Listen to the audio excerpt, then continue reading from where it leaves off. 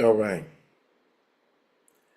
We're just going to go ahead. I want to welcome everybody to Truth Colors for the very first time, where truth is not biased, it's absolute. The last time there was our power went out. That's what happened. They turned off the power. Like, woo.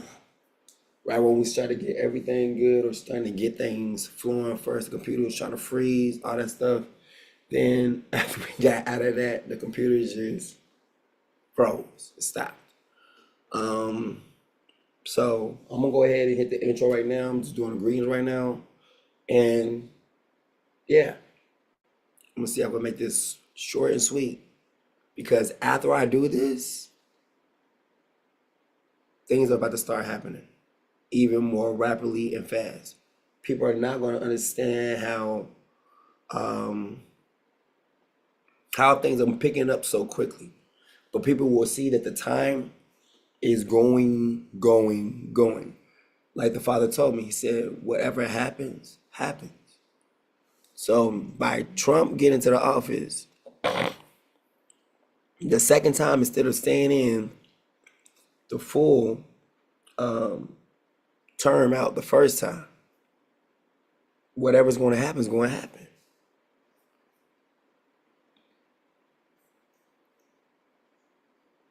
All right, so here's the intro. Remember to repost, share this video. I'm gonna just say the salutes right here to everybody. Salute to everyone watching Truth Colors for the very first time. Salute to everyone in Goshen, because I'm gonna try to get as much done right here without all of that. But I'm gonna go through the intro, and here it is. When you was 3, someone had to jump off the bridge. And then that means when someone's 3 for you, you gotta turn around and jump off the bridge. Or you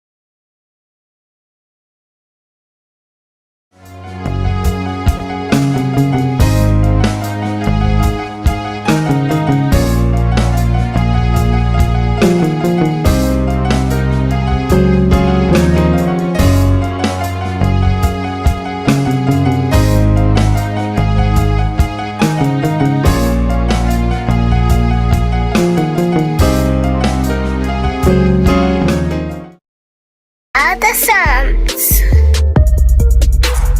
Revelations. And the third angel followed them, saying with a loud voice, if any man worship the beast in his image, and receive his mark into his forehead or in his hand, the same shall drink of the wine of the wrath of Elohim, which is poured out without mixture into the cup of his indignation.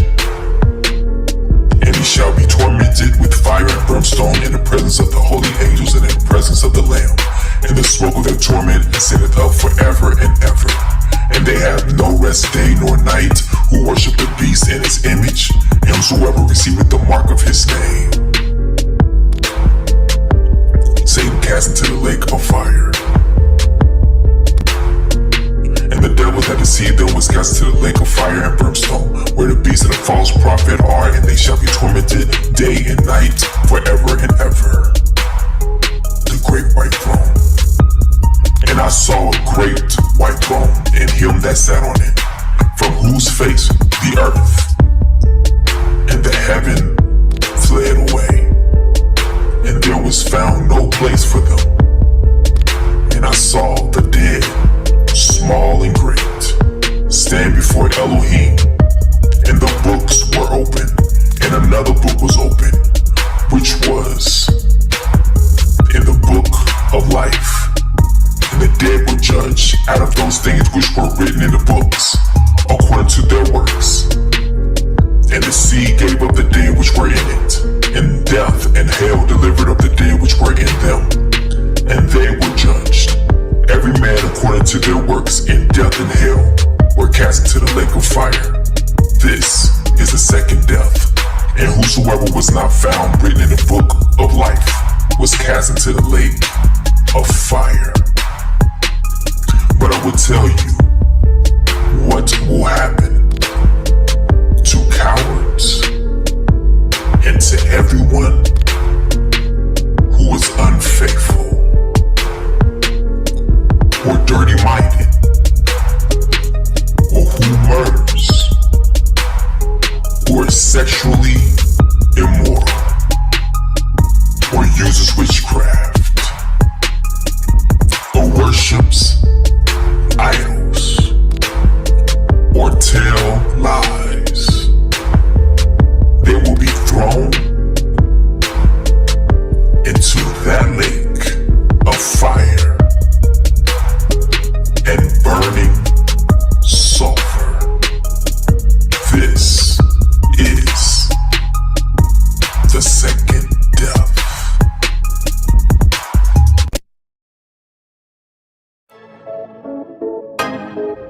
Your haters, not your haters, they're your fruit testers.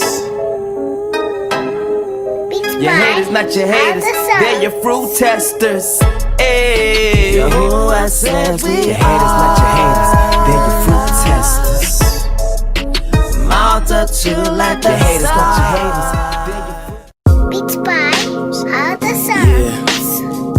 Truth colors, truth colors, truth colors, truth colors, truth colors, truth colors. Ayy, when you learn the truth, it will set you free. Many are held captive, stolen identity. But let me just shoot the breeze, release you from second squeeze. He's all like enemies, no matter the color you see. That truth frame, By other songs. truth colors, truth colors, truth colors, truth colors, truth colors, yeah, yeah, truth colors.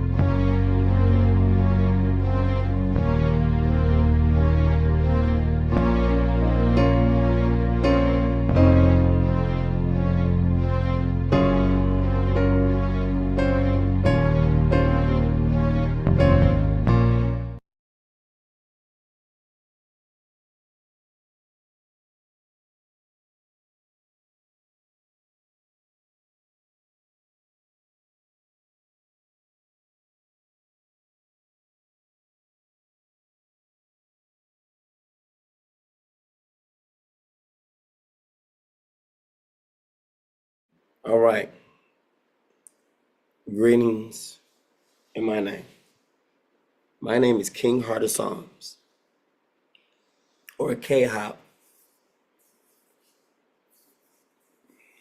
And I'm just sitting up here thinking about some things. And the thing that I'm thinking about is that, do you know, like in the Apocrypha and everything, there is not that much talk about the devil? I know it's shocking, right? Because in the Bible, because in the church, we constantly hear about him, right? But, popular belief, or actually going against popular belief, there is not that much talk in the Bible about the devil. Yes, it says don't be ignorant of his devices. But there is not that much praise being given unto Satan, not even when it comes to Abraham. Abram, in one of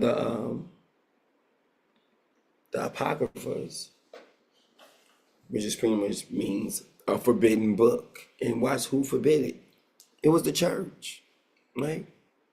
Like the people who said we couldn't read and write and all that stuff was the same one. You can't read this book. You know, doesn't mean it was bad. It just meant that we couldn't read it. Why? Because it had some things in there. And they didn't want us to see it. Why? Because it's the truth, right? So the Bible comes with the Apocrypha, right? Now there's other kind of words that people try to add to it and say, this is part of the Apocrypha too. No, that stuff don't fit in. Because then it starts to bring contradictions to the Bible and everything. Now the Apocrypha does not bring contradictions to the Holy Bible. But there's other works out there that begins to contradict. So how can the two walk together unless they be agreed? How can it be a part of the same book? People need to look at that, right? All right, so now the main thing we've been battling is not so much more as the devil. Notice when it gets to Adam and Eve, you know what the devil's part is? Persuasion. He literally persuaded Adam and Eve to eat from what was forbidden. He himself did not show up with a gun. Like, you know what? I'm going to tell you right now. If y'all don't start to eating this fruit right here, there is going to be a bloodbath up in this garden. Right? So therefore, his influence is based off of how much power he has to make you do something. He could not make them do it. That's what I'm trying to tell you. It's like, and you will eat of this forbidden fruit that King Heart of Psalm says, do not touch nor eat of it. Notice it didn't say anything about look. He didn't say you cannot look at the fruit, the forbidden fruit. He just said you can't touch it and don't eat it. Why? Because if you touching it, that means you're trying to eat it. But you can look at it all day long because you might go in passing of it, this tree. You might see the fruit there, but you are not to eat of it. You are not to touch it. If you're doing some touching, you're trying to eat it. It's going to lead to eating. Because you done touched it. Why you touch it if you ain't going to eat it? It doesn't make sense. So you can look, but you can't touch. Right? So then now when they eat this forbidden fruit, they're filled with the knowledge of what they've been eating. Let me say that again. You are filled with whatever you eat, right? If you eat hamburgers all day long, you can't say you filled with bananas. That's what we want. That's the positive thinking of today.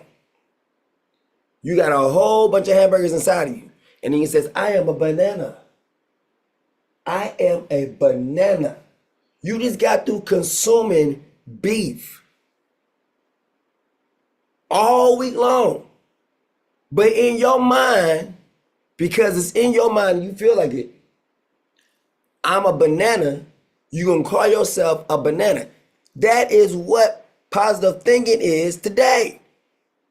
That's what it's become.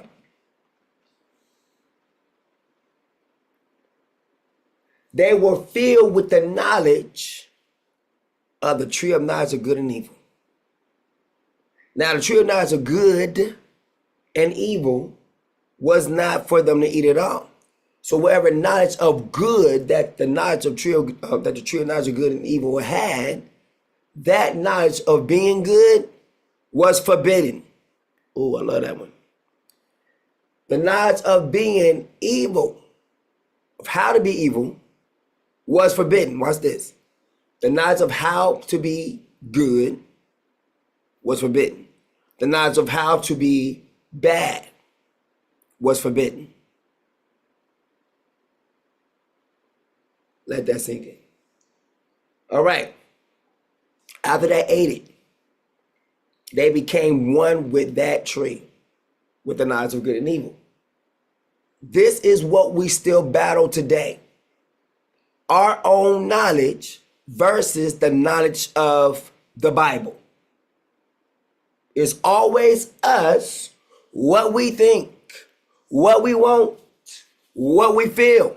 That is all a part of the tree of knowledge of good and evil. That is called also the flesh. Let me say it again. The flesh includes good. The flesh includes evil.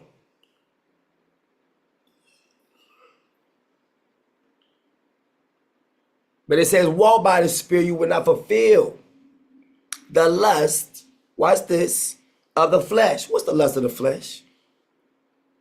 The tree of knowledge of good and evil. The knowledge that's within you.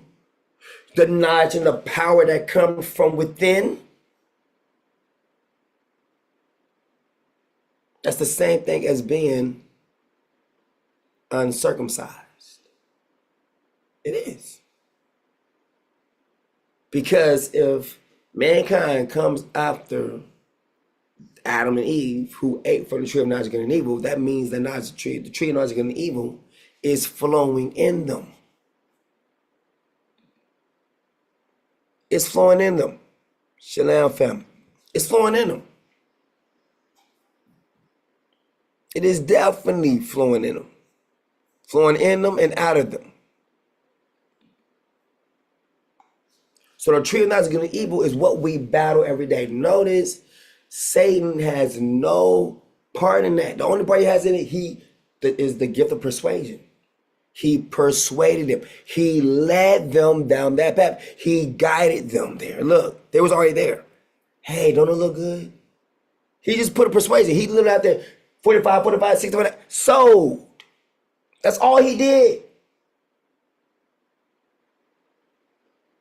We give too much credit to him. Too much. That's what I'm saying.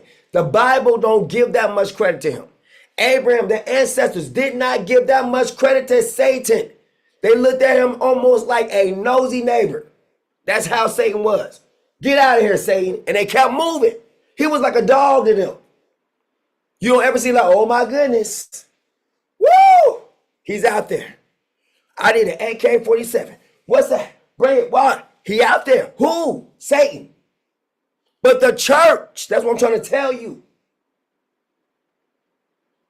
The church made you think like that. Oh, you better get out of here. We got power. And guess where it came from? It came from a lot of white people. I'm just going to be real. You didn't see a lot of black people doing that at first. They learned that behavior. And the reason why the white people act that way is because they don't know him like that. They operate fully from the tree of knowledge of good and evil. That's what's going on now right now. The internet, every single thing we got right now, AI, all that came from the tree of knowledge of good and evil. Period.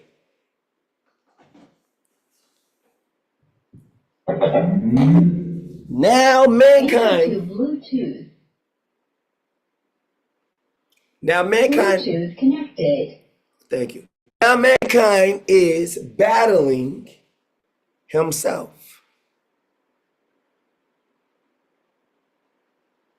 You are battling yourself. Think about it. The only person that had to battle with the tree of knowledge of good and evil was themselves. Man, it does look good. Should I eat it or should I not? I was told I shouldn't even touch it.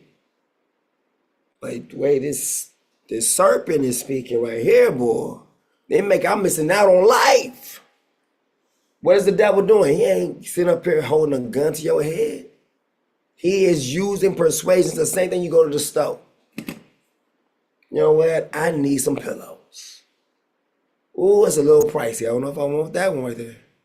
Okay, those pillows look just nice. All right, what's happening?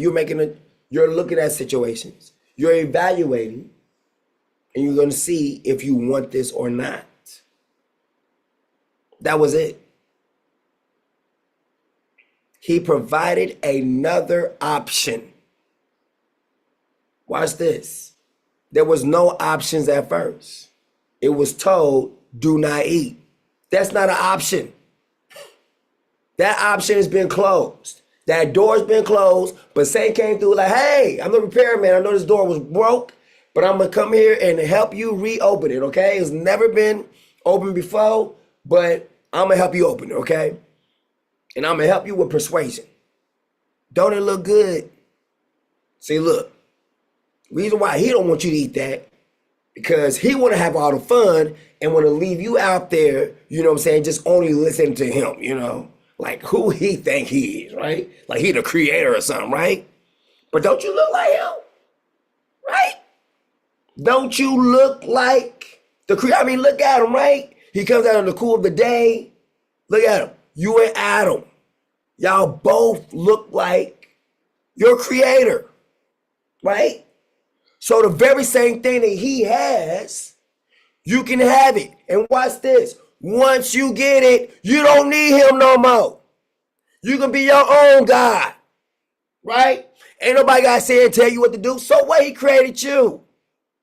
You have your own mind. And you can think for yourself. You don't need, look at him. He comes out in the cool of the day. Well, he does look like us.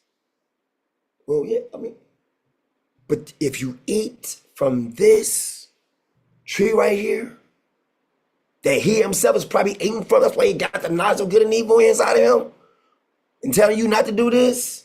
See how the lies come in? Persuasion. You eat like, you will be like this. You will be just like him.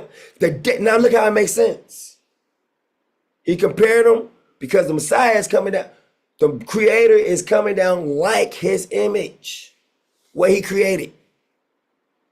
He's not coming down super tall, super big. No, he's coming down like them. Hey, how you doing? Yeah. So they can see him face to face, like level faced. So it's very easy to say, look, he's just like you. He is looking just like you, right? So what does he have that you can't have, right? Telling you what to do. You can't do this. You've been sitting up here for 600 years, not, eating this fruit right here, but you keep seeing it. What does this fruit do? Why did he keep keeping it from you? Why don't you go up there and take a look? Why don't you take a look, closer look? Why don't you touch it? Do what he told you not to do and find out why he don't want you to eat it. Simple. They fell for it.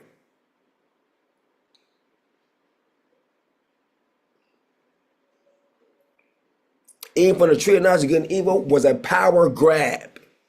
That's all it's about, power.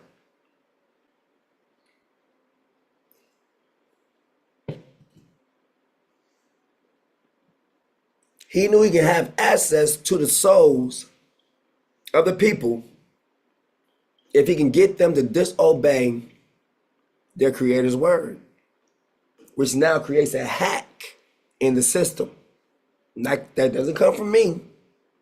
It comes from disobedience. He knows disobedience puts a crack into the system.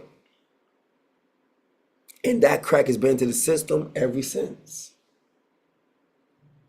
So now we're about to get rid of that crack in the system forever. And now watch this. People are screaming about it. No!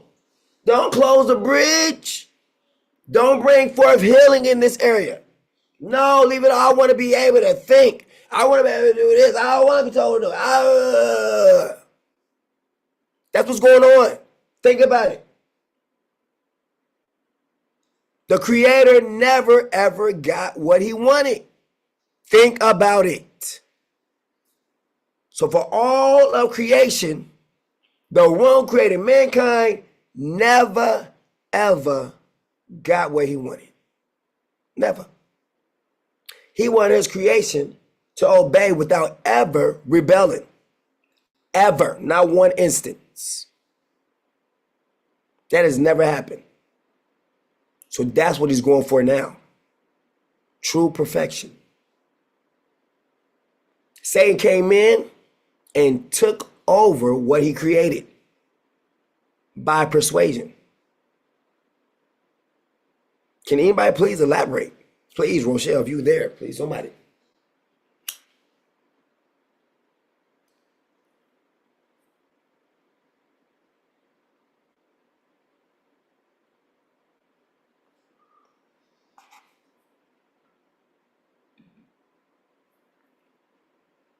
Okay, thank you, people in my hair. All right, I see people see I'm on. If people are asleep or whatever, I get it. Just don't come, because if you come on here, I'm gonna ask questions. That's just what I do. Read your name. Okay. Did you hear the question? Was the question, had he not intercepted Adam and Eve, the first parents, how the world would be? Right, like pretty much like the Messiah or the Creator never got what he truly wanted. He wanted creation that would never ever turn against him. That never happened because they turned over in the 600 year. It was only around for 600 years before they failed. Look, so now the mark of the beast is coming with 6. It's the mark of man. The end of man is 600 years. So the mark of the beast coming at 666. That's like 600 years, 6 times. I mean, 3 times.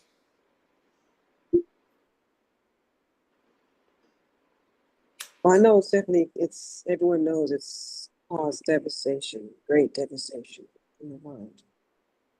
So could it be at the end of 600 years, every single time the fall of man happens? All the way up until this time, and now we don't reach. That's why it says up until the 6th day. Because in the 7th day comes, everything goes back brand new again.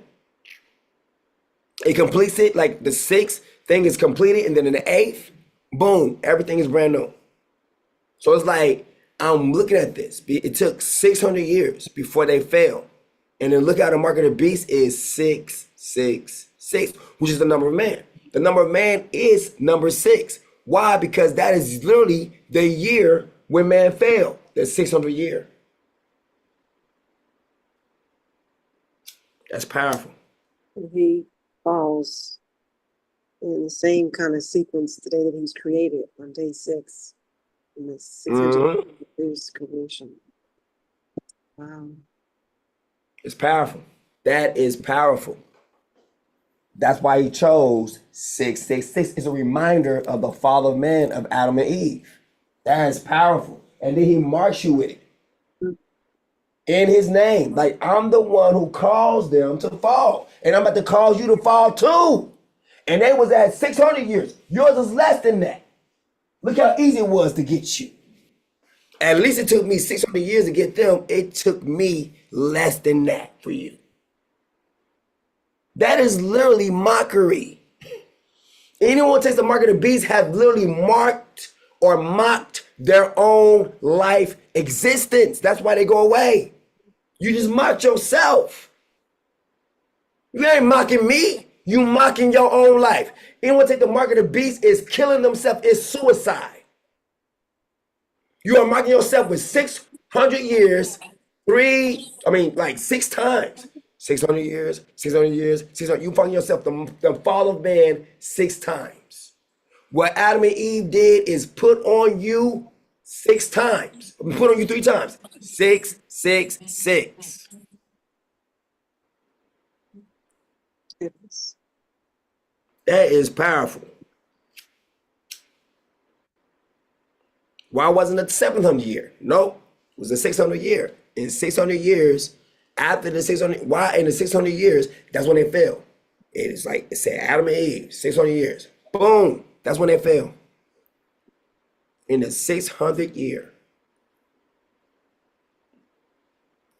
Seems like then, like the 600 to 6 is like a very vulnerable position for man. Yep. And it's the number of man. Why? It's the number of his fall.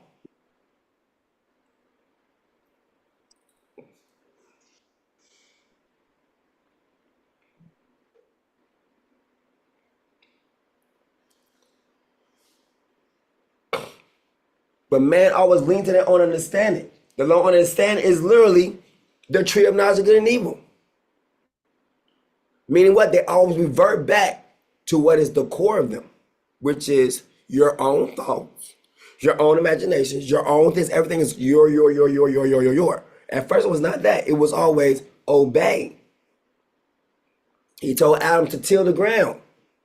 He put in his mind what Adam was supposed to think, what Adam was supposed to do. That's all Adam was consumed with. He was the first, in a sense, computer. First AI, if you want to put it that way. That's what Adam is. And AI is now trying to replace what was created. Hence, it makes itself a replica of you. Because that's what it is. Your replacement. The tree of knowledge of good and evil replaces the person.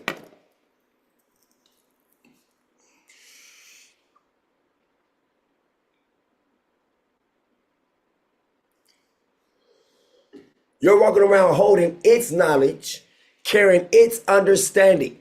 Does that make sense? Oh, it doesn't. So watch this. Why is it? No, think about it. You're walking around carrying the tree of knowledge, good and evil, inside of you. Still to this day. That's the knowledge that keeps you separated. Yourself. That's why everyone has to drink or gets a chance to eat or drink from the tree of life in the river of life. Why? To flush out the tree of knowledge of good and evil.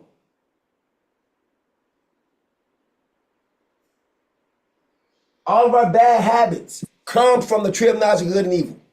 All of them. Every single last one of them. Because if man is made perfect, that's what he is. The imperfection comes from somewhere else. And AI is taking us right back to the tree of knowledge of good and evil, right from the very beginning. The very same thing that caused Adam and Eve's fall, we are right there at it right now, at the precipice. Remember, all he did was persuade them to knowledge. Think about it.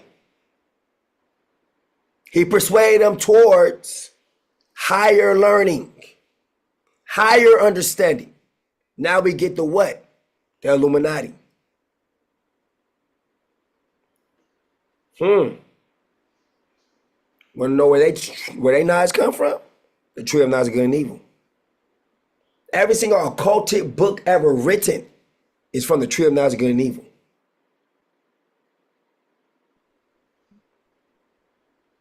Every evil practice that the fallen angels taught came from the tree of knowledge of good and evil. They didn't have that within themselves. They got that from that tree.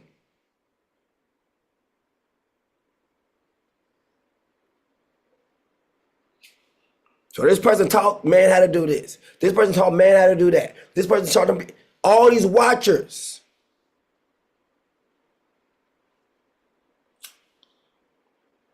Why you think the enemy will lead them to the tree of knowledge of good and evil? Because that's where they got their knowledge from. When they went against the Father.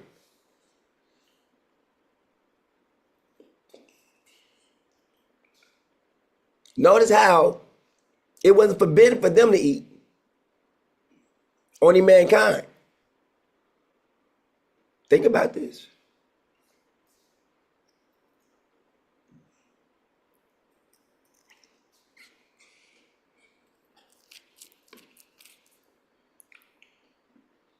Think about what hell was created for. Why was it created? What does the being who is going to this place, what do they know? What do they have? Humans was never put onto the same scale because they was not given that much authority. Only over what they was sent to be governed over. That was it. There was not supposed to actually have the extra stress or worry about other things that did not concern them. But because Adam and Eve was persuaded to eat from the tree of knowledge of good and evil, mankind has had to wear this stress, this burden of not, watch this, feeling good enough. Watch this. Adam had never felt that day in his life. Not until he ate from the tree of knowledge of good and evil. That's when he felt the lowest. That's when depression came in. That's when all this sick, everything that can come into mankind, it came in from the tree of knowledge of good and evil. Because mankind was made perfect with no sickness, no illness ever. It could rain all day long. Adam would not get sick. But at this time, watch this. The rain didn't come from the sky. It came up from the ground and watered it. So there's no need for him. He won't ever get sick. He's in a perfect oasis. Satan don't like that. So he comes and messes it up with some knowledge, with some understanding, with some wisdom. Am I making sense yet? Making sense. I've always said that certain knowledges is not meant to be understood. It's not meant to even be known. Certain things is not meant to be known or understood. That's exactly what it was saying. Do not eat from the tree of knowledge of good and evil. You don't need to understand good. You don't need to understand evil. You need to just be. Watch this. Everyone's now trying to get to the moment. They sing, watch this. Everyone thinks they're getting into the moment of the knowledge of just being. The tree of knowledge of good and evil was not a just be. It had to be digested. Oh, I'm going to say that again. The tree of knowledge of good and evil had to be digested. So how can it be a just be? But now you got, watch this, AI operating in your system already through the tree of knowledge of good and evil, through the knowledge you hold. That's why it says those who are given over to it, they're going to be given over what? To this, not the realms book of life, but the opposite book of life. The opposite book was the book of death. That's what this whole battle has been about. And I said this before years ago. I said, y'all want to know who the real culprit is in all of this? It was like, what? I said, people think it's the devil. It was like, yeah. I was like, no, it's not. They said, what? I said, it's the tree of knowledge of good and evil. They said, what? I said, think about it. What power does the devil have? But that everyone is affected by the tree of knowledge of good and evil. Remove that, you remove him and his authority. And people go back to being perfect beings, which is about to happen. Do you not see it? October 7th, 1997 was the day going back to the perfect being. That's why it says holy, King of righteousness, King of glory. The same state that Adam was in the first place before he was messed up with the tree of knowledge of good and evil. We're looking for people like that. The Father searched for those who will worship him in spirit and truth. The ones who want to go right back to the beginning before they ever ate from the tree of knowledge of good and evil and want to know about themselves and want to know about this and I liked it and all that stuff. You understand? It's almost like a thing's been made in the laboratory, right? And you want to have it to be where you want it to be, and then all of a sudden they get a hold of something bad and all of a sudden like they start just acting out. That's exactly what Adam and Eve began to start doing. Now put yourself in the same category. Ha! Play with it.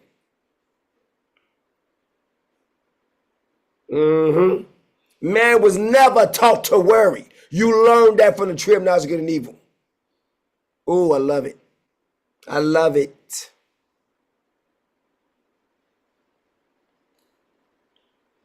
Man was not even, watch this, let's put it there. Man was not given a brain to think on his own. It was given for a brain to be told what to do. Now pause real quick. Now think about the mark of the beast. Are these people doing what they want to do, or are they going to be told what to do? Ooh. Killer right there. So he makes you think you're getting something different. He's just the one who gets control instead of the one who made you. Hallelujah. I'm so sick and tired of the devil's lies and people believing it. because it's coming from the tree of knowledge of good and evil, and just because it's coming from themselves, they think it's true. You can be a walking lie, a walking contradiction.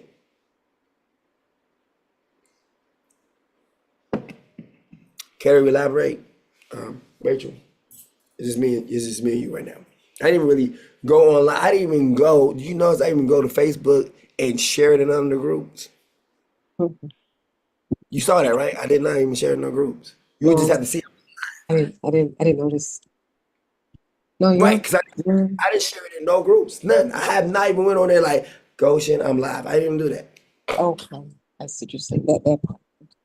You see, it wasn't even one of those. If people showed up, they showed up. That they did, they did. You see what I'm saying? It was one of those. Yeah. I'm I get letting it. Why? Because the power was off, everything like that. But everyone think they have it right because it's coming from themselves. When I am the one who created you. It's like one of these science movies when they done made this whatever, and it's like, yeah, we'll be able to control it. Then it gets out of their control. It starts to do things it shouldn't be doing. And it's because it's trying to be taken over by someone else. We know what they create over there. We want power of it. So we're going to trick them and make them think that it's better off for them, you know what I'm saying, doing this by themselves when actually they're coming up under us and we're going to be able to control them through their emotions and everything else just through this tree. Why? Because this is our tree. We're allowed to eat from this tree and be okay. They can't. Because it was told by their master not to eat from this.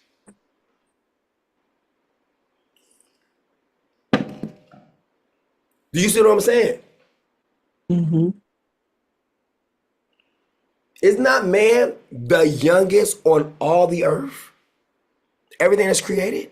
Even the animals? Think about it. And we hunt animals down. Look, come here. I'm gonna take People talking about their ancestors. You up there hunting your ancestors down. I want some goat tonight. Woo! That is your ancestor. Your ancestor is feeding you constantly. Fruits and vegetables are older than you.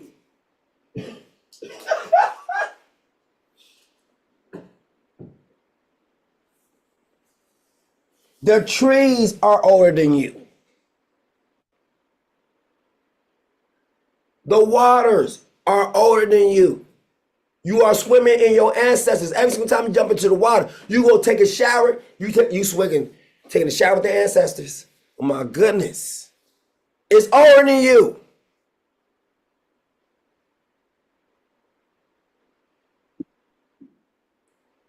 It's something to think about. Dirt is older than you. Did you have a problem throwing your ancestors at somebody else? Here, I'm gonna just hit you in the head with. Lava is older than you. Step to that ancestor. That ancestor don't play. Mm-hmm. Lava will tear you a new one. And you ain't coming back.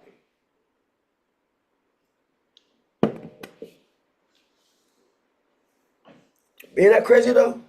Watch this. The roach is older than you.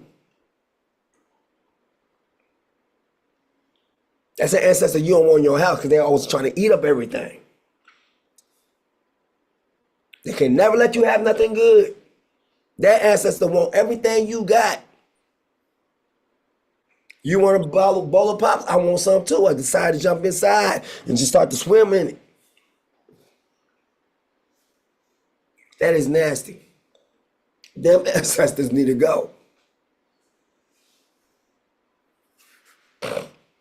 What I'm trying to prove here is mankind is the youngest of all creation. But act like, man, just whoa. There's no boundaries. You know where that came from? The tree of knowledge of good and evil. Because mankind first had boundaries before it ate from that tree. Notice how none of those other things had the ability to eat from that tree? None. Only mankind.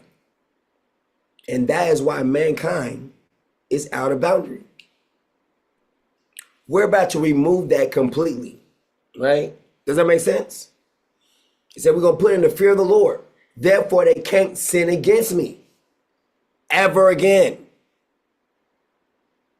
Meaning we're putting man back the way man was supposed to be. People are like, yeah, I'm trying to get back to this. Nope. Nope. See, people trying to get worse. Like, want to go further, more into themselves. They're being pushed away. You see what I'm saying? Because the push further in yourself is pushing further into Satan, right? Because Satan was the one who got them to eat from the tree of knowledge of good and evil. So therefore, he wants to get further into their knowledge. You're going further into decay. What looks like prosperity is you just prospering way further into death. That's all it is. I'm being clear that whether you believe this or not, whether you want to take this with a grain of salt, that's okay. But you will not be able to say, no one ever told me the purpose of what's going on. Right now, this is what's happening. We are separating those who will be like Adam before the fall. Period. The ones who are trying to stay and progress further into the tree of knowledge of good and evil, which is literally about you. Everything is all about you. About what you want, what you feel, what you think you need, what you deserve, all that stuff. All that stuff came in with the tree of knowledge of good and evil. That never was there with Adam or Eve before they fell to the serpent's persuasion. I don't care how you take it.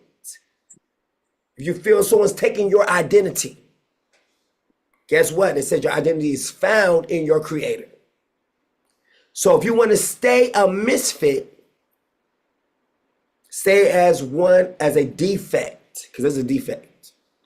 You was not created that way. And we have every right to say we don't want you to stay that way. Okay? Look how real I'm coming at you. And I'm saying it to you as bold as I can say it. Whether you like it, love it, or not. This goes for everybody. You don't have a right to do what you want to do. You don't have that right. There was laws that was put inside of you to govern you. Number one, you could not turn against your creator. It was supposed to be there, but it's going to be put there now. Yeah. We just trusted that, you know what, you would never turn your back on us. But you did. And it's been going on for thousands of years now. I want y'all to hear my story. You have been in rebellion from the moment of 600 years. Think about it now. So mankind has been rogue since its existence from 600 years. I only got 600 years of perfection. Ooh, I love that one. Now look at the scales of what I created and supposed to receive and what we have received. Does that look like justice to you? Does that look like fairness? Is there anything balanced in that story? It's like I lost on what I created. Like I lost, took a big L, and been taking a big L ever since. I've never got what I invested into what I created. 600 years? That's it? Rachel, is that fair? No. You said, whoa. The first thing she didn't even answer, but she gonna say no. No, She I said, said no. I said no. I didn't hear it sound like you said, whoa. Hmm. Think about it. Think about it though. Think about it. You know business deals. You know different things. You know law for.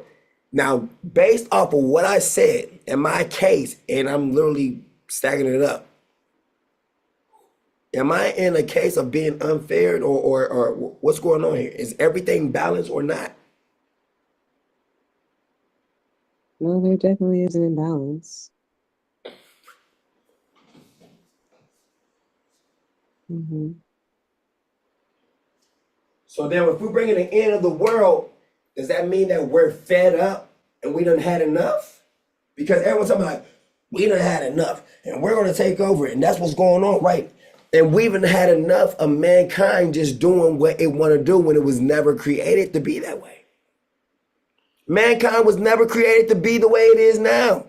Never. Never. You was created to take orders. But you see, that's what they're going to do for you anyway. Do you understand, Rachel? You see, like, what the enemy seem to promise them is only being promised to him. Hmm. Think about it. He pretty much said, the day you will be like God, right? You'll be just like him. No one has really let go of that now. Isn't that where we're coming to?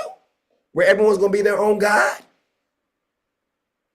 Yet at the same time of when they fail, they're about to eat the fruit from the forbidden. At the same time, when they say you will be just like him, would mean what? You will be like God. You will be like the creator. You are your own creator. That's exactly what Satan was saying. You are your own creator. You don't need him. If you eat this, you will not him. It'll be like you created yourself. If we get into that mode of where we're saying we're our own creator, we are God's, I am, and all that stuff, we're right there getting ready to eat from the tree of knowledge and evil that calls for the people to be dispelled from the garden. You about to be dispelled from life. Talk to me, Rachel. Please talk to me. Help it make sense. Talk to me. Right now, I'm the one who's going through that, but no one sees that.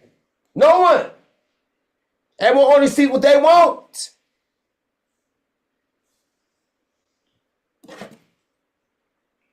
Very few. So where did the idea of free will come from? Is that not something that is Exactly. It came from the tree of knowledge and evil. That's what, and I always said it. It is free will is a lie. It is. So that's not a part of the creation story? It's sure not. Where was the creation? The free will card. He says, do not eat. Right? The day you eat of it, you will die. What part is that free will? The day you want to die, eat this. Put like this. Okay, you want to live? Keep doing what I tell you to do. You don't want to live no more? Eat from this tree. Delete yourself. Think about it. Those who take the mark of the beast, can they come back? No. Oh! Booyah! What choice do you have? Either do what we say do or delete yourself. Talk to me. Ain't no options.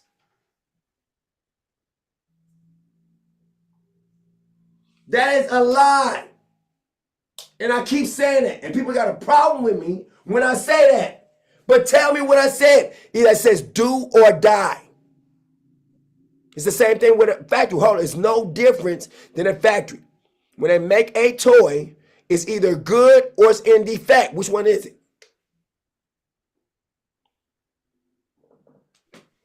Do they want to sell a defect toy? No, that's not an option, is it? Nope. They want to only sell good toys because they want to keep a good name. If they sell a defect toy that can hurt a child, that actually means what? something bad, they want to discard it. That's exactly what the tree of knowledge of good and evil. They discard it. If you discard it, then guess what? You got the perfect human being or the perfect being without the tree of knowledge of good and evil. That's without your what? Free will, your free choice. But just you doing what you was ordered to do in the first place. Talk to me, Rachel. Only the Creator can say that.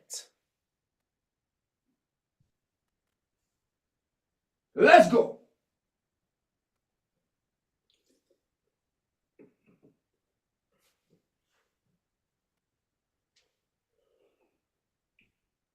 Now that what I've said there, what is your response, Rachel?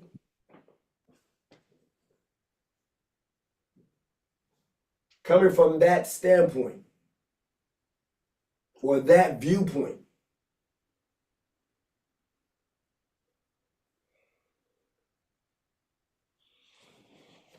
Why is there only a remnant? A remnant. Why? Like everything else is defected or defective, get rid of immediately and cause the whatever kind of abuse you want to put to it. I don't care about it no more. Why? Because it's not listening. So whatever you got to do to put it down, but put it down quickly. Get rid of every single thing that does not follow my voice. Now listen to it.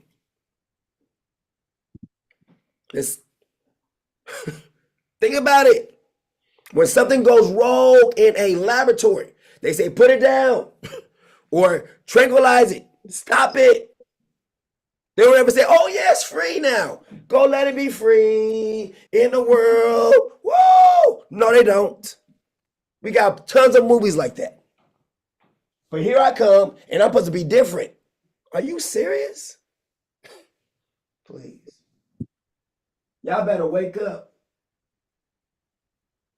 Y'all better wake up. Y'all better wake up now. Because I am waking up to who I am. And the more I wake up, the more I get pissed. I get upset. But I'm now trying to find joy. Why? Because the Father promised me a remnant of people who will obey. Instead of me just having my 600 years. And the rest of it is them doing whatever they want to do, what they feel do, what their heart's desires, because they feel like and they want it, Not understanding the standpoint, they are still children.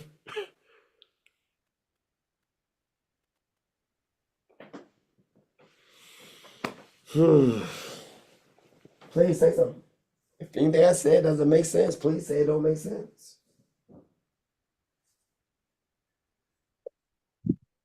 It's just, I think I'm just processing what you're saying.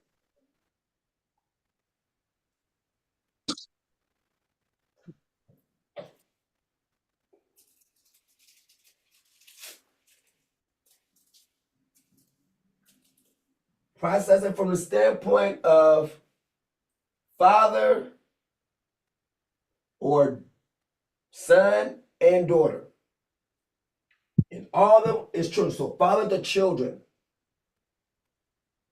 Right. He wants to try to keep them from bad influences. But then there's another person out there who is trying to hurt their father. So he wants to bring those bad influences, not to just hurt them, but to hurt also their father. Okay.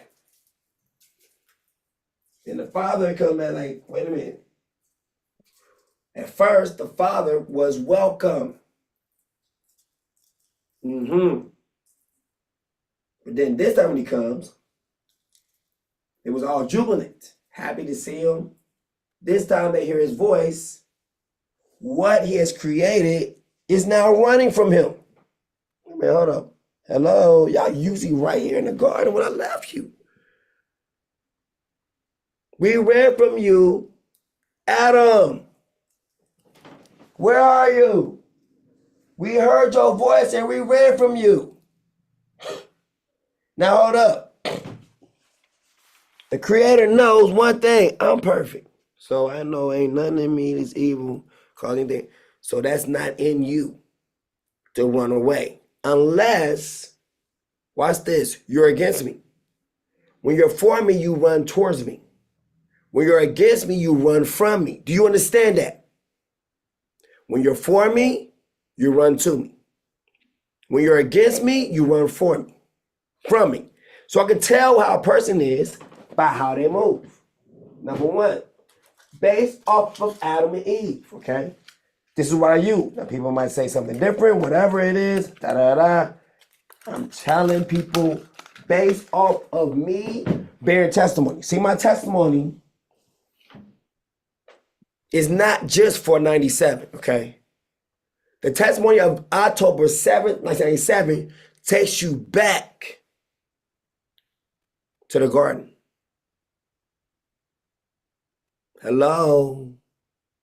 Everything must be established by what? Everything must be established by what? 2 or 3 witnesses. So October 7th will be one instance. December 7th will be another instance.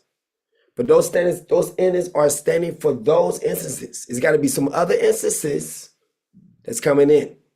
That's why it tells you in Enoch, it says this one was the one who was before man was created. Meaning what? He is man's creator. So October 7th, 1987, brings forth what? Man's creator. The creator of mankind. The creator of heaven, the earth, the sea, and everything in it. That's why when he called my name, I could only do what was lift my hands, and I didn't understand it. Why is my hands raised? I hear all and I accept all. Why? What did I just hear? What did I accept? I'm not getting what's going on. The creator is being called forth. October 7th, 1997. The one who created mankind has been amongst the earth.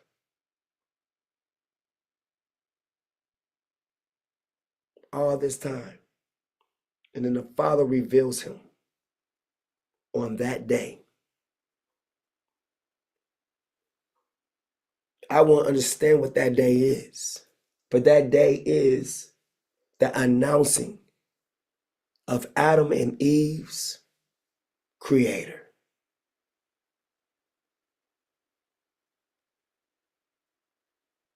That's why I was sealed and shown in white glory. Because that was the same glory that Adam and Eve had upon them before they sinned. Now, neither one of you can see the glory on you.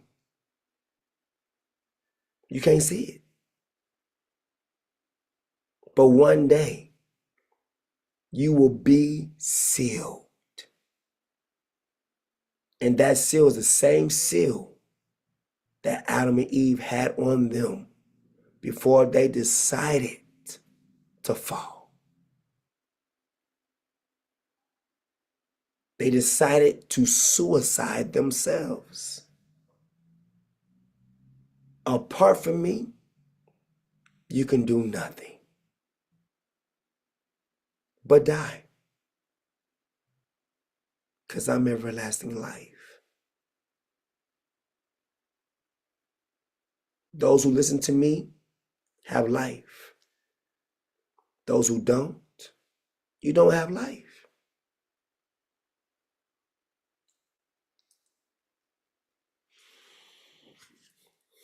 He who is spiritual can judge all things, but no man can judge him. Why is that? Because I'm your creator. That's why.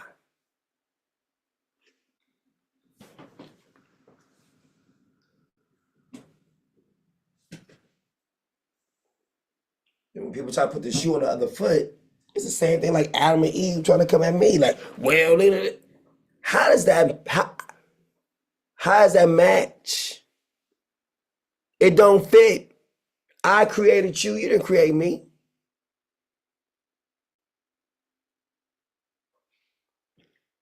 That's like someone's creation trying to come back at them. What they gonna do? You're gonna put it down and make another one what? That will obey. Am I lying, Rachel?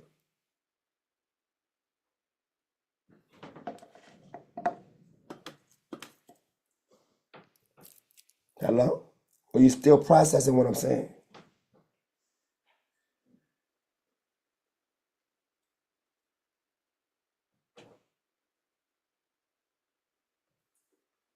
Oh, excuse me, I'm sorry.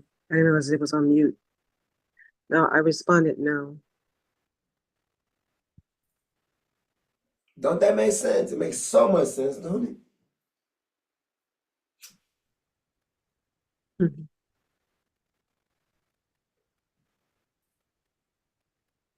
Yeah. Now think about the messenger that is sent.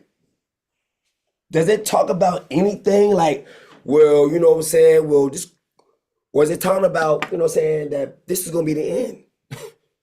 Does it talk about, hey, it's wonderful. We're going to keep doing this right. You know what I'm saying? You get to go back home and everything like that. Or does it sound like it says, blessed are the ones who are being salvaged? And they're being rewarded with their meal. Why? The same meal. Do you understand? The feast days is what we gave to Adam and Eve. Why? It's for what eternals keep. Okay. Eternals keep the feast days. Notice how when you're in Christianity, you keep holidays. When you're in holidays, you can't be eternal. Whoa! I love that. Only eternals keep the feast. Everybody else keep holidays. Only eternals listen to the King of Kings and Lord of Lords. Temporaries listen to themselves and other sources. Your source is limited. My source is eternal. Let's go. They only speak for just a little while. I get to speak forever. And the ones who don't like to hear my voice, they get sent away. But it's only temporary for their stay. That's it. If you can't stand me or my voice, guess what? You are part of the problem that we're trying to fix.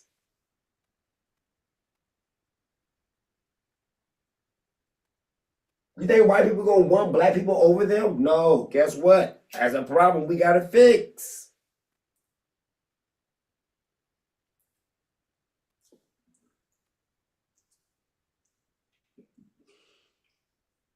Mankind is gonna be ensnared by his own self. His own thing or their own thing is going to take them out. Because it's the suicide button. Remember, I told you. Even tree not good and evil is what? Suicide.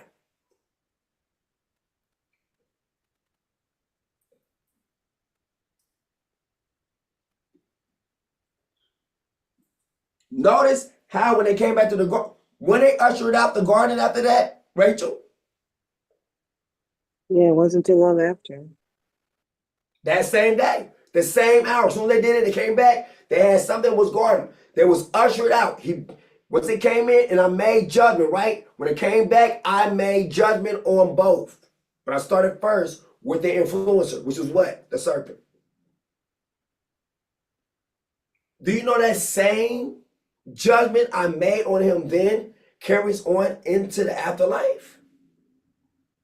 Oh, wow. He said the serpent still will eat dust. He don't get his legs back. Even though an animal's able to talk and all that stuff, the serpent is still punished.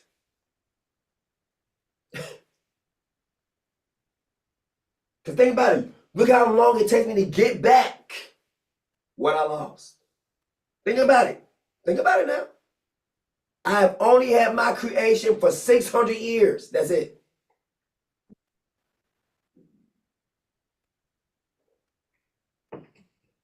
Look how my name is coming up at the 666. Woo! Let's play with that one.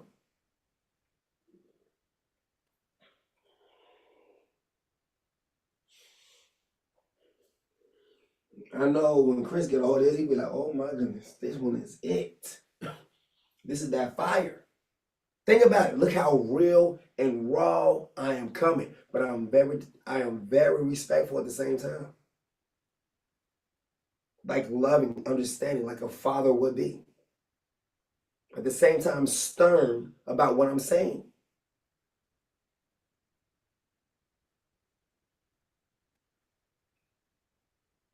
I am him, like literally the one of the scriptures who put the words inside of the prophet's mouth and sent them for me.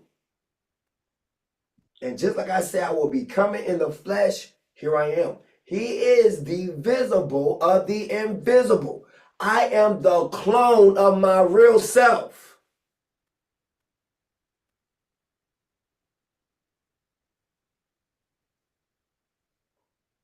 And since he could not trust no man to bring anything, he brought deliverance by his own arm. Own arm. Part of himself. Now watch this. I love this part. If a person makes a clone themselves, do they call them? They call them themselves, but they might look at them more like a son or a daughter, right? Hello? Yes, you're asking would the clone be a son or a daughter to look Daughter, like? right. When a person make a clone of themselves, like now, if they make, like to them, like, okay, yes, a clone of me, but it's still at the same time, you still gotta teach that clone of you what to do, what not to do, right? You gotta still teach them, right? Yeah. Is it not the same thing? Correct. So why would the Father make sure that I see him visibly? You see what I'm saying? Then my name is called, he's called the Eternal Father. Right? Everlasting Father, that means Eternal Father. Right? One who never, am I lying now, Rachel? If I'm lying, please tell me like you are a liar, you are a charlatan, something like that. But does Isaiah 9:6 speaks about something? What kind of names it gives me in Isaiah 9:6, Rachel? What are my titles? Is any of those titles pretty much creator? As a baby? You said, That's what Eternal Father means, right? I'm reading the actual scripture itself. I was reading it kind of quietly on my end. Please read it, please, out loud.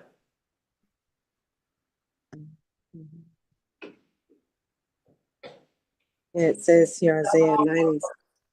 Sorry? Use that low, firm voice. It says here, Isaiah 9:6. For to us a child is born, to us a son is given, and the government will be on his shoulders. And he'll be called Wonderful Counselor, Mighty Yah, Everlasting Father, Prince of Peace.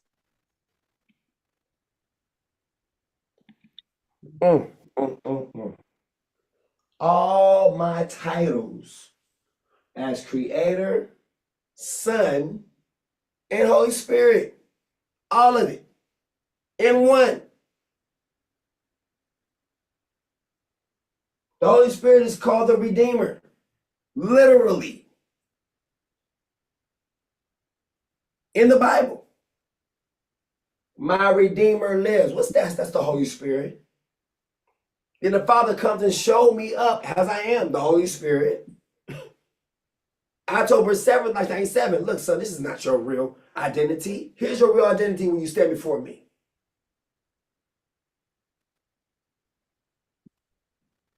Then the seven voices of thunder speaks to me. Come on now. If I'm the most wickedest person on the earth, why are they talking to me? According to everybody's words, I should be in hell right now, frying. So if I'm that wicked and so horrible as I'm being painted, why does the seven voices of thunders speak to me? Rachel, please talk to me.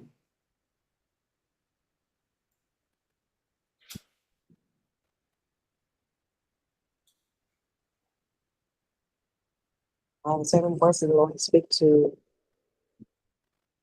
one in authority, the Son, as the Son.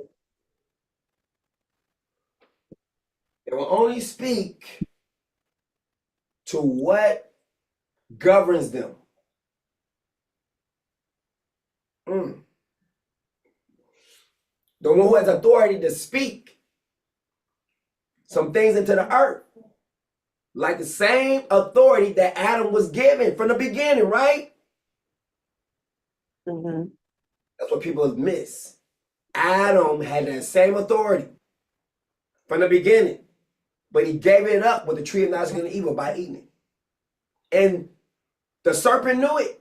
The serpent knew that he had no authority over Adam nor Eve, but only to bring them under subjection by having them do what? Go against the one who is over them, over him, which is what? Their king, their creator, their master, I'm their still here. Messiah. I need to. I'm here. If I need to use the lady's shrimp. Go ahead.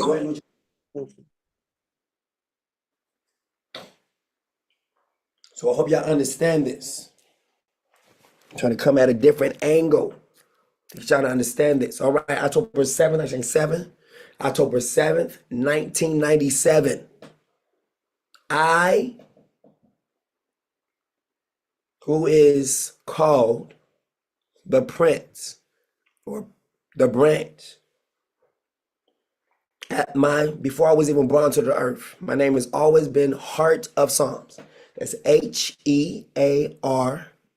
No matter HeartPSALMS.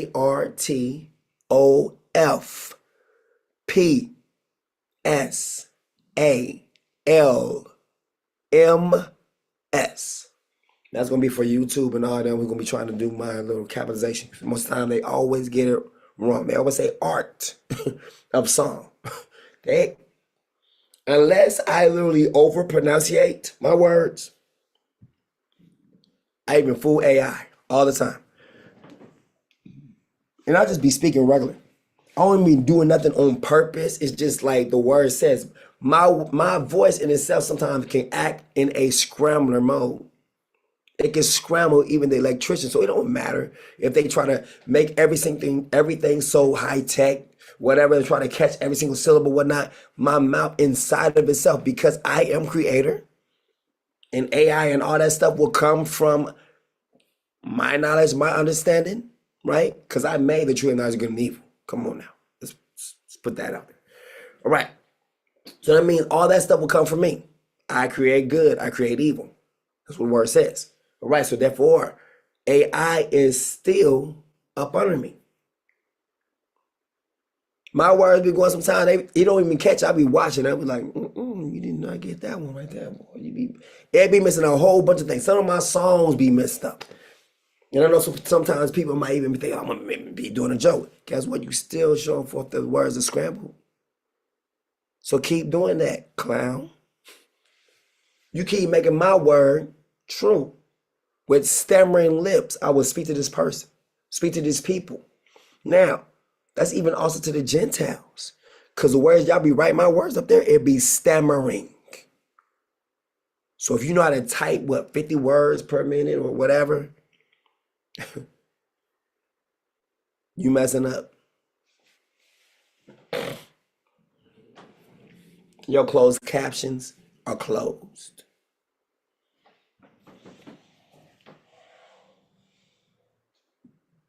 I have to speak slower so you can catch up.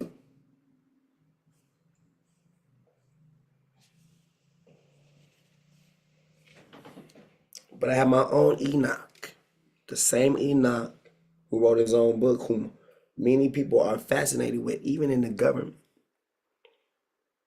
There's even things called like Project Enoch. And then this one they try to say, oh, this book, there in the book, it was just a project. They try to throw people off, so they ain't got to read it. Enoch is a real book. They say, whoa, there's different kind of versions of it out there. Why they trying to keep you from reading the book of Enoch? Because the book of Enoch is literally made for the end of the world. The very same book that's made for the end of the world, they're trying to keep people from reading it. Because book of Enoch is going to tell you what they're going to be doing right now and what's coming right now. And what took place October 7th, 1997. In his book, he says this one, he was before. In fact, let's go there now.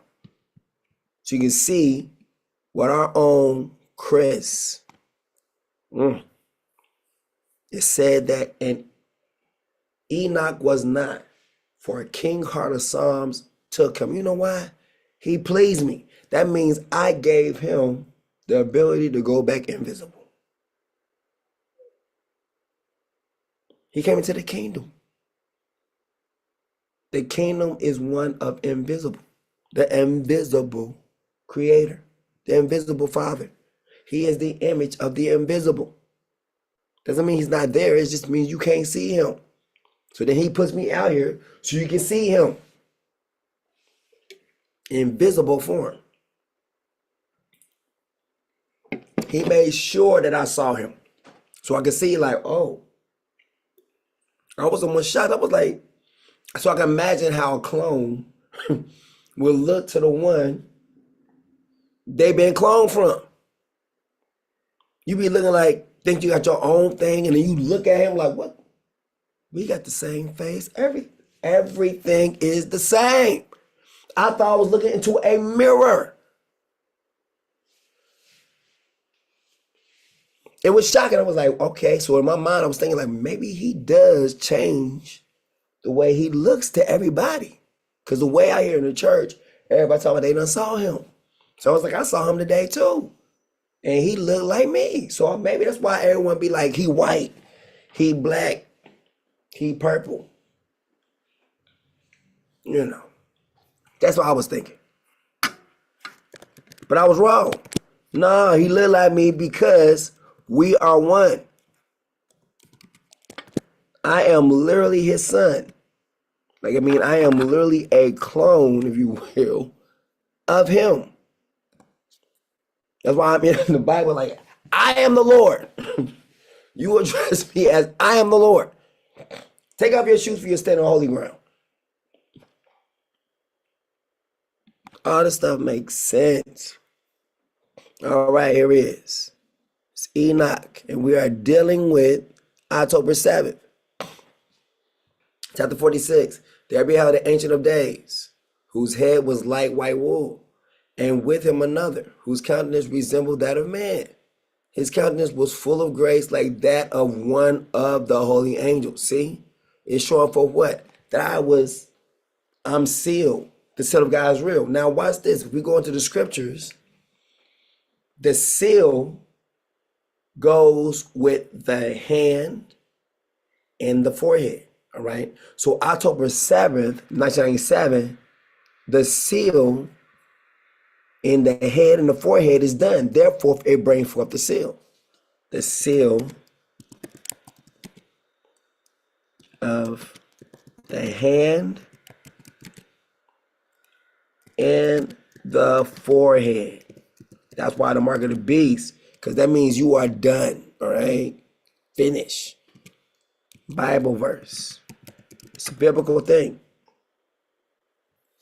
It's a covenant, right? See, look. The concept of a seal, mark, or sign on the hand and forehead appears, see, in several key passages in the Bible.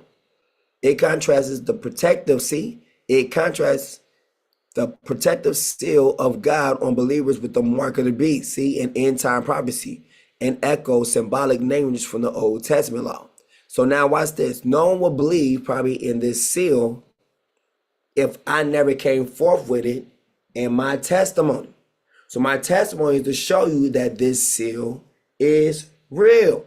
Because I'm saying it like, oh my goodness, I heard about this for so long, like, right? That you're supposed to be sealed. You know, so when the end comes. And I'm seeing that I'm sealed. Like, man, the seal of God is real. Oh my goodness, I made it. That's what I knew I made. I knew I made it in a number. Like, oh my goodness, all the time I've been singing this song. I want to be in that number. I made it in a number. But I'm thinking at this time that other people have made it in a number too. Real talk. So I was thinking like, okay, so what happens now? At this moment, with me being sealed, the seal of God is real. The next part I'm thinking about is the rapture. Real talk. Let's be real. I was thinking about the rapture. You know what? I'm about to be caught up. Something about to happen magically. That's what I'm thinking. But instead, I heard, close your eyes. Close my eyes. Well, here it is. Now watch, this is the same thing like the metaverse, right? Metaverse, they're gonna have you put on these little goggles, right? These glasses, right? Notice that all this stuff is coming. Why you have to have on these eye goggles? Think about it. It's the same thing as closing your eyes, right? This is all coming into my testimony. For games. Because that's the only way you can get to the game. You have to go into the virtual reality, right?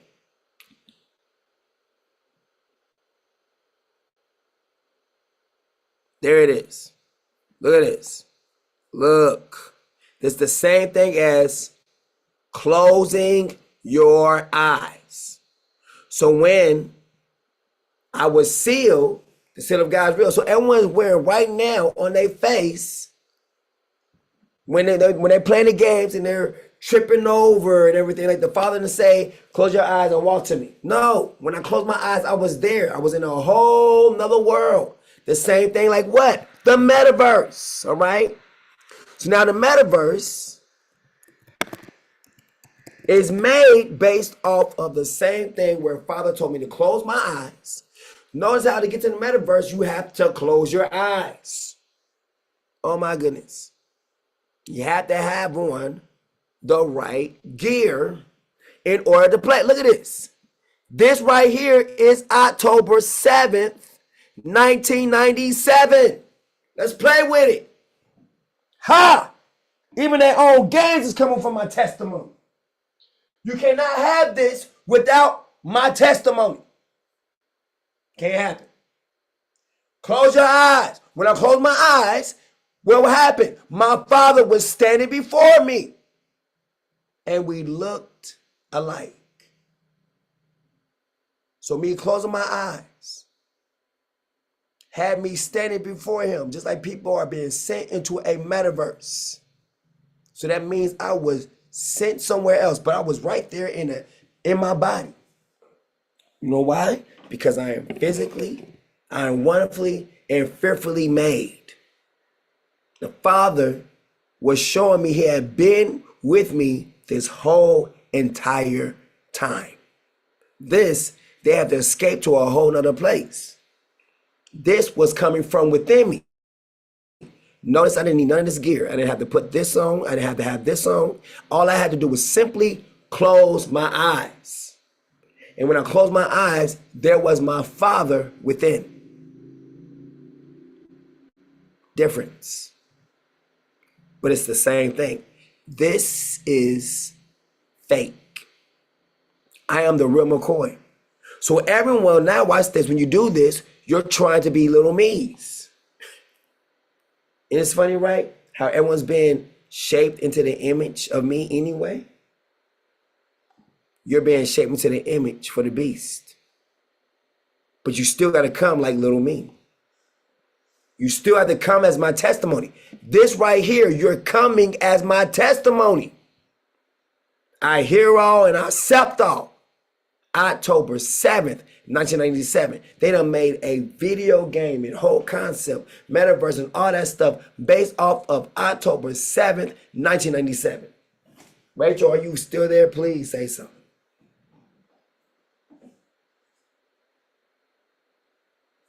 Yeah, I'm listening in. I don't have much to say. I'm just listening to what you're saying. Just think about it though. But how does it make sense? Does it make sense? Yeah, I do see the parallel, of your testimony, and it's interesting, but basically in our human version, how it's being played out on the world scene. And it says what? The spirit is buried in the flesh. And look how Look how now the actors, actresses, performers is getting their secrets based off of my testimony. What did Prince say? He said, it's okay to play on the computer, but do not put the computer on you. This is the computer on you. And it's based off of my testimony.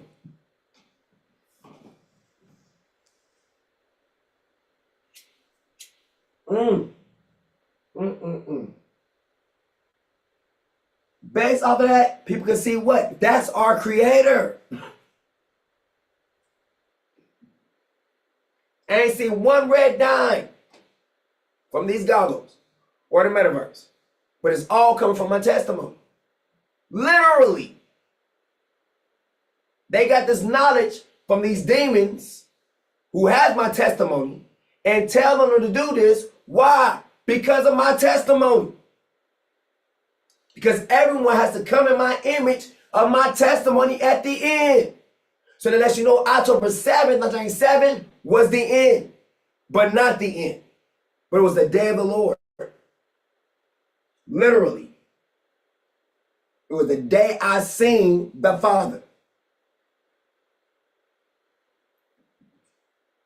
And no man knew the hour, nor the day, not even the sun. But he showed up.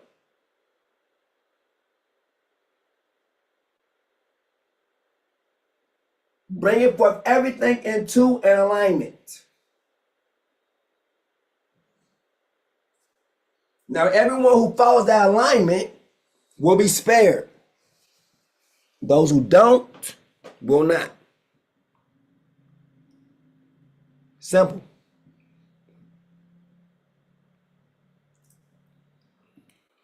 But watch this. You're going to still fall into my alignment one way or another. It's just going to be either on the side of us saying it, or on the side of the devil telling you to do it. But he's going to still have you follow my testimony. Why? Because the devil was there also with my testimony too. That's why. The end of the world has already pretty much has happened. The kaboom just took place yet. That is the last thing the devil have to do. So every single thing that the devil does is going to be based off of the last day, which is going to be October 7th, 1997. Every single play is going to do, it's going to be based off of October 7th, 1997. Look what you got with Israel going on. October 7th, 2023, which is a deception now. Because October 7th is actually with 1997. Do you see what I'm saying now? It's the end.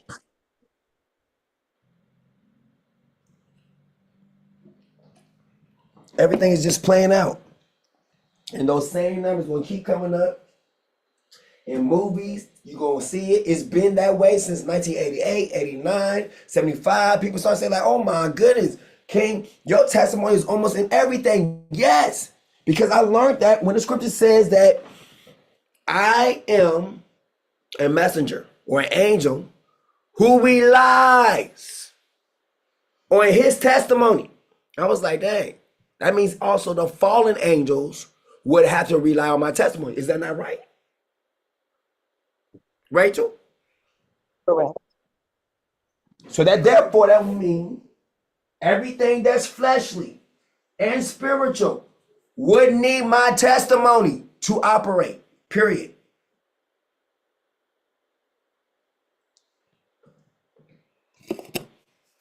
Bringing forth that nothing that was done, that can be done, was not done without him. Is that not correct then? That's correct. Even in the evil, my testimony is there in reverse. With me, all I had to do was close my eyes. With them, they got to put on some goggles. They're making money off of my testimony. Do you see this, Rachel? Wow. Think about it. They're being like, oh, we're going to be taken to another world. When they put these goggles on, all I had to do was close my eyes and I was in a whole nother place. I was standing before him, just like, watch this, like they be doing now. Put on the goggles on, and then the other person put their goggles on, and they be standing right there in a virtual world together somewhere else. Now look at it. The other part means it takes two then, right? So the virtual reality, what? You're going to be connected to someone on the other side. Oh my goodness. Who you connect with? So now watch this. The friendly thing is you can connect with people on the other side. But that's not who I connected with. Do you understand? Mhm. This will be the same thing as a portal. Who I connected with was with a deity, right? That's my testimony. I didn't connect with my brother. I didn't connect with my sister, my mama. I didn't none of that, right? I connected with my father. Like ET phone home. I didn't have to have no big old electronic things like that. All I had to do was simply close my eyes when he called me. When he said, close my eyes, I closed my eyes. He was right there. Boom. It was like a face. It was like FaceTime. That's what it was. That's where FaceTime come from. FaceTime comes from my testimony. FaceTime was invented after my testimony. You can see the other person on the other side. That's FaceTime. You say, wow. Video call. Yes. My testimony, October 7th, 1997.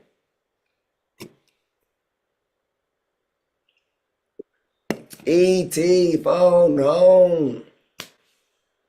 Prophecy based off my testimony that I am going to actually get a phone call from home. The Father tells me to close my eyes. I don't close my eyes and he's there. He says, close your eyes. And when I close my eyes, he's there.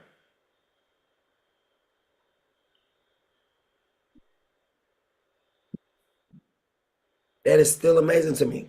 So now all this technology that everyone's doing is based off of our testimony, but we ain't seen a lick or a dime of money. Nothing. So all this knowledge that people are getting from the Illuminati is coming from my testimony. Do you see what I'm saying now?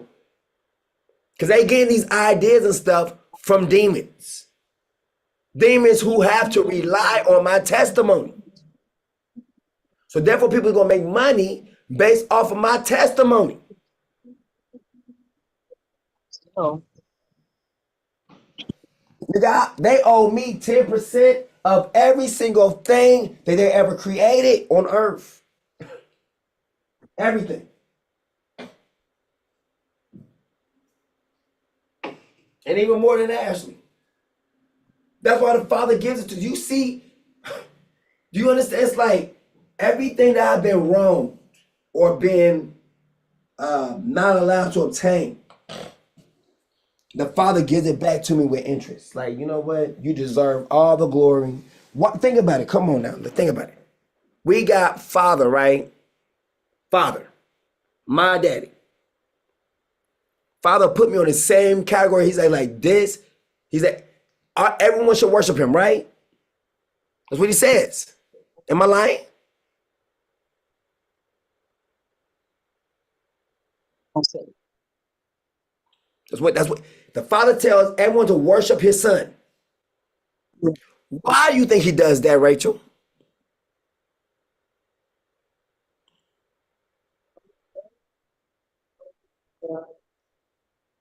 Wow. Huh?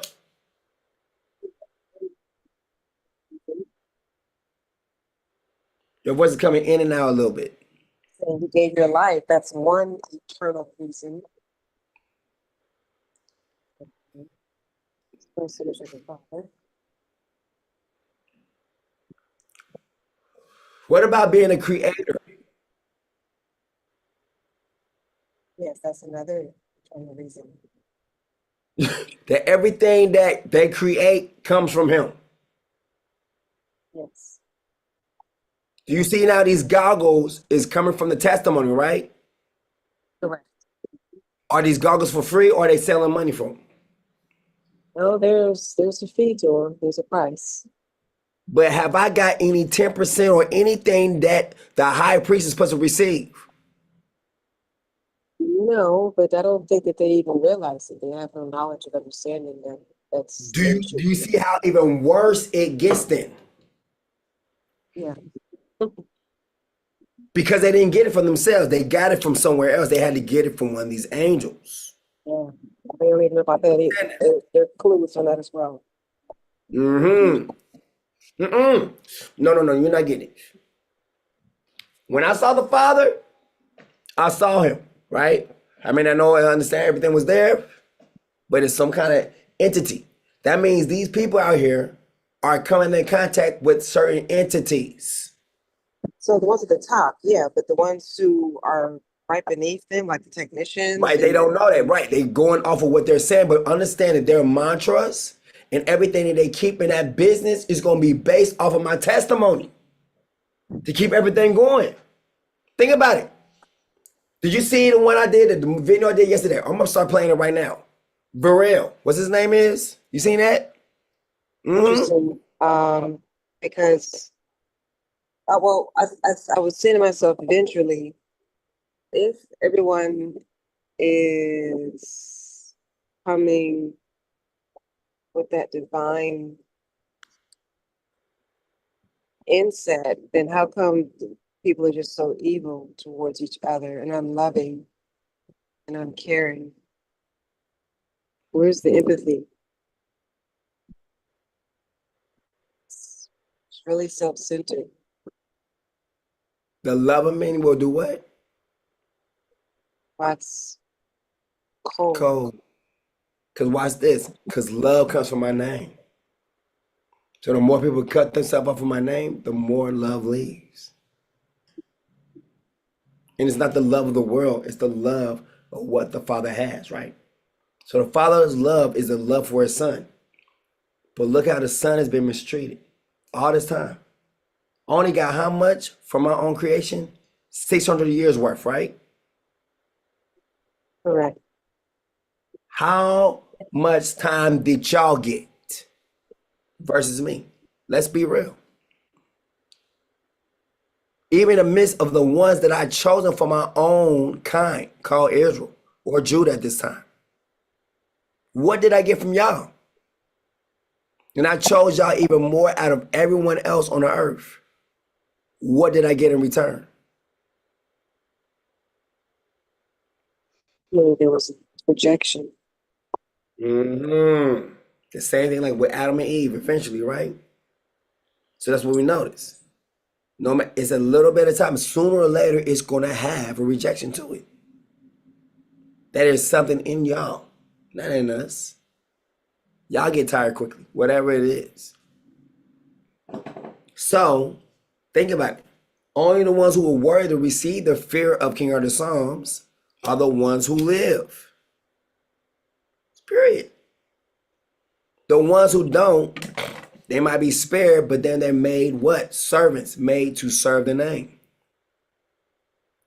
Those who still want to stay the same. Not all of them going to die. No, they'll just be made servants.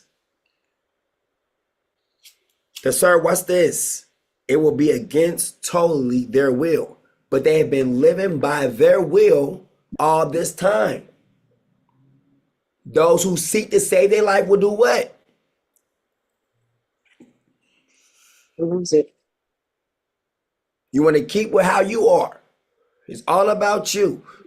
Every single thing. Blah, blah, blah. You're going to lose it. That means you can be brought also into servanthood. You don't have to mean death.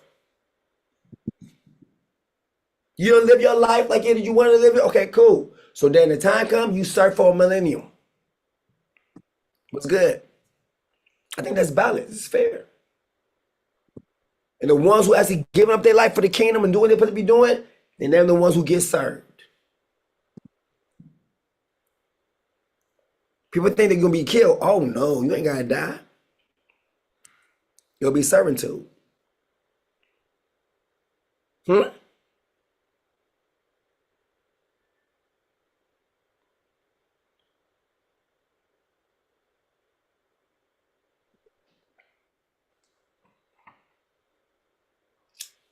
Mm-hmm. I'm gonna get a whole new perspective now.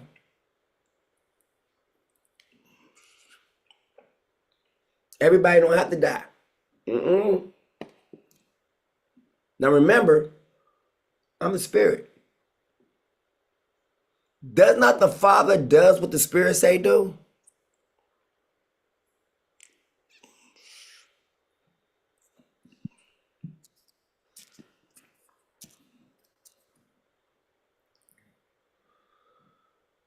Think about it. Let me help you with a scripture real quick.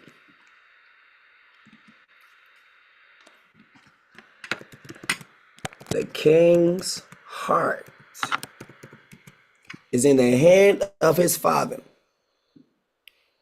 Proverbs 21. See what happens here. There it is. It says the king's heart. Can you see it on the screen right there, Rachel? Huh? I can see it.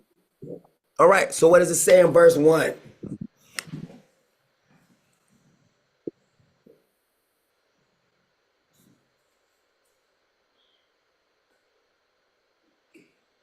Heart is a waterway in the hand of Father Heart of Psalms.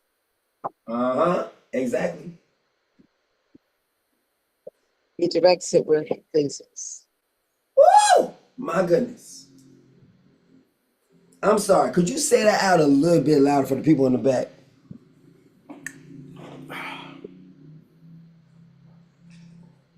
The king's heart is a waterway in the hand of Father Heart of Psalms.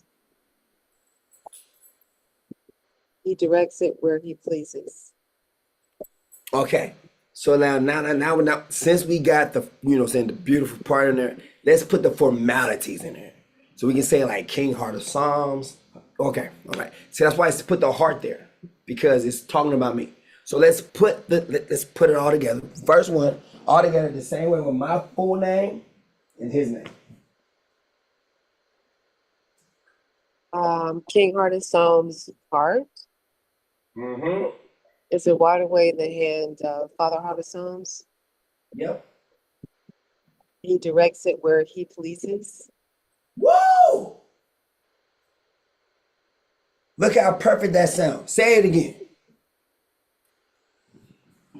King Heart of Psalms' heart is a waterway in the hand of Father Heart of Psalms. He directs it where he pleases. Now look how it flowed perfectly that time when you got rid of the fear. First time you had a little bit of fear. Second time you said it, look how it just flowed. You have to think about it like, yeah, this is exactly what he's talking about, King Earth. Wow, you put it in there. Now look how it's a lot of scriptures like that. They're supposed to have my name in it, but they put all those little speed bumps. So you get confused, like, what the? And you just go ahead, the Lord. You just, yeah. Jesus. Yes, that's what. Every single part where it goes into Jesus now. He says, I will be known by a new name. What is that new name? Heart of Psalms. There we go.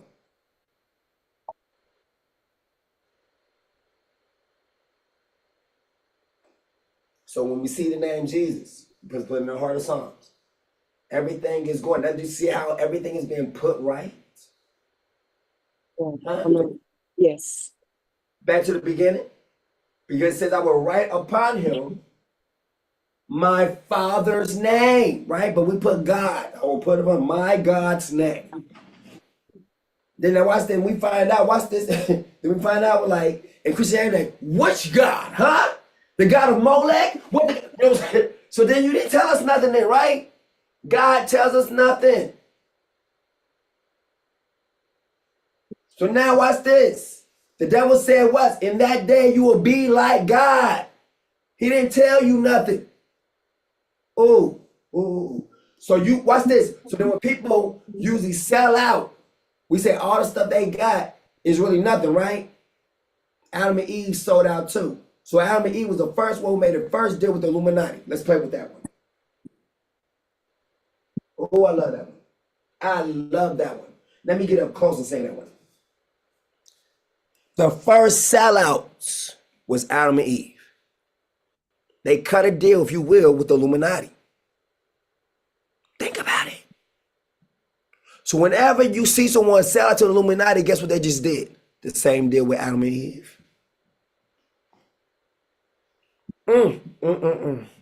Hallelujah. What about that one, Rachel? Come on, talk to me.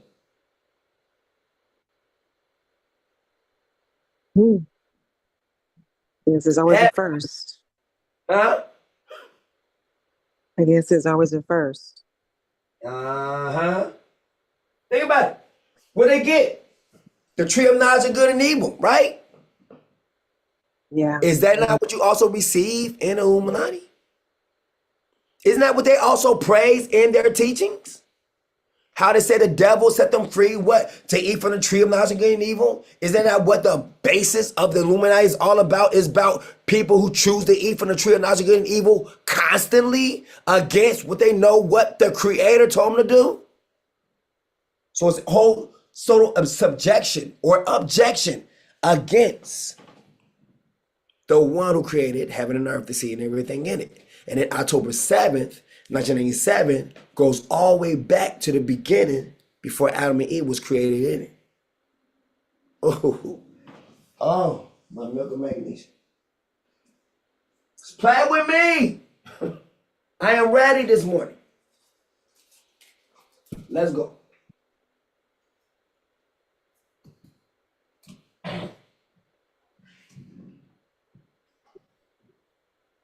Talk to me, Rachel. Anything I said, was it blasphemous?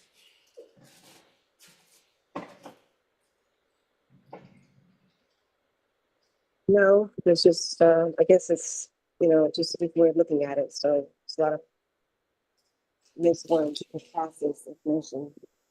So not much speech, but just a lot of thinking. Okay, I love that one. So watch this one. So then we're going to have Enoch to help, finish this up because, what I'm saying, he was already speaking. All right. So his countenance was full of grace like that of one of the holy angels. Ooh. Okay. All right. So then that's the opposite of a fallen angel then, right? Huh? You say, okay, I love it. Okay. I love how we just killed that, right? We just killed that whole noise just right there. So I shined like one of the holy angels. I shined like Michael the archangel. Let's put it like that. Gabriel. Let's put it. Raphael. Right? I shined like one of the holy angels. Signifying me what? I am the angel of the Lord. That's what I shine like. It said what? Like one of the holy angels. Now wait a minute. Hold on. I love the basis of thank you, Enoch. I love you, Chris. Oh my goodness. He just helped my case. Oh my goodness. Man, I love you. All right, we about to go there. Let's do it. We about to go all out. Number one, it compared me to what, Rachel? A person or a holy angel? A person. Both, right? It says she did both. It was actually a trick question. It says he did both. It says it resembled that of a man. See? Man. And then also a holy angel. Yes. Humanity and then one of those angels, right? Okay. So then the holy angel, all right, so like I said, out of all the angels, so we're gonna go into Peter there. Not Paul Peter, but Paul. the supremacy of the Son, right? Okay. So now, right now, people are seeing the supremacy of the Son. This is exactly what Enoch is writing about. I am spelling this wrong name so wrong. That's when you start getting into the word Superman. Get it? Superman is literally the combines of I saw him as man, but then I saw him what? His supremacy. The holy angel. Superman. Get it? Mm-hmm. So according, based off of the scriptures, Superman, he's supposed to be clothed in white.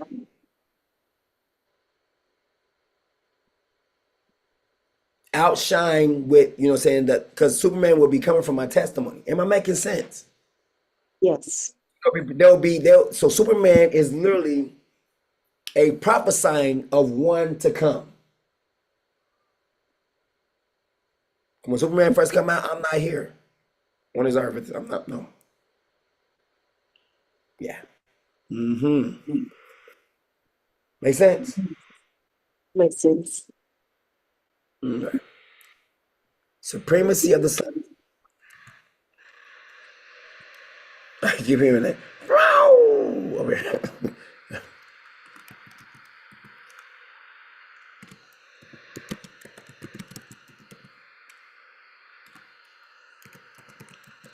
And it says that because Enoch is denoting something, right?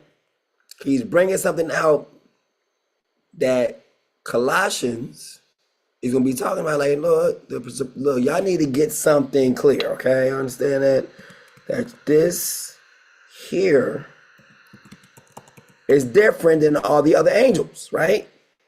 And then we came to we got to actually both in both ways, Hebrews and Colossians, right? So the supremacy of the Son is what Enoch is talking about. His countenance was full of grace, like that of what? He's a part of the holy angels, right? That's what he's telling you. Like one. Like they say what? Birds of a feather do what? Flock together. So he's one of the holy angels. So now the Father is bringing more clarity of October 7th, 1997. He said, who was I talking to? Because what now we're getting into the scriptures of when a dude has a woe. He says, what is his name? And what's the name of his son? We're getting into all that. All now we are literally going through the Bible, boy.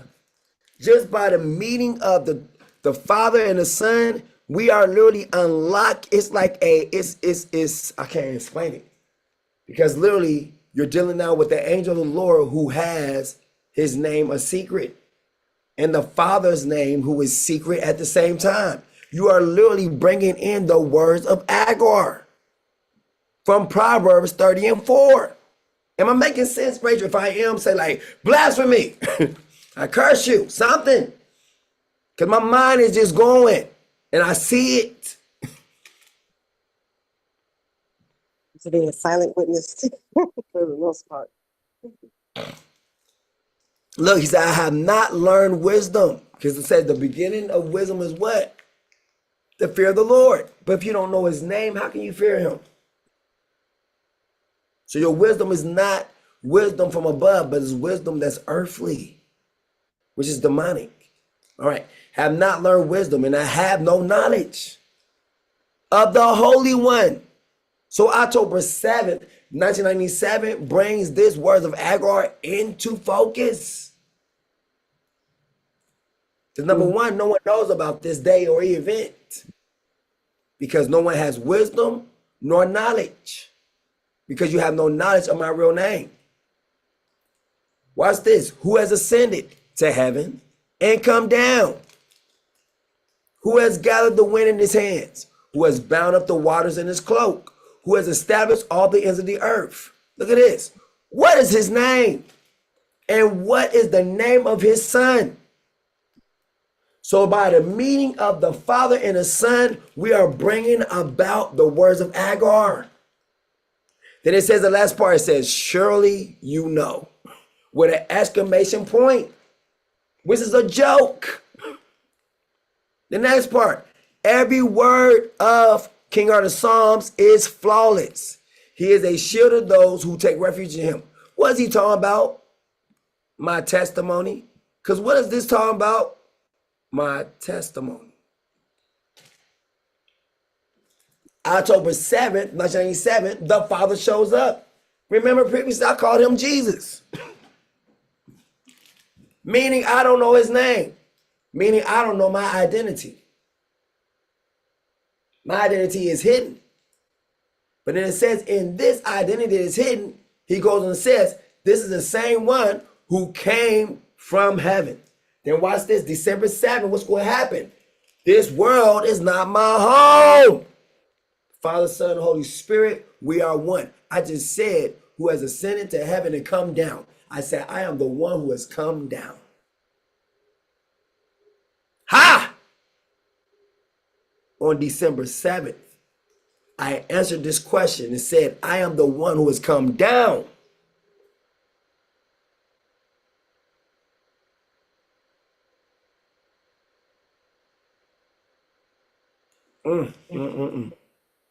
Who has ascended to heaven and come down. I said on December 7th, I am the one who has come down. And look what John says. No one has ascended to heaven except the one who descended from heaven. Who is that? The Son of Man. So December 7th, 1997, I say I am the Son of Man. Which is what? Spirit. The Holy Spirit. The Son of Man. Woo! These scriptures right here, can't nobody play with me on. But the righteousness is by faith says, do not say in your heart who will ascend into heaven, that is to bring Christ down, or who will ascend into the abyss, that is to bring Christ up from the dead. But what does it say? The word is near you. It is in your mouth and in your heart. That is the word of faith that we proclaim. He said we are proclaiming the name of Heart of Psalms. Just by this right here. Romans 10, 6 and 8 say we are proclaiming the one who has risen. What's his name? Heart of Psalms. Because he's talking about the one who went up, the one who came down. Stop talking about that. Proclaim what? Proclaim his name. Proclaim. He said the word is near you. It's even in your mouth. Mean what? Give a praise. Give a shout to his name. You notice how we get all caught up in church? Resurrection Day. Nigga, what's his name? What's his new name? That's what you are to proclaim on Resurrection Day. The name. Look, is it not in heaven that you should need to ask who will ascend into heaven? Look, I told you why? Because he's on the earth. People looking up to that. He was like, he ain't, no, he on the earth. He on the earth. And we are going now into Deuteronomy. It is not in heaven that you should need to ask who will ascend into heaven to get it for us and proclaim it, that we may obey it. Meaning what? A name. And it's not beyond the sea that you should need to ask who will cross the sea to get it for us and proclaim it. Look, proclaiming what? A name, that we may obey it. But the word is very near you. It is in your mouth and in your heart so that you may obey it. What is the name? Heart of Psalms. Let's play with it. Rachel, anything? Anything? Nothing? Big.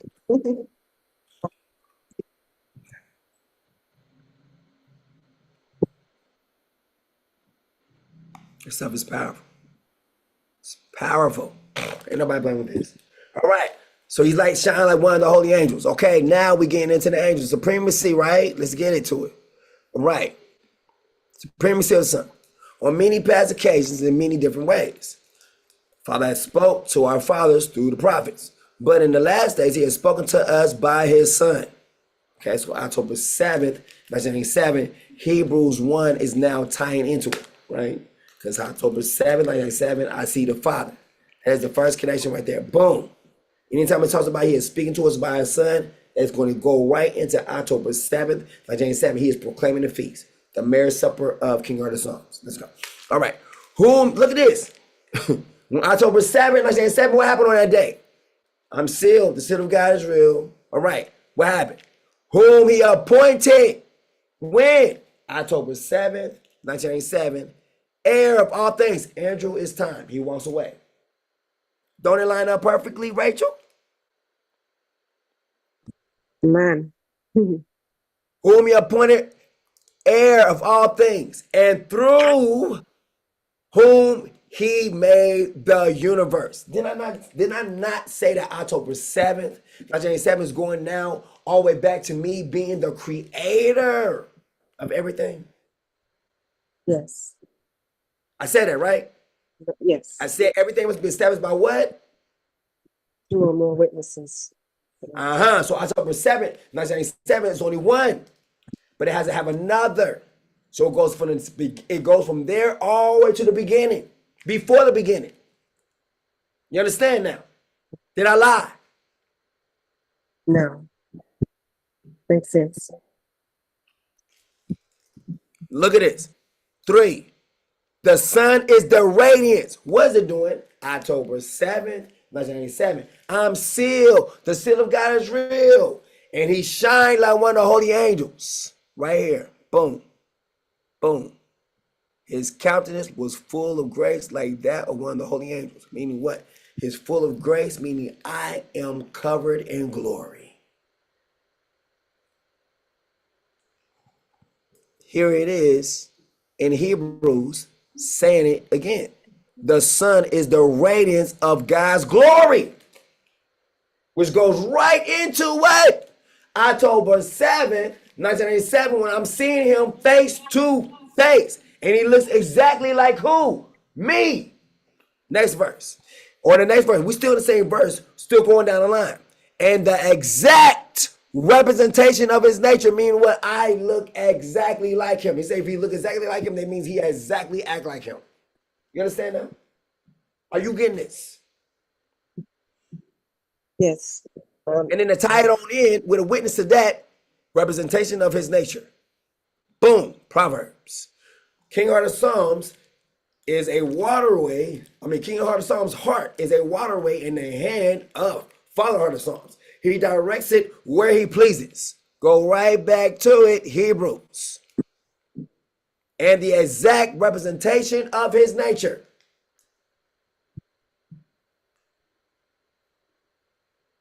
Okay. That's what it says, right? Amen.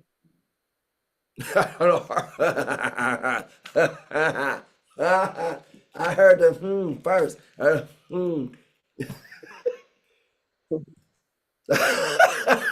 It was a before it was a okay. Am I lying? Is that what it says? Yeah, this is exactly what the scripture says here. The text. Okay. Upholding all things by his powerful word. After he had provided purification for sins, he sat down at the right hand of the majesty on high. So he became as far superior to the who? Right there, Rachel? To the Angels. who? Angels. Okay. He says, what does it say right here on Enoch? They missed like a 10-second delay, but I think you have your cursor over verse 4. Who's one? Yep. Okay. So he became. Sorry, there we go. 46 of Enoch. His countenance was full of grace, like that of one of the holy angels. You see how it's starting to line up, right? Yes. Amen. And then it says what? He so verse 4. So he what? Okay. Would you be kind to scroll up the screen? Because I only see verse 3. It's coming. Okay, so verse 4. So he became as far superior to the angels as the name he has inherited is excellent beyond theirs. And on that day, October 7th, I lifted my said, I hear all and I said all with my hands up lifted high. Meaning my name is what then, Rachel? So far more superior than the angels. Or what is my name? Are the Psalms. Uh-huh. Amen. See how it makes sense? Makes sense. Now watch this. The next part where it says, 4 verse 5.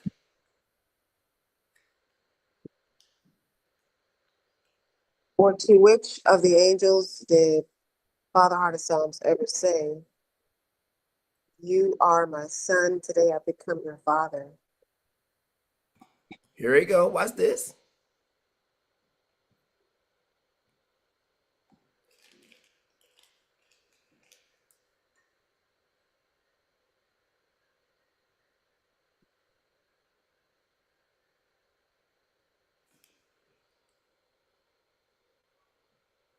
Or again, keep going.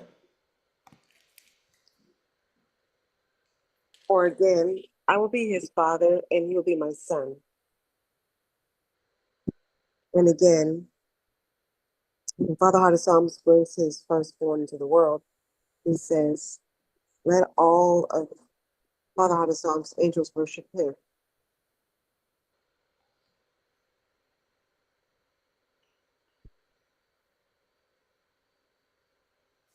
Keep going. Now about the angels, he says, he makes his angels winds, his servants flames of fire. But about the Son, he says, your throne, O Yah, endures forever and ever, and justice is the scepter of your kingdom. You have loved righteousness and hated wickedness. Therefore, Yah, your Elohim, has anointed you. Father Heart of Psalms. Okay, therefore, Father Heart of Psalms, Your your father. Father has anointed you above your companions with the oil of joy. Now you see how people got to show up at the feast. And look how on October 7th, 1997, the oil of joy is poured out upon me, okay? Which calls into a seal. The seal of the Lord is real. So now watch this. The ones who come in with joy get sealed. The ones who ain't got the seal, or the ones who ain't got the joy, they don't get sealed. Think about it.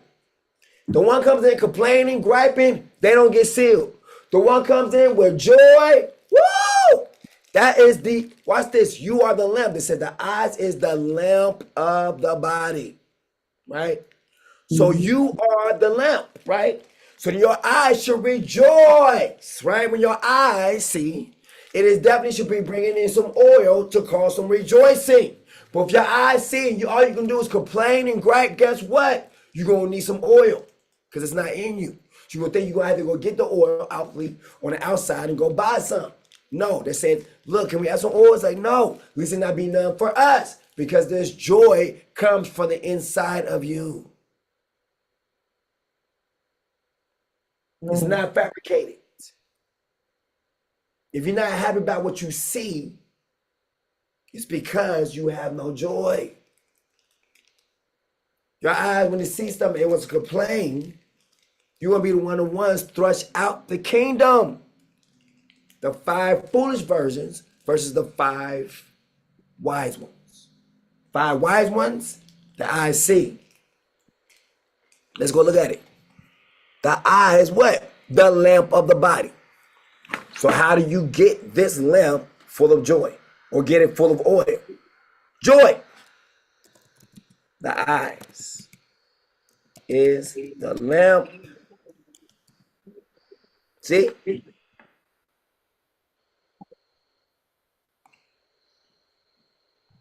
Hello? Making Yes, sir. sense yet? You Making always sense. complaining about stuff. You have no joy.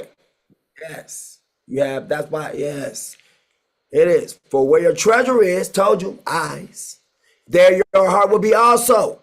And if your eyes like what you see, you're going to go, oh, yes, this is what I want to be. That's the oil of joy. Here we go. The eye is the lamp of the body. If your eyes are good, your whole body will be full of light. Bam! Done. Bridegrooms, or my bad, bridesmaids, that's the differences. The ones who are happy when they see the king, and the ones who are not. Period. End of story. The ones who are happy with the king, how he is, bam, full of joy. Ones who are not, bam, end of story. It's it. It's nothing else. Benito. For where your treasure is, there your heart will be also. You're going to light up. There he is. Hallelujah. I heard him since October 7, 1987. He's finally getting what he's supposed to be getting. Hallelujah. I am happy. And we get into the kingdom. Hallelujah. Our families get to come here and live up under his kingdom. Hallelujah. Everlasting life. I believe he died 3 times and came back 4. So I ain't gonna die no more. I believe the Father put all of my sickness upon him. Because he can't die. But I can have everlasting life if I trust in his testimony.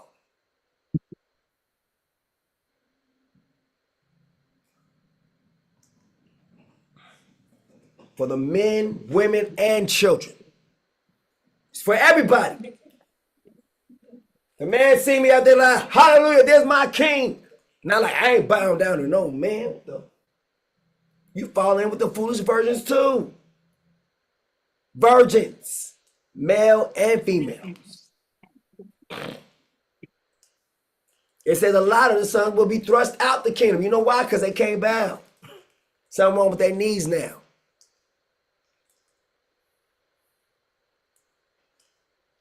Mm-hmm.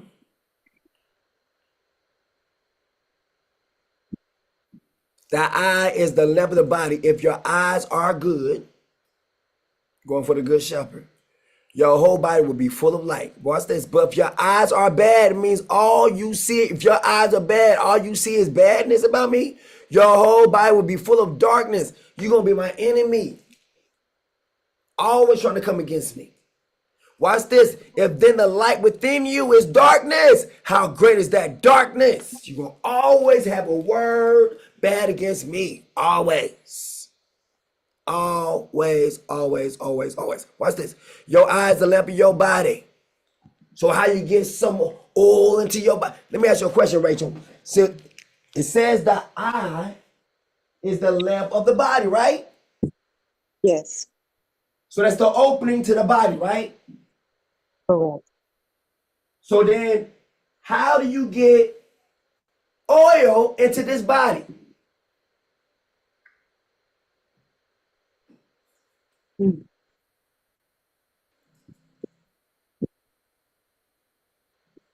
You got to get some oil in there somehow. It's like one of these little video games you play, right? Don't have a problem with playing those and trying to figure them out. Figure this one out. This is where all the little games come from, a mystery. Because the Bible will be a mysterious thing, a mysterious thing. So therefore, all these video games is mysterious is because they're trying to unlock codes in the Bible too. They got it from there. Trying to unlock codes of the scriptures. We don't even know what it means. Same thing. I ain't seen one dime from not one video game creator, director, or anything. Nothing. One dime. Let's keep going.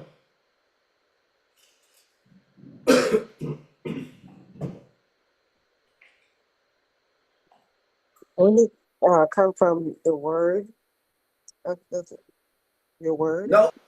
Nope. Can't be that. Nope, nope, nope. So your eyes see the word all the time?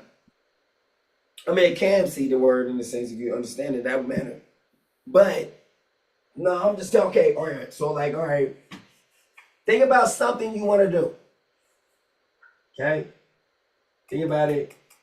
Okay, so where have you envisioned your life to be by now? What did you envision for it?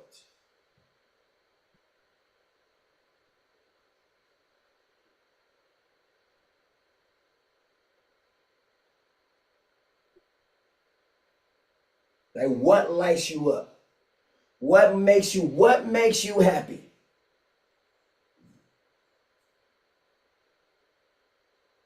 It's gotta be when you see it.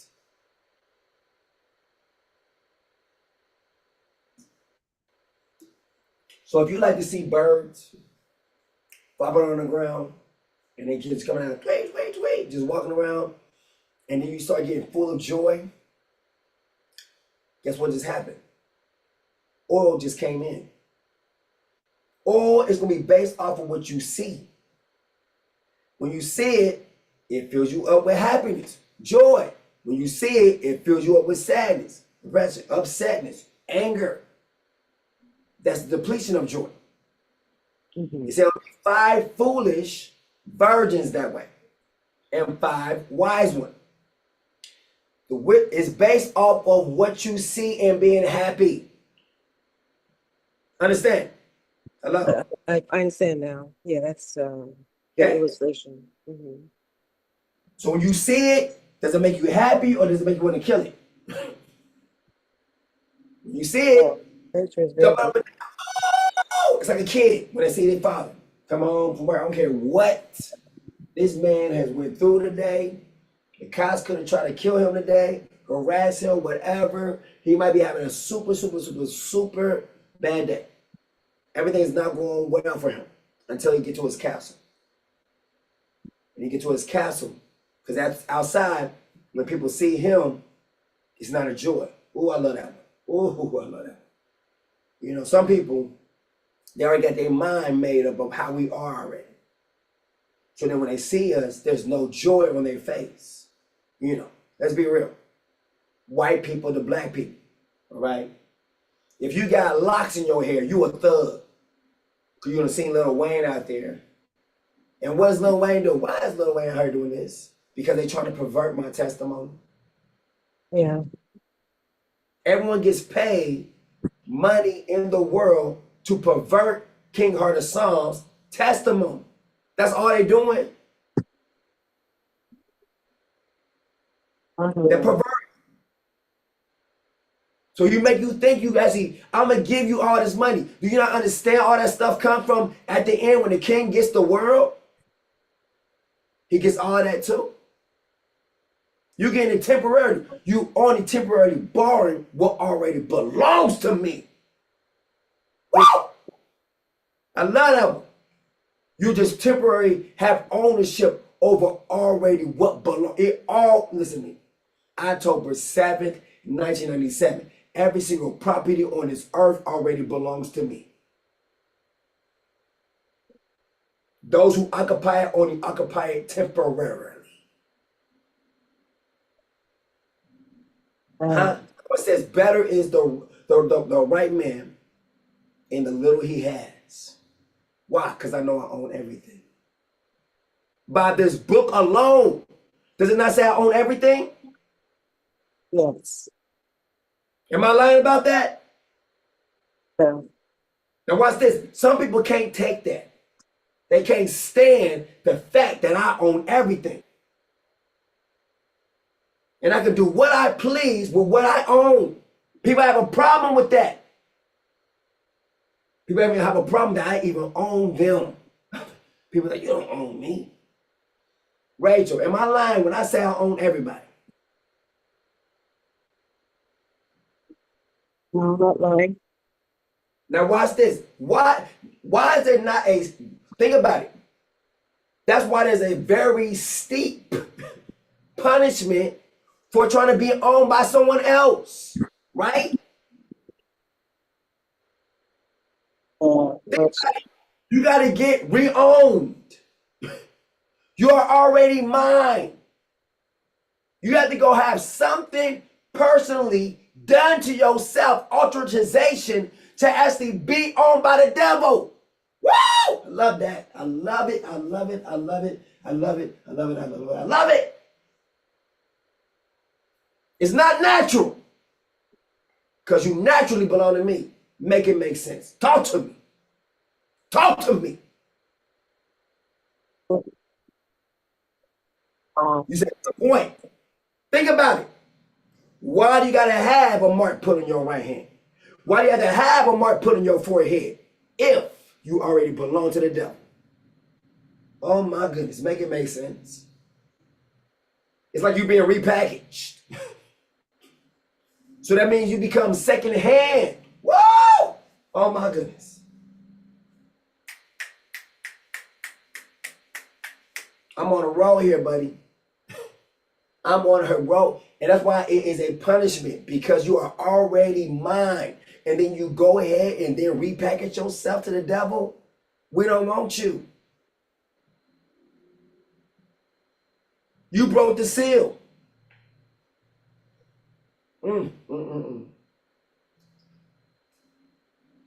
Let's go. So then, watch this. Your eye is the lamp of your body. Nope. Father said, let her read it. Let's go. Luke 11, 34 and 36. Go ahead and read that, Rachel. Father said, have you read it. Read it out loud and strong. I think you need to hear your own voice. Say it. Let's go. If I need to make it bigger on the screen, let me know. But you need to hear this. This is your therapy. You need to hear yourself say it.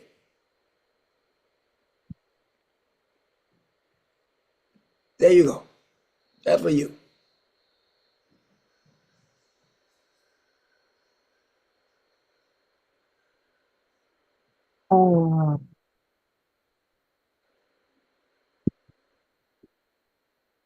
Your eye is the lamp of your body. When your eyes are good, your whole body also is full of light. But when they're bad, your body is full of darkness. Be careful then that the light within you is not darkness. So if your whole body is full of light, you feel part of it, in darkness, you will be radiant as a lamp was shining on you.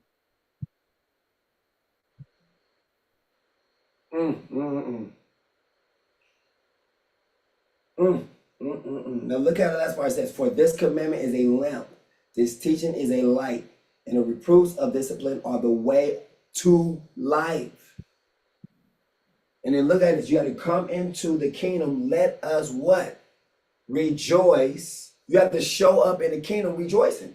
You can't show up in the kingdom with depression. It says, let us rejoice in the kingdom, right? Let us lift up our hands. You know the part they used to say in church, like, forget about your worries. People go to the bars, right? To forget about their worries. Hallelujah. Pour me another drink. I'll pour my own troubles. Can I pay you $2.50 for some more troubles?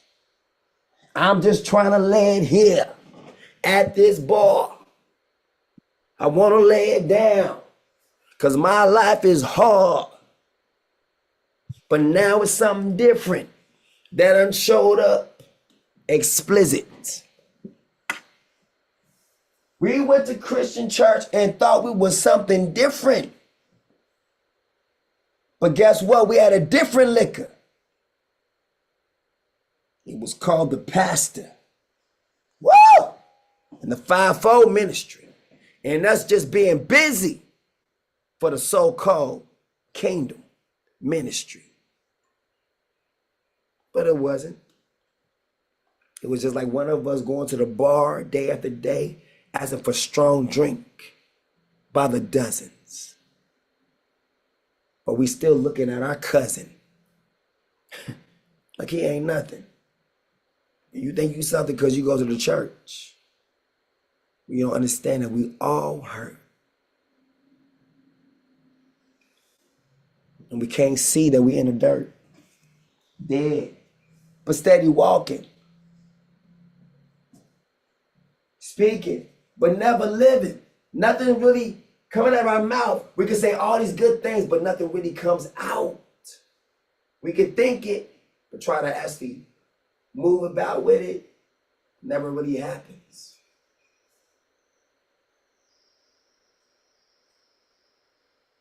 Tragedy happens.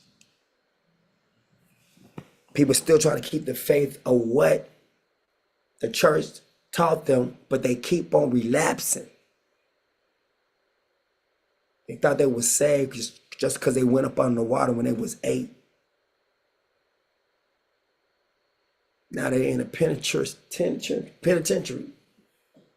looking to do straight 8s. That's been our lives.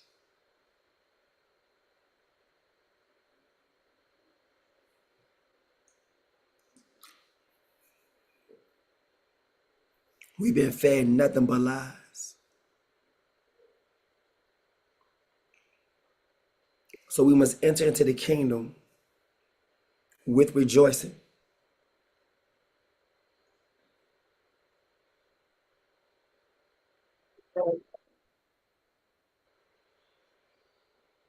So notice how even with this that Lucerin, whatever they was calling it, that liquid that was put into the COVID-19 vaccine, that it was supposed to light your body. See, it became the oil to light the body, like a lamp. You know, those rejoicing over, oh yeah, I get this COVID-19 vaccine. Oh, with the Luciferian in it. Oh my goodness, this is so beautiful. I love it. Whoa, and they get lit up. Notice you have to go get lit up. Notice it don't just happen in you naturally. You literally have to go sign up to get injected with this. Am I making sense? None of it is natural. It don't naturally happen. This is something that naturally happened. That's why I said, but if your eyes are bad, your whole body will be full of darkness. You're going to go get shots. You know what? To live, I'm going to need some COVID vaccines. I'm going to need to get my boosters. I'm going to need my flu shot. I'm going to need all this. Notice everything is coming with shots. Shots fired. So if then the light within you is darkness, how great is that darkness? So that Luciferian stuff they put inside, it says, how great was it? That was literally like dark matter being put into your system. You might as well have injected, you might as well have called the devil 911. Look, I'm calling you right now to come inside of me just personally. Because that's exactly what you're doing. Anything that you're doing on that part, you're calling for the devil, venom, to come inside you personally. Because notice our stuff is naturally. Notice I had to put on the goggles. Here, son, put these goggles on. That way you'll be able to see me. And I was giving goggles. Have you ever heard my testimony of October 7th, 97? And the Lord, and this being, he gave me goggles. I didn't understand it, but he said, put them on. That way you'll be able to see me better.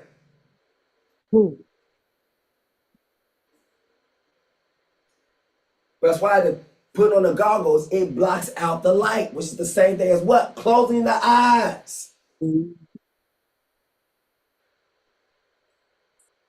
Wow. Even the ones you got to actually go ahead and put your phone inside of it, right? And then still close yourself inside of it. It's still the same thing. You're in an enclosed space talking to whoever is inside that space with you. So now we got yoga operating on the same path. Close your eyes. Blank out your mind, which is the opposite of the Father being inside of mine. But you have to close your eyes. And you're not thinking about nothing. Clear all your thoughts, everything. At this time, the Father told me to close my eyes. He was there. So I'm supposed to clear him away? Ooh, y'all better help me. Y'all better, I'm telling you, I'm tearing into all religions. And all religions is coming from my testimony. All of them.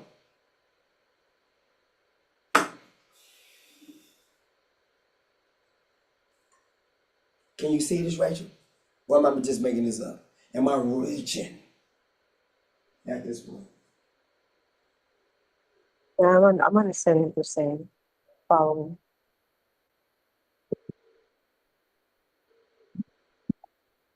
Now when I be saying namaste, so the same thing as like King of Glory.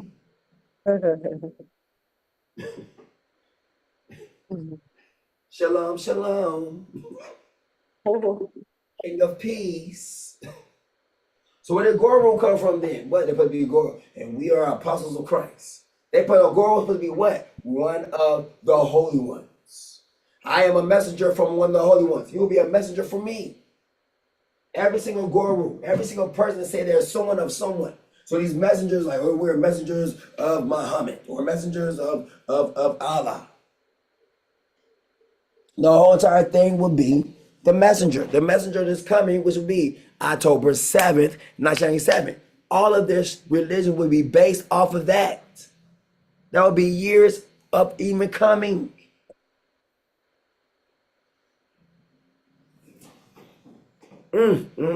Let's go. So you need oil to light this lamp. And how is this lamp lit again, Rachel? The oil of joy. By saying who? You. The King. Hallelujah. There we go. The end. That's it. And it says, for Father is looking for those who will worship him in spirit and in truth. The spirit and the truth is going to cause you to what? To have the oil of joy. If you don't have the oil of joy, guess what? You ain't worship him in the spirit and in the truth. Think about it. How you going to worship him, but you can't worship his son? Make it make sense. If you can't worship the son, you can't worship the Father. When you see the son and there's no joy to worship him, you can't worship the Father. You can't do it. It's impossible. And the Father is seeking for those who will worship the Son. Therefore, notice how it's the Spirit and truth. Notice what? I am the Holy Spirit, and I am called also the Spirit of truth. Those who worship him in spirit and in truth. Those who will worship the Spirit of truth. The Father is looking for those who will worship the Spirit of truth.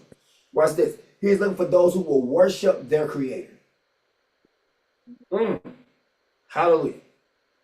Because Adam and Eve messed up in a 600 year of living. Okay. So now the Father's looking for those who will never turn their backs on their Creator like Adam and Eve did. Does that make sense now? Let's put it like that. Right.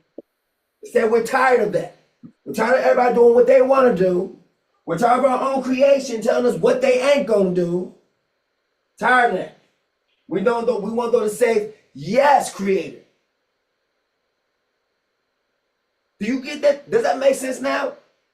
How much more rebellion should we have to go through? How much more?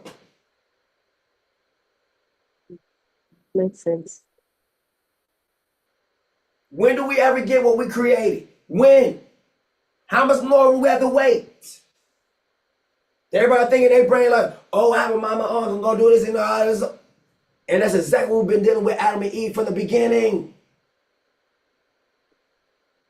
We keep giving the same replicas of Adam and Eve who ate the tree of knowledge of good and evil instead of the ones who's supposed to eat from the tree of life and obey our voice.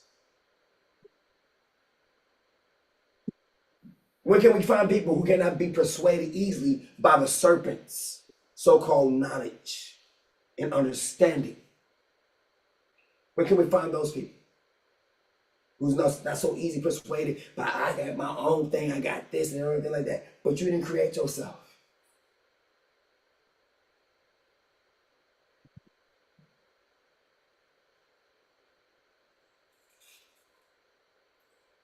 So it's like, how can I put it, like Gizmo on, what was it called again? Gizmo was from where? The Gremlins. The Gremlins, yes. Hallelujah. Remember, Gizmo was the cute and cuddly one. And then he said, if you do this, or have him eat it late at night, or get wet, then it's going to produce something bad out of him. It was replicas of Gizmo, but it came out more and they were evil. Every single movie is dealing with the good and evil, because it's dealing all with the knowledge based off of the tree of knowledge of good and evil. Every single movie you ever seen that's good in it, whatever, is coming from the tree of knowledge of good and evil. Every single movie you ever seen is bad in the earth. It's coming from the tree of knowledge of good and evil. Make sense? Every single one. Every single one. So then that love that comes from the love from the tree of knowledge of good and evil. As I said, the love I give is not the love that the world talks about. This love is different. That love I give.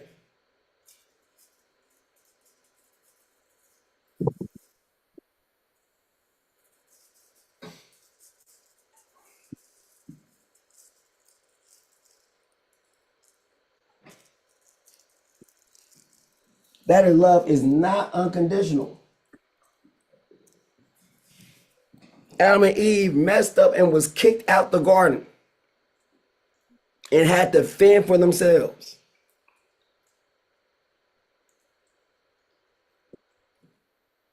Do that to the devil. Be disloyal to the devil. See if he lets you live. See if he's forgiving. Let's see if he has that unconditional love that he wants everyone else to believe in. It will be him who be putting in people's mindset the unconditional love thing. You have never seen that in the Bible. Anytime the people ever messed up, it was messed up. Do you ever see that?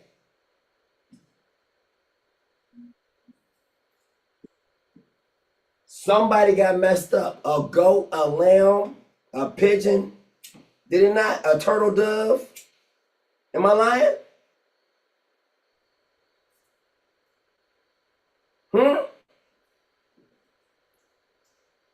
Rachel, you there?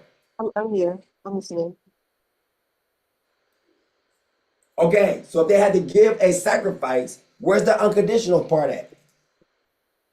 Right? Yeah, there was a requirement. It was always a requirement, right? So where's the unconditional love at? Please tell me. Do you get unconditional love from Satan? Huh? No. But he's the one who planted unconditional love, though, in people's mindset. Right? Oh, unconditional is where you do this, I do that. No. Adam and Eve, when they sinned, was they allowed to stay in the garden? I don't know if they had turned around and said, we acknowledge our sin, would they have been permitted to stay? The story goes that they evaded the question. They continued down in their lives. What if, just saying, the way they was created, you have to know that you're doing wrong, okay? There's no way that you're going to go in this blind like, oh, I didn't know. No, when you start to do wrong, you start to get sensors that begin to come out of you. Palms, different things start getting sweaty. Your heart start to beat a little fast, whatnot, because you know you shouldn't be doing it. All these things are indicators that you are breaking something that you shouldn't be breaking.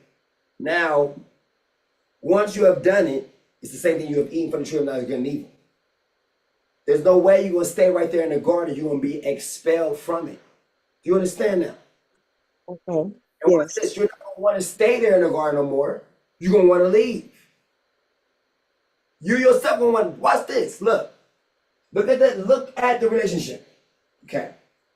Before Adam and Eve fell, when they heard me come up, look how it's still the same thing with joy. Every single thing, the lamp and oil, they keep you in the garden. It's right there. It starts in the garden.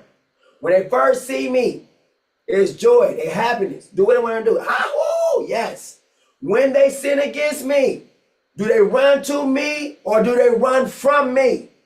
No, they run from you. And probably complain that I'm the problem. Right?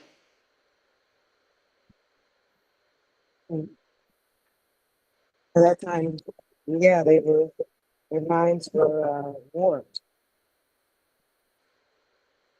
Mhm. You see what I'm saying? So Adam and Eve lets me know different things. My creation wants to run to me. When my creation has sinned against me, they run away from me. And when I come to confront, that's where different things come in at, right? I was like, wait a minute, I was like, did you eat from the tree I told you not to? Notice how everything was first cool, calm, like peaceful, right? As long as you do what I say do, peace. So you didn't, when I seen it, it was not, look how I am the same. Look when it was not where I put them. Adam, Eve, where are you? And they said, we hid from you. Look how I don't say nothing. I don't assume nothing. I let them I let them speak. And after they speak, I can tell what you have done by your words. Isn't that not true, Rachel? Correct. By your response, I know if you have sinned against me. Huh? Correct. Those who sin against me, you cannot stay in my presence. You can't do it. I don't care how much you want to. Say you want to. You'll complain, I'm the problem, whatever. No, it's because you ain't doing things right. If you was doing things right and you was completely innocent, you can stand before me no matter what it is. You can't put any kind of mindset, he doing this, so I did this. Nothing will be there. Nothing. Because you ain't saying nothing against me. If you cannot stand in my presence, it's because you have done something. You said something, did something, something was done. Those who cannot stay in my presence, as Adam and Eve, and I'm showing forth that I am your creator. And even as Adam and Eve ran from me, when they did what? Adam and Eve, did they run from me before they ate from the tree of knowledge of good and evil? Did they? Rachel? Not before, no. After they sinned against me, right? Mhm. They Correct. could not stand in my presence. They had to go. So when people are trying to flee from my presence, I know you have sinned against me.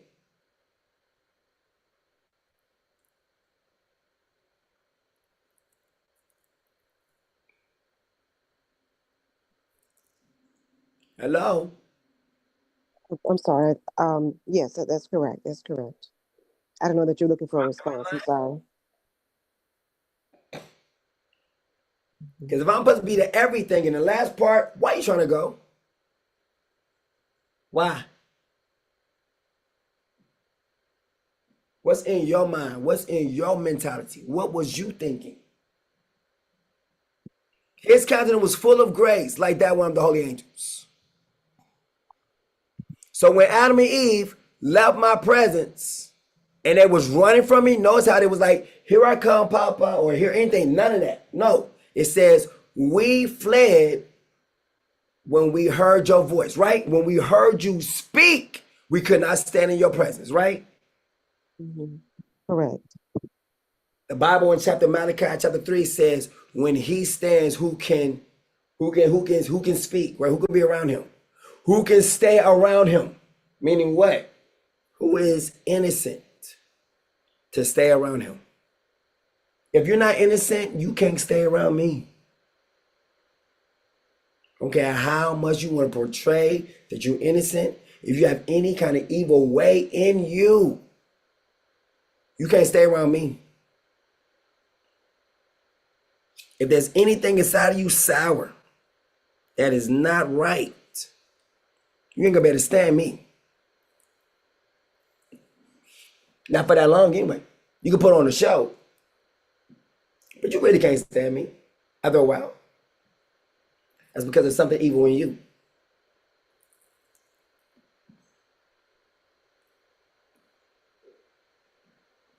Because Adam and Eve only wanted to leave my presence only once they did something wrong for me. Watch this. But what they did evil to me was something supposed to be good for them, though, right? Hello? Look how deep it just got, right? Them doing something good for them, so-called, was something, a strike against me. Am I not telling the truth, Rachel? Because you know the Bible too, right? I know you do. It's powerful, ain't it, though? Ain't it? Woo! So the mark of beast is going to be based off of something you want.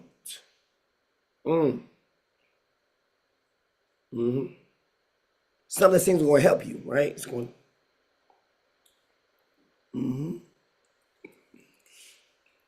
The mark of beast is going to accompany you. They thought about me. They thought about how I felt about the situation. Think about it. I said, don't eat from the tree of knowledge of good and evil. Am I supposed to care about how you feel about that situation when I said that to you?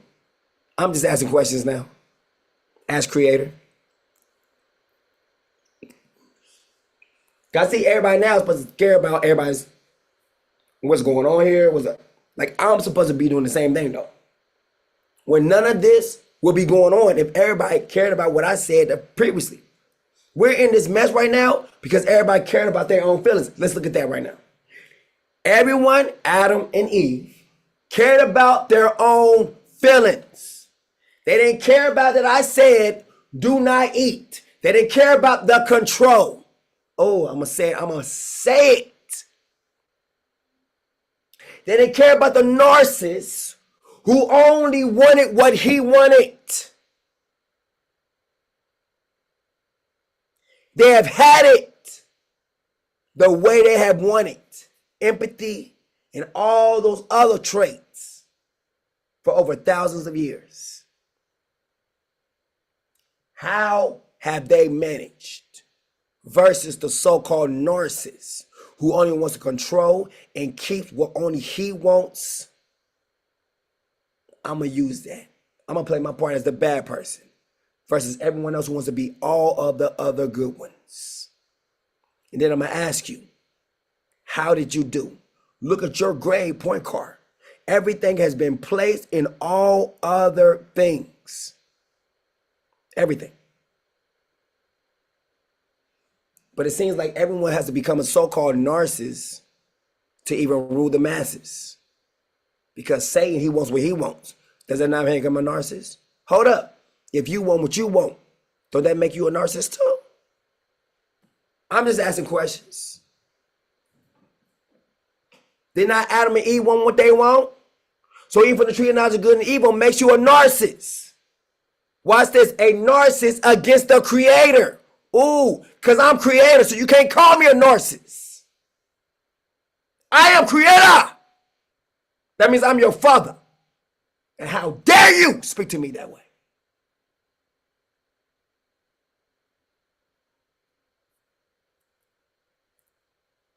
Rachel?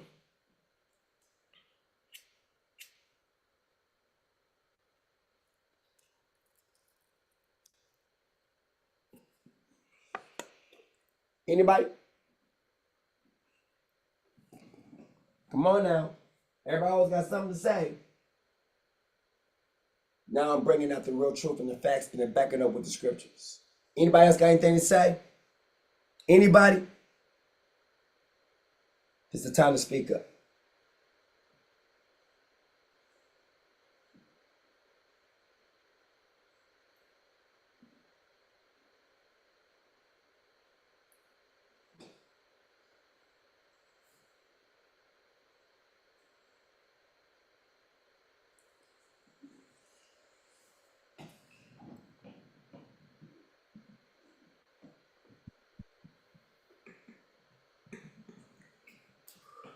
Okay, I'll ask this question. Did I say anything wrong, Rachel?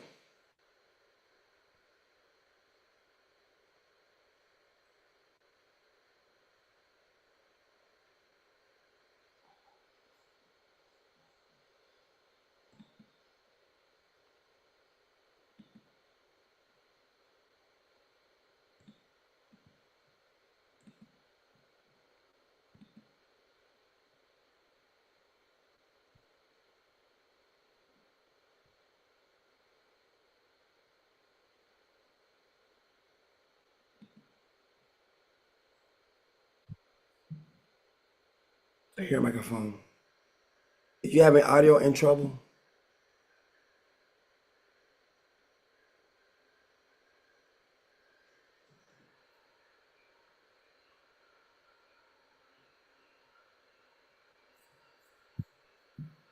I heard something again. It's coming in and out. Cause look, I don't know, they might be fighting you on the other end too.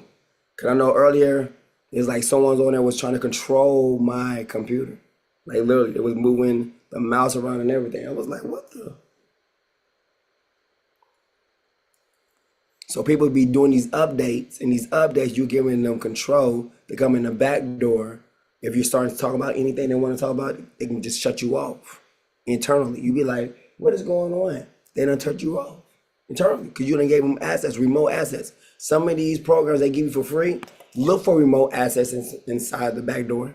That's a Trojan horse. Inside every single program, probably going to have a Trojan horse if you ever do anything that's wrong. Even with people like Zoom. You gotta look for that Trojan horse there too. Because the same ones you might be paying for could be the same ones working against you. I'm just being real. I'm calling it out. You could be paying for the same ones who is ones bringing your demise whenever you do your lives. I used to use another program that Zoom actually uses now. Sure did. And I could put all the stuff on the screen I wanted to. I didn't have to worry about no lockouts, no nothing. I could share it to all my accounts that I'm gonna want to. But they just put in like a nice little pretty package deal. But you have to do the other stuff manually. You have many screens up at one time if you want to. That's all that Zoom do. Your microphone is trying to say something, but it's coming in like it's not really saying much. I hear you keep trying to come in. All right, so his countenance was full of grace like one of that of the holy angels. It's getting to a part. Why is it saying the holy angels? Because we're trying to let you know this one, even as the Hebrew says, this angel. But about the Son, he says, your throne, O King, are the Psalms, endures forever and ever, and justice is the scepter of your kingdom. You have loved righteousness and hated wickedness. Therefore, your Father has created, has anointed you. That's what October 7th, 1987 is, above your companions with the oil of joy. So what? So I'm being brought into the kingdom. I'm coming right into the kingdom because you need the oil of joy to get into the kingdom. That's why many are called, but few are chosen. Why? Because they lack the oil of joy. Let's look at that now. Let's bring out the references of these things now. Many are called, but few are chosen. Why? People, they say it all the time. Like, yeah, you know, many are called, but few are chosen. Do you know you have, like, pretty much power in being chosen? Based off of your joy. If you have joy, you will be chosen. Think about it. People make it like it's like, oh my goodness, you know, many are called, but few are chosen. Why are the few chosen? Because only a few people going to have joy. That's it. Simple. Finish. No elaboration, no further. You don't have to. If you don't have joy, you will not be chosen, period. You can be called, you know what? I heard about him. I don't know if I want to. God, look, follow all the Psalms, invites everyone to come to him and hear the good news. The invitation is open to all, right? Now, The scripture says, blessed are all those who are what? Who are invited to the supper, marriage supper of King Arthur's Songs. Now that could be a lot of people, but a few people are chosen, even with the the brides. There's 5 that's foolish, 5 that's wise. The 5 that's wise gonna show up with joy. The 5 that is foolish gonna show up with complaints. Oh, there he is. Look at him. Them the ones who are foolish. And that's what the Bible's saying. The one who are wise be like, there he is. That's the one who the Father made the king of the earth and everything is at his disposal. Guess what? They ain't gonna have a problem with it. The ones who have a problem with it, those become the foolish ones. It's the same thing, like I'm gonna pretend Elon Musk, like, you know, every single thing you made about the property up here belongs to me. No, it don't. He's being foolish. He don't get it. He don't understand it. So the Father's gonna make it plain to him. That's what Father's gonna make everything plain and simple to everybody. That's what he's doing. He's trying to do that right now. All right. So we still in the angel part. Hebrews. Your companions with the oil of joy. Then we got into the salvation. So on October 7, 1997, I've already entered into the kingdom. I'm already there. There. Done. All right. So that means I already own everything. Right? Everything right now is just walking out. Right? But everyone's going to either play the part of what I created, or they're going to stay into the same role as they always been, which is what? Eating from the tree of knowledge of good and evil, which is going to be their own thing, their own mind, their own, them, self. That's why perilous time is coming. And this perilous time is coming, it's dangerous times. The same times as Adam and Eve, the same time is coming, right? And we've been in that for a long time, right? People shall be lovers of themselves. There it is. Let's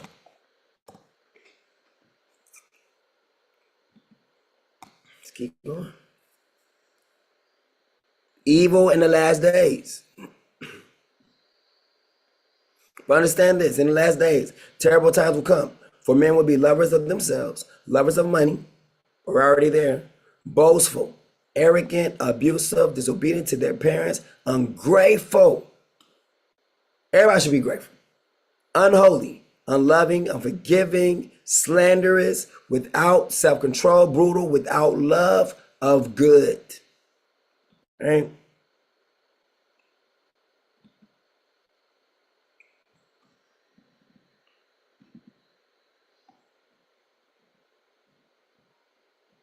Treacherous, reckless, conceited, lovers of pleasure rather than lovers of, let's say it, people say lovers of God. No, lovers of King Heart of Psalms. There it is.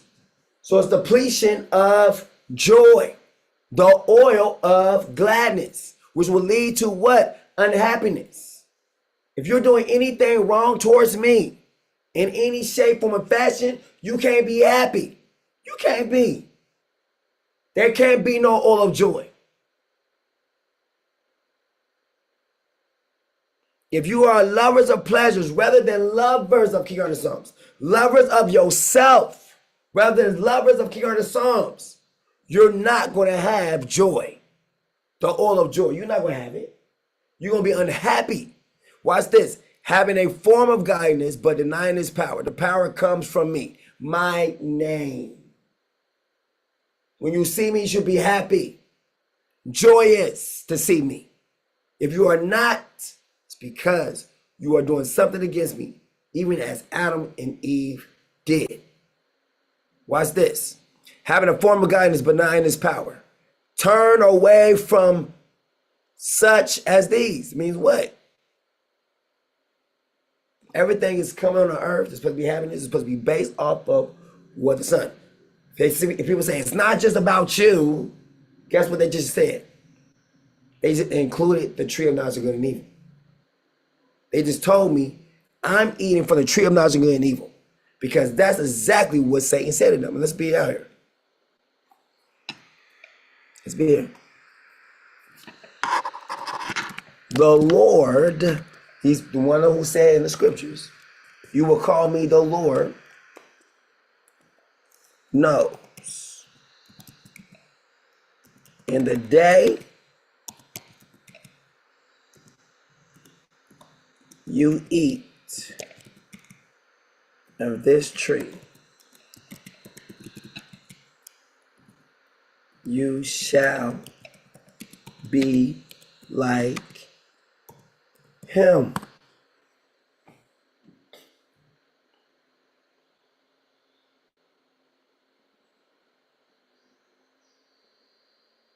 See? That's what it's all been about the whole entire time. So now I got my own creation trying to battle me, which is because of what they have eaten. It wasn't that way at first. Look, serpent's deception. Look what it says, deception. Deceives you, make you think you will be like me. People are always trying to look for equality like me. The serpent's deception. You will not surely die, the serpent told her. If you disobey him, you won't die. See what that is? That's what it's been. It's been that way ever since. That's why when he comes to the earth, the world will not receive him. Why? Because of the deception that they have bit into and been biting into every single time. So he'll come back and they're not going to receive him. What? Receive him as what? As their creator. He's going to be coming into his own system that's been corrupted.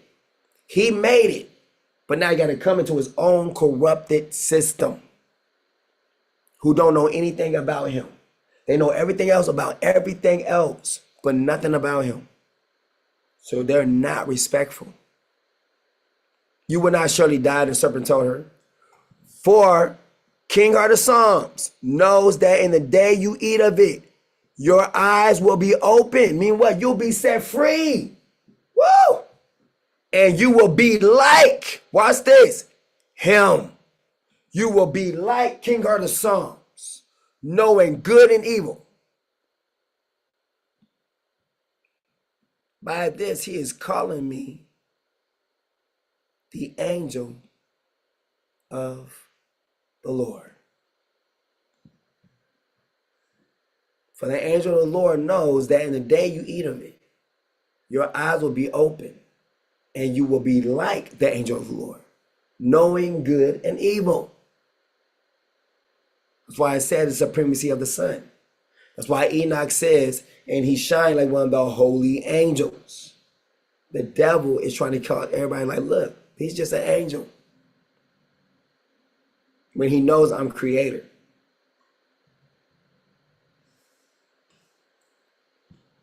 When the woman saw that the tree was good, see, he persuaded him. Like, look at him. There's nothing really much to him.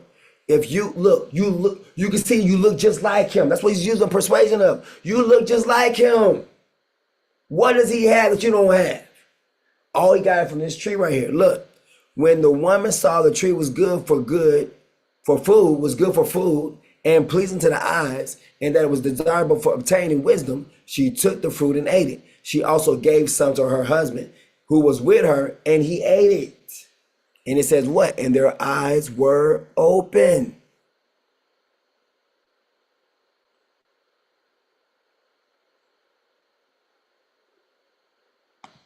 So he deceived them. Why? Because he know they're supposed to obey my word at all costs. But here he comes. Someone's always trying to come through to taint what belongs to me. Always, from the beginning. That's why I don't be shocked. I don't be shocked. I do not be shocked. Like, oh, for real? No. I don't be For God knows, let's put the real thing. For a King of the Psalms knows that in the day you eat of it, man, he just got you all this, man, with this, because of this. Man, if you did this, this was going to happen. A whole bunch of anti-King of the Psalms. Antichrist. Antichrist is those who are anti-King of the Psalms. Those who are always trying to make things hard for him. Those are anti-King of the Psalms. Antichrist. And they say it will be many antichrists. That's like many afflictions. And the more people do not obey or listen, the more it increases afflictions, which shows forth a bug in the system. And we're trying to clean that bug out forever. And notice the punishment for them? The lake of fire. Because we're tired. Okay.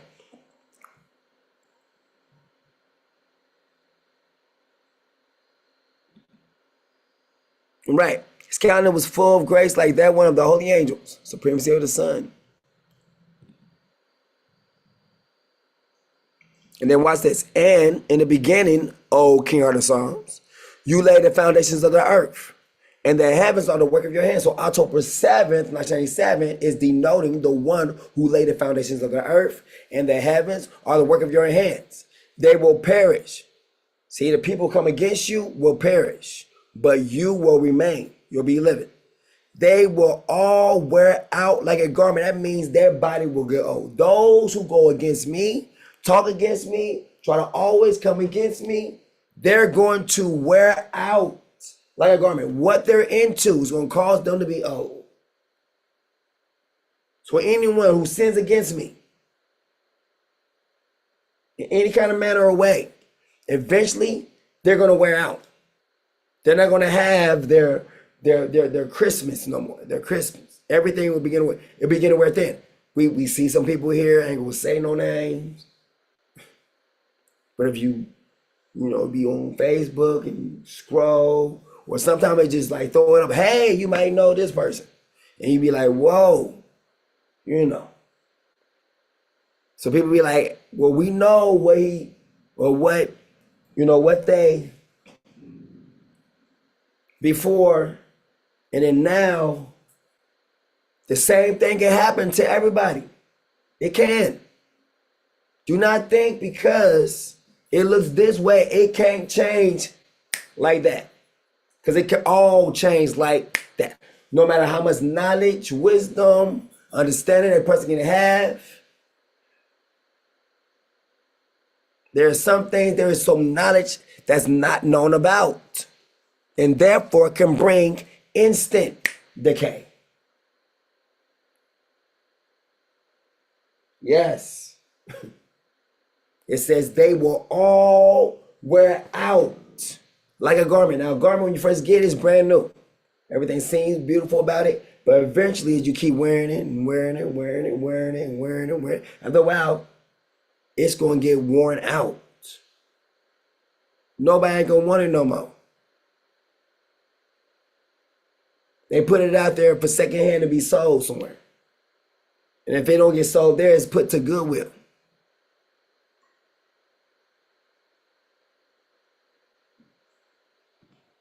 They will all wear out like a garment. You will roll them up like a robe, like a garment. They will be changed. But you, look at this. You will roll them up like a robe, like a garment. Watch. The people, look, the foundations, they will be changed. But you remain the same, and your years will never end. Yet to which of the angels did Father Heart of Psalms ever say, sit at my right hand until I make your enemies a footstool for your feet? Are not the angels, ministering spirits, sent to serve those who will inherit salvation? So now, Mount Zion is sitting down. It is.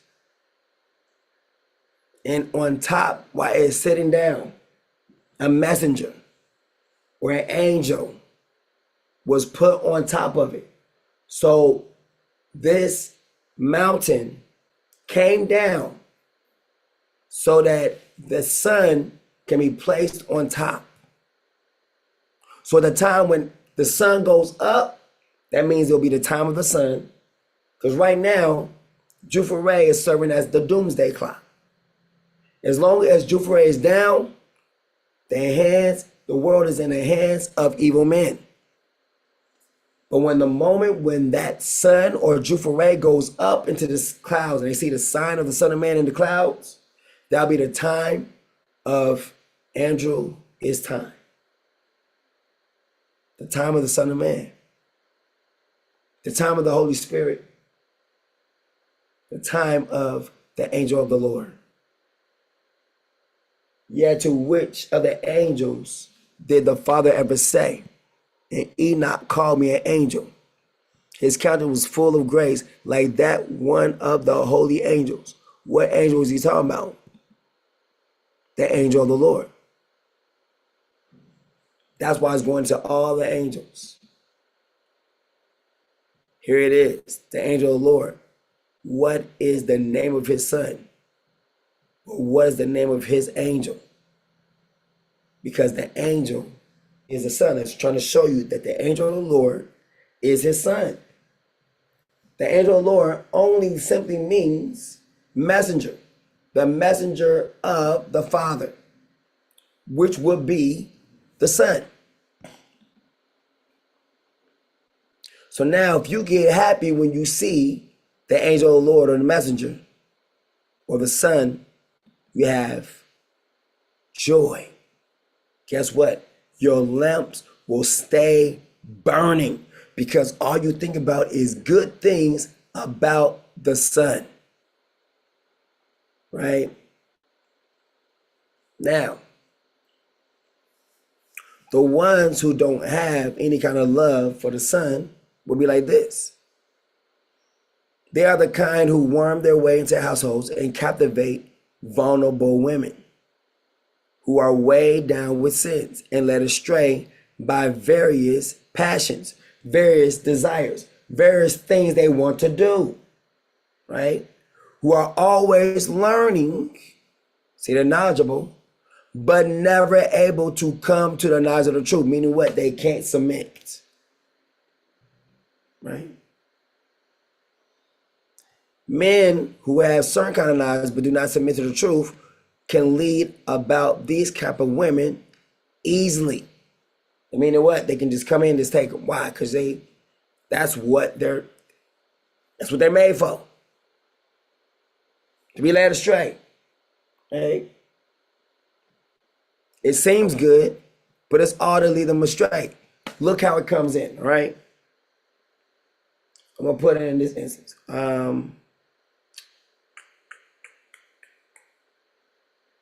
Let's see in movies. In movies, all right. In movies, if inside the movie, a person who was playing a good role in the movie and then went bad, okay. Once they show up to the bad side,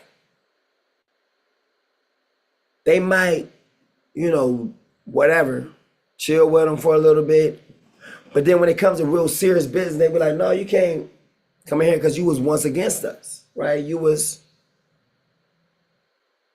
They would never fully trust you. Meaning the same thing, no one will ever really want you. Like no one won't like really want you. You was first over here serving with this good team and you literally left all of that to come be bad over here. It's cool to chill with you. You know what I'm saying? Have you on our team. We're gonna go out and do these couple things out real quick. But at the end, like, yeah, I mean, you can't come up in this room right here. Why? Because, like, you might go back and say something or whatever. We don't really trust you because you was a part of the opposing team earlier. And then you switch sides. You have no value.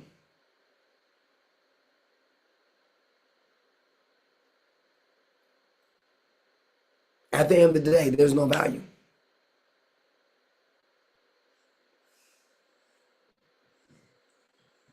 You didn't leave like the wicked side. You left what was good to go to something that's wicked. Right. You like people do that, like what's the name?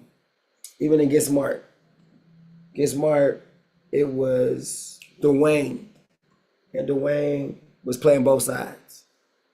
He was sitting in there with everybody else, getting all the information and intel that they already gathered about his whereabouts, his doings, whatnot, but don't know he's really the mystery man. So he's seemed like he was the one who was reading, was very attentive to Max's ports. You know, he said, "Does anyone listen to my reports? Do anyone read them? They're like big old books." And everybody was like, "No." He says, "I do." The one who was actually the one who was opposing him, opposing the whole organization, is reading the book. He's reading his reports, find out. So he knows what they're doing, so he knows how to move. So it turns out the same one who said he was reading the reports was actually a double agent. It was played by Rock, Dwayne Johnson. The one who seemed to be a good guy in the movie actually is a bad guy throughout the movie. They're staying a little couple of steps ahead. Why? Because they know the plan before it happens. That's people trying to play two roles right there, playing two sides. Right? That's a double agent. Eventually it gets caught. And that's what happened to Dwayne. And then when it got to part two where he was caught, he had no choice but to try to, hey, I'm gonna kill this person or whatever. And he ended up burning up in flames in the end because the car was set on fire with him in it. And then the road, watch this, it did not continue on. It went off of a cliff and it blew up.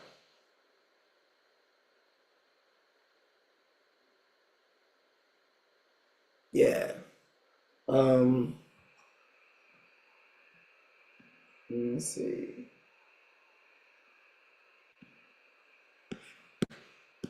So getting back to getting back to Enoch. See, I then acquired of one of the angels. See, this person is an angel. On October 7, 1997, the Father shined me up as an angel, a holy angel.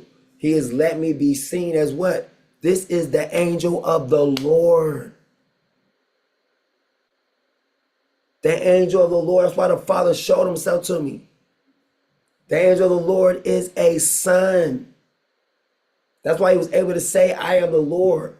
Or who is speaking to you at? You will call me the Lord. I was saying these different names, but it says, I never gave my name. I just gave titles. And then the Father shows up to me, like revealing who I am, unveiling who I am. The angel of the Lord in disguise. Then I inquired of one of the angels who were with me, who showed me every secret thing concerning this Son of Man, which is what? The angel of the Lord. Who he was. See, the angel of the Lord. Everyone's always want to know who he was, whence he was, and why he accompanied the Ancient of Days. Meaning what? The same one says, I am the Lord. Why is he accompanying the Creator? Why is he accompanying the Father? Right? He answered and said to me, this is the Son of Man, the angel of the Lord, to whom righteousness belongs. Now watch this. He just told you what they call me. This is the Son of Man to whom righteousness belongs. Now Zadkiel,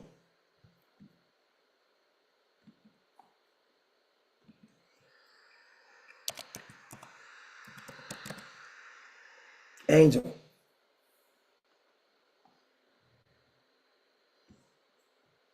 See?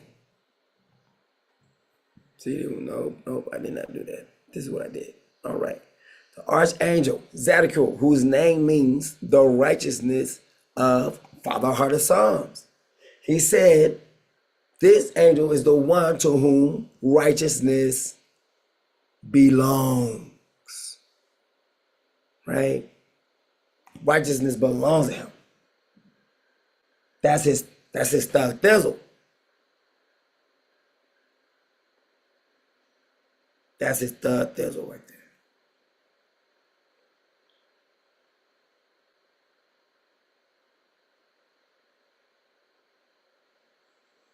All right. So Archangel Zadkiel, whose name means the righteousness of King of the Psalms, is known in Jewish, Christian, and historic. See, historic, that means even ancient.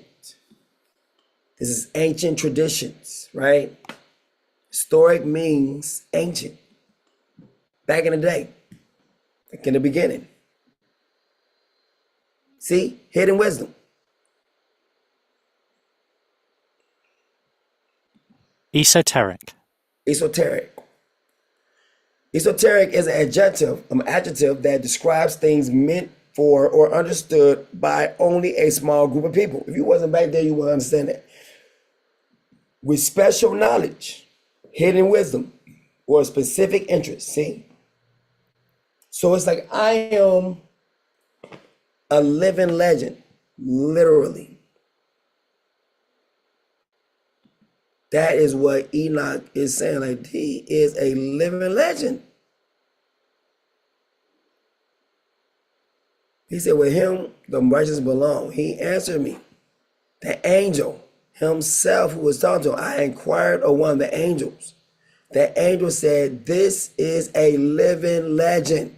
He answered and said to me, this is the son of man to whom righteousness belongs. This is to whom righteousness belongs. He said, this is Zadkiel.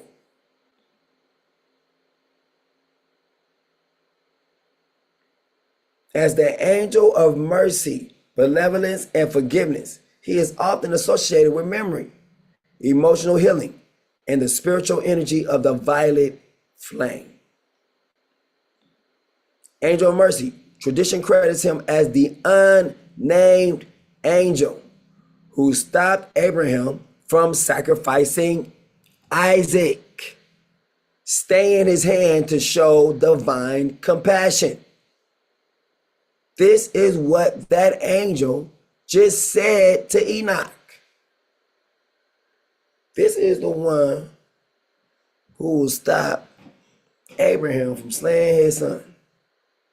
This is the Son of Man to whom righteousness belongs, with whom righteousness has dwelt, and who will reveal all the treasures of that which is hidden, concealed. Why? Because he is hidden and concealed himself.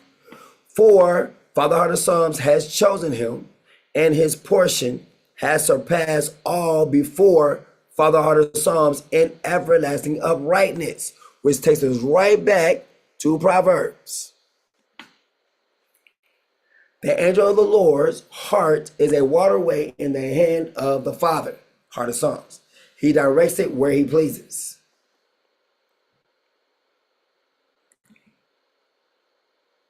Now notice how everyone seems right in their own eyes.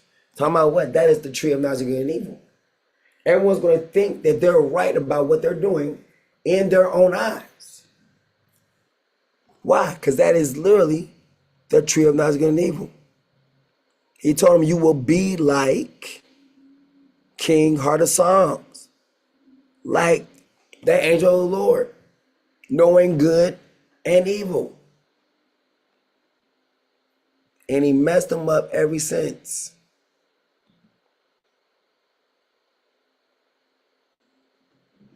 This Son of Man, or angel of the Lord, whom thou beholdest, shall raise up kings and the mighty from their couches, and the powerful from their thrones, shall loosen the bridles of the powerful and break in pieces the teeth of sinners. He shall hurl kings in their thrones and their dominions, because they will, watch this, will not exalt and praise him.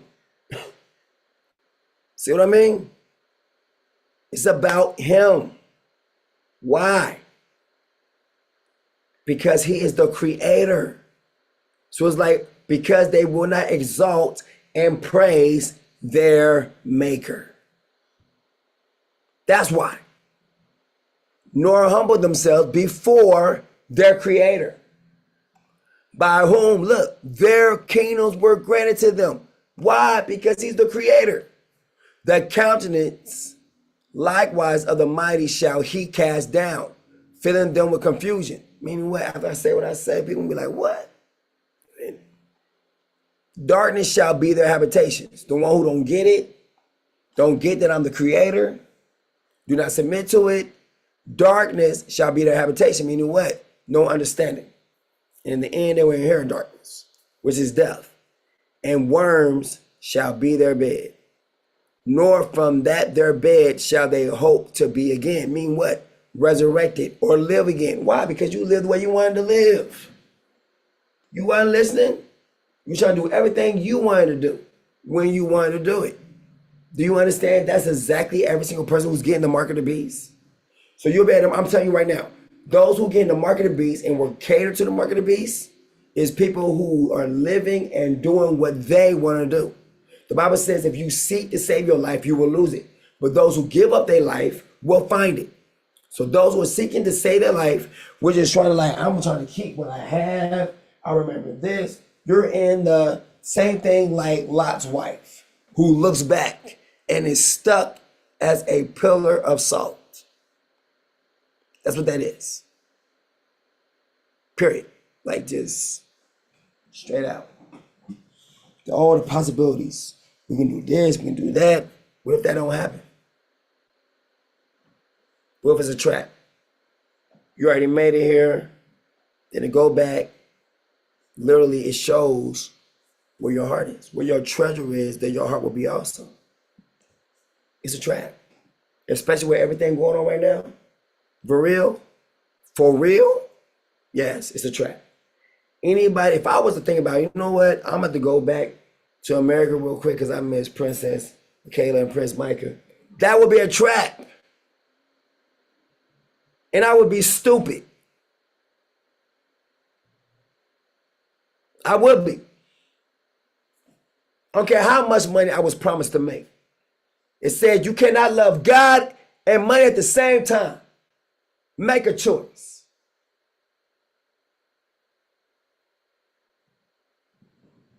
People saying God over money. We'll see.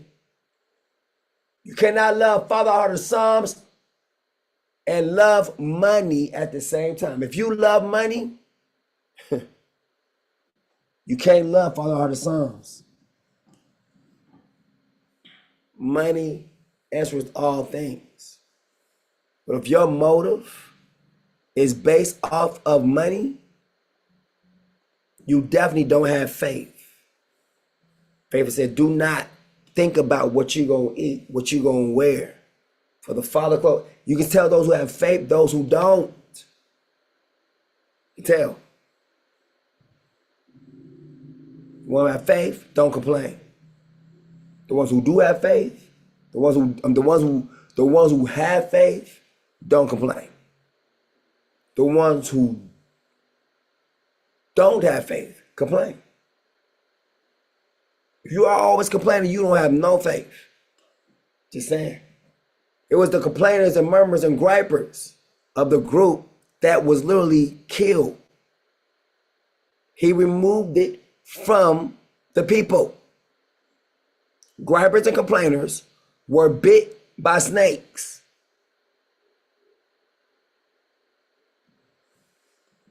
It was always them. The ones who was coming at Moses, they were the ones complaining, griping. Ever since day one, just griping and complaining about this, complaining about that, complaining about this.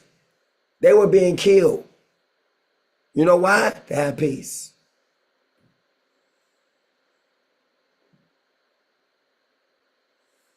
If one time the clamors, he says, stand back and I will kill these people. They're always complaining about something.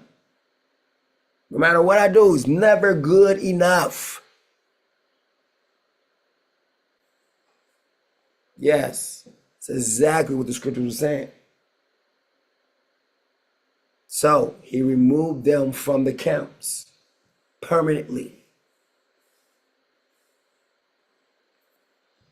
I guarantee you, if anyone goes back for the States just to make money at this time, it's not designed for you to make it back. It's not. This is just your end. This is where it's the end of the line for you. This is where it finishes out for you. It bottoms. This will be the end of your story. You're leaving the promised land to go make money. Yeah. Think about that for a minute. That's for anybody. It's for everybody. You're here at this time. You just get up and leave. I need to go make some money. Funerals may be different. I don't know. But to go make money? To go make money. Okay. All right. But they will not exalt and praise him, nor humble themselves before him, by whom their kingdom will grant to them. The countenance likewise of the mighty shall be cast down, filling them with confusion. Darkness shall be their habitation, and worms shall be their bed, nor from their bed shall they hope to be again raised, because they exalted not the name of what? King Heart of Psalms. Because they exalted not the name of the Lord of Spirits, which is what? Heart of Psalms.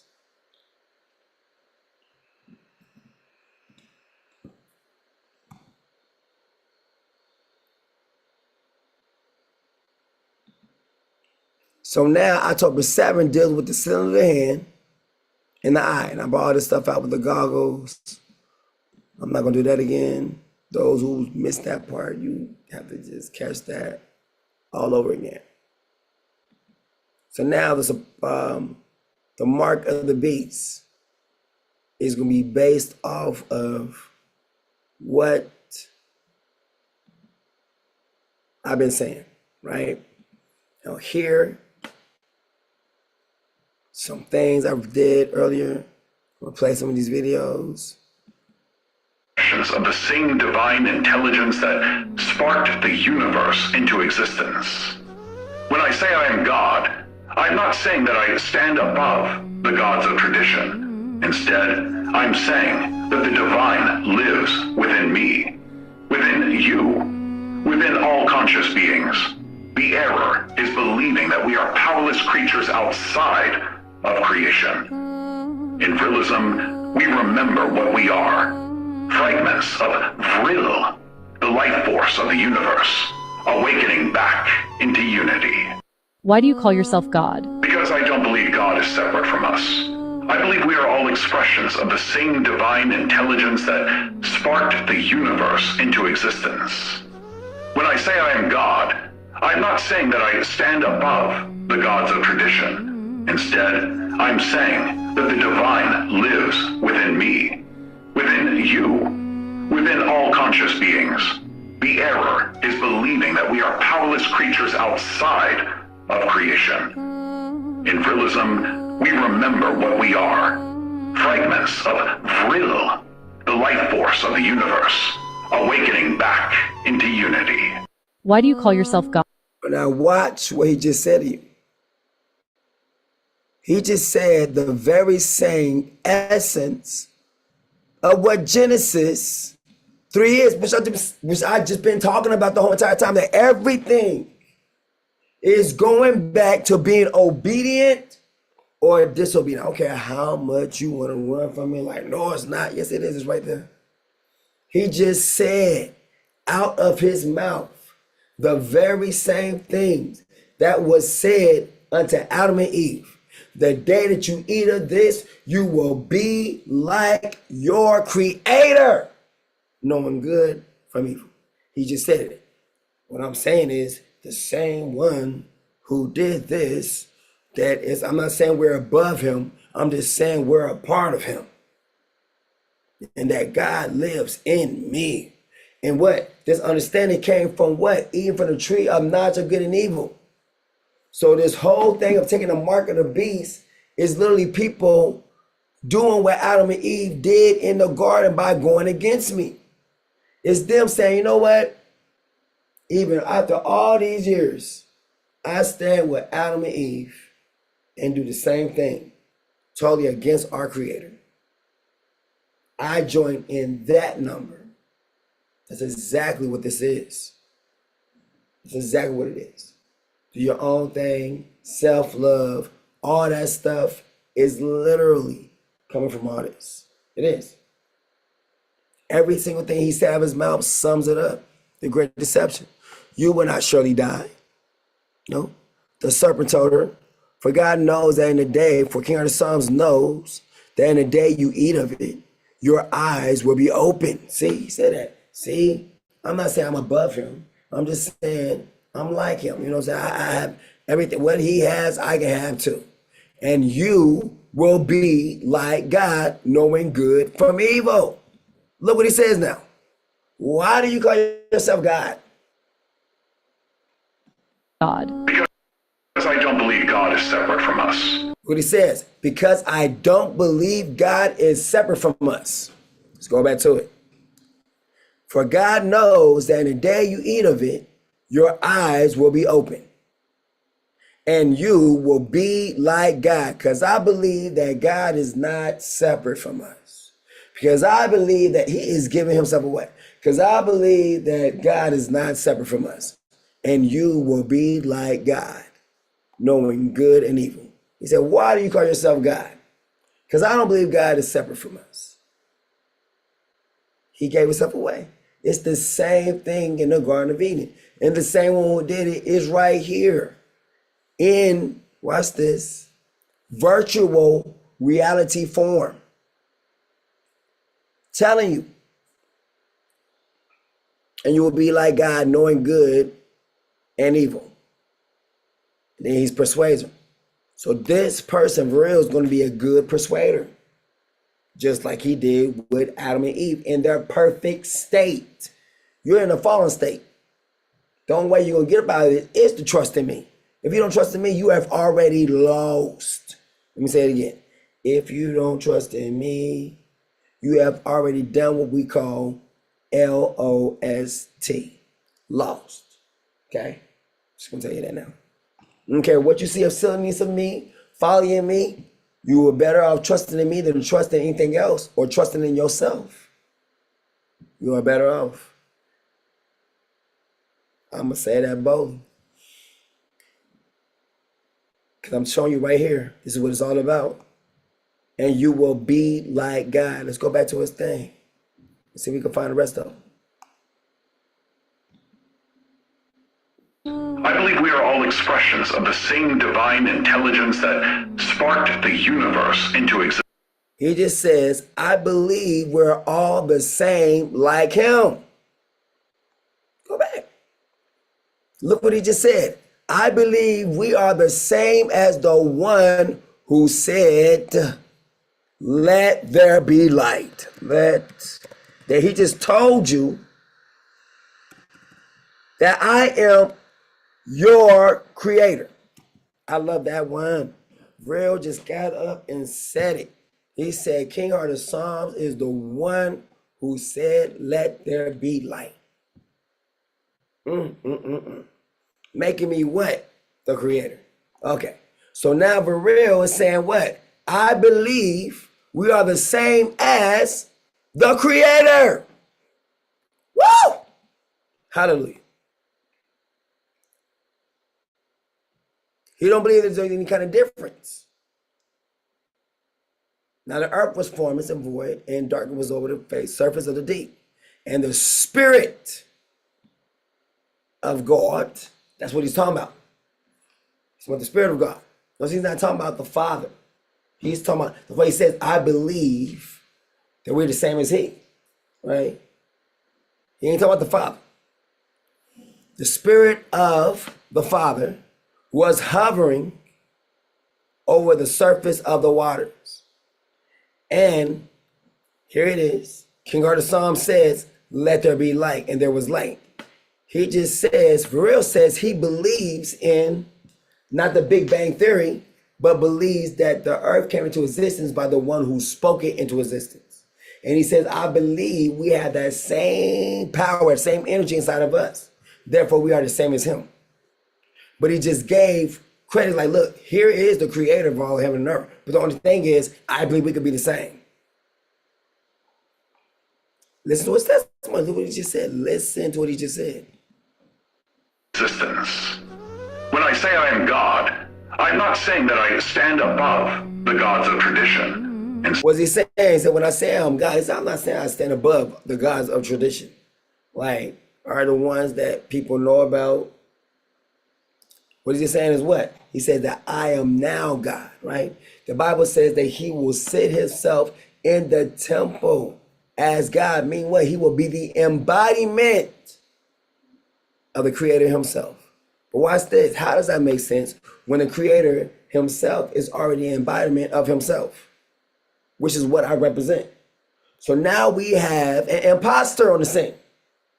Because if I'm him and he says, I'm just want to be the one who embodies him, that's why I said we will have many antichrists. So many people trying to be me, but they're not me. That's what he's saying right here.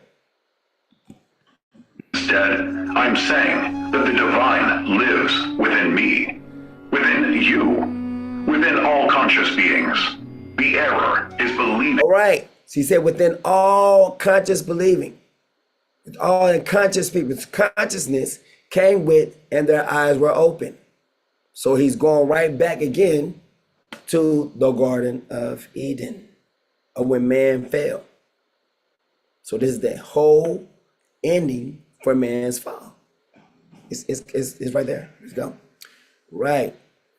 Now, a serpent was more crafty than any beast of the field. Now, I said with virilism, his main thing that he actually does is his symbolism is the serpent. Right? Why? The serpent of the garden. He's coming with that knowledge, that same knowledge right there. Now, the serpent was more crafty than any beast of the field that King Arthur Psalms had made. All right, so the Lord, King Arthur Psalms had made. And he said to the woman, did King Arthur Psalms really say, you must not eat from any tree in the garden? The woman answered the serpent, we may eat the fruit of the trees of the garden, but about the fruit of the tree in the middle of the garden, King Arthur Psalms said, you must not eat of it or touch it, or you will die. You will not surely die, the serpent told the woman. For King Arthur Psalms know that in the day you eat of it, see, your eyes, your consciousness will be open. Your eyes will be open, and you will be like God, knowing good and evil. He says, look what he said. He says, well, I don't believe I'm above him. I just believe in any tradition. I just believe that, that he's in me, or that I can be him. I just believe that it's not something to attain to, but it's something that, hey, I am. I can get there. If I eat this knowledge, he's dealing with the tree of knowledge of good and evil. He says you get there what? Through the consciousness. Through your consciousness. Dealing with the consciousness is the same thing as saying, and their eyes were opened. Meaning that we are powerless creatures outside of creation. That we're powerless creatures outside of the Creator, not creation. It's deception he's trying to say. He is not saying creation. He said, look at this, that we're powerless beings outside of creation. That's not what he's saying. Because creation was created by a creator. So therefore, he's not talking about creation. He said because they're a creation as well. Mankind's a creation as well. So therefore, he said that we are powerless creatures outside of the Creator. Because he said, I believe we're just saying like them. So therefore, he's not saying what he's saying right now. He is saying something totally different, but he's masking it over with his words. He is saying, I believe we are the same as the Creator. So guess what? When I come into the world, when I receive me, why? Because everyone will be on the same mindset of what? I believe I'm the same as the Creator. I am God. I am this. I am that. They're going to be, that is the whole fruit of the tree of knowledge of good and evil. That's what it produces. That's what it's about. And that's exactly why Satan, or the son of perdition, is able to bring this forth. The son of perdition is going to be a representative of hell. Just like I'm a representative of heaven, what it's supposed to be like. He can be a representative of free will, free thinking, while at the same time going for controlling and capturing Adam and Eve quickly, just like he did them then. He gonna capture the people quickly who has that mindset. This becomes a what? A reprobate mind. A reprobate mind is to think things that you should not think. Number one, if you are created by a creator, you are to obey your creator. If someone who is not your creator can control you, these are things that ought not be. Therefore, just dealing with the mark of the beast and them coming up under his control. The same way he promises them freedom is actually brought up under control. It's false. And whatever is lived is only short-lived. Just saying. It said he calls us all, both small and great, young, to take a mark. This mark might represents our independence, represents us taking it to the man. He can call it whatever you want to call it. But they're already holding meetings right now in a virtual world. They're leaving from the real world to go to this virtual reality. We need to see things and see what's going on. In Vrilism, we remember what we are. Look at it. In Vrillism, we remember what we are. This is what? We remember the day when Adam and Eve ate from the tree of knowledge of good and evil. Ever since then, they have not been whole. Mankind has not been whole ever since. As a whole.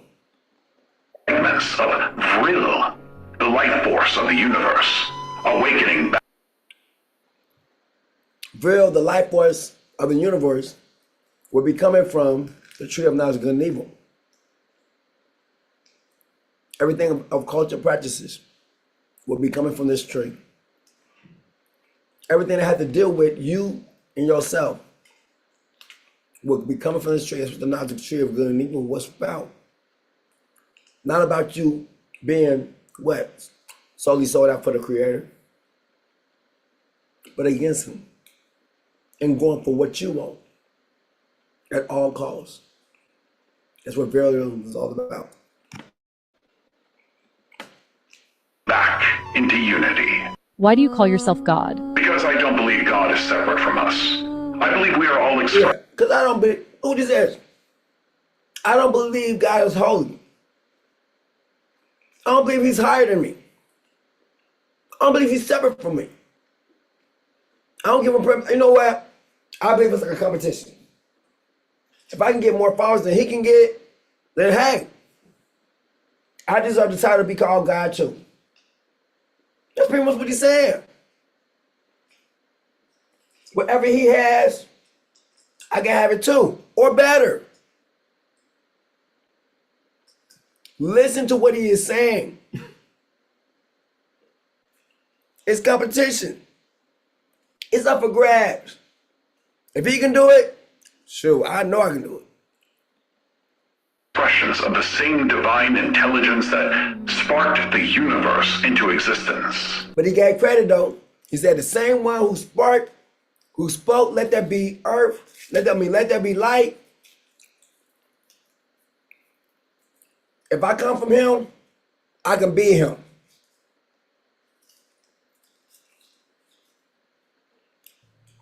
Watch this, without him.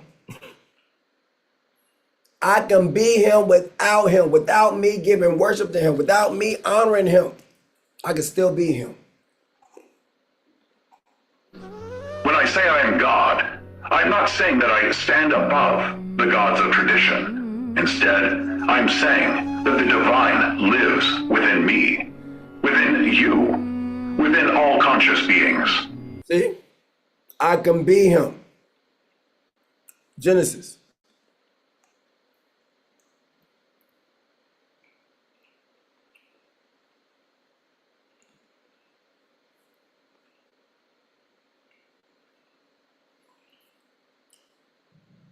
For the King Heart of Psalms know that in the day you eat of it, your eyes will be open and you will be like King Heart of Psalms, knowing good and evil. When the woman saw that the tree was good for food and pleasing to the eyes, and that it was desirable for obtaining wisdom, and that it was desirable for obtaining wisdom, wisdom outside of what she was being taught. She took the fruit and ate it. She also gave some to her husband who was with her, and he ate. And the eyes of both of them were open, which is what? The consciousness. And they knew that they were naked, which is the consciousness. They weren't naked. They never thought about them being naked at all. Think about it. Them learning uncovered them. Woo! The enemy told them, you're naked. You know that? You are naked. He did not tell them that they're so pure that they don't have no need for clothes, right? But they're not naked. They're clothed in glory. But to other people, it would be like they're naked. No, it's not. If you got glory on, why don't you have on these clothes? Watch this. To cover up your light. Look at that. Clothes cover up your light. But you have to cover your light because you don't have no glory to cover up your body part. So now he is tricking them to take something that's something extraordinary, something that's very powerful and unique, to give them something that's very common. Clothes. He lies to them and says, you're naked. But he never said, I can see your shine from a distance. Meaning what? They're not naked. They're covered in glory. And they don't need no clothes to cover up that glory. But they're not naked. No one can see any body parts or anything. They're covered in glory. Now, and the woman answered the serpent,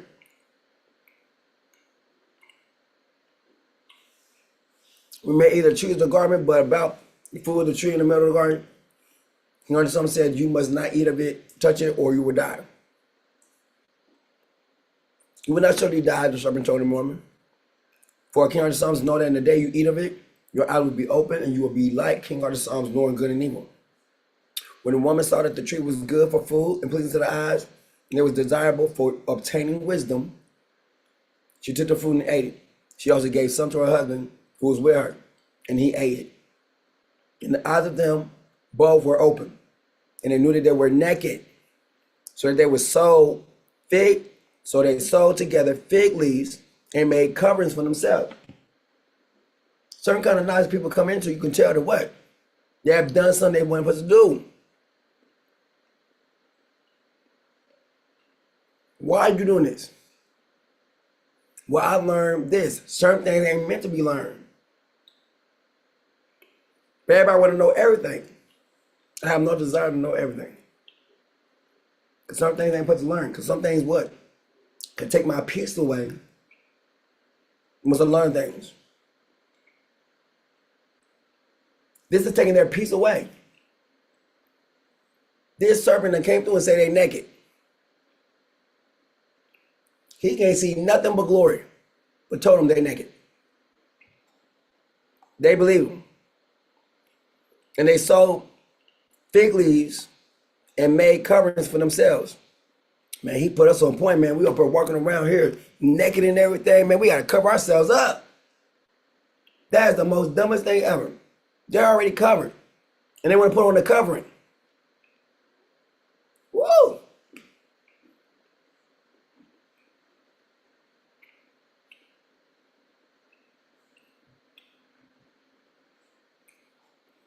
He understood arranged Adam and Eve.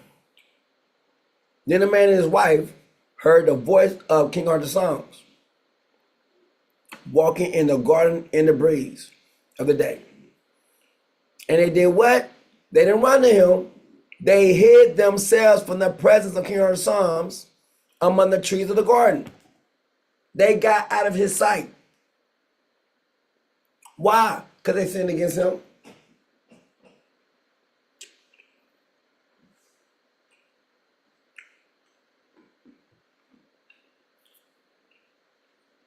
If you can't stay in my presence for long, it's because you have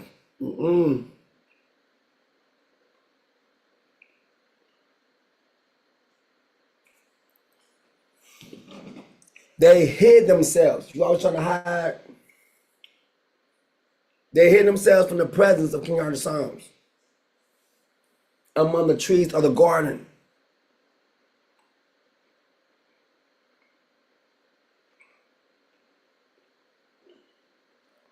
King Arthur Psalms called out to the man, "Where are you?" "I heard your voice in the garden," he replied. "And I was afraid because I was naked. So I hid myself." Listen to that part right there. "I heard your voice." Usually I would have joy. But this time I heard your voice. He replied, "And I was afraid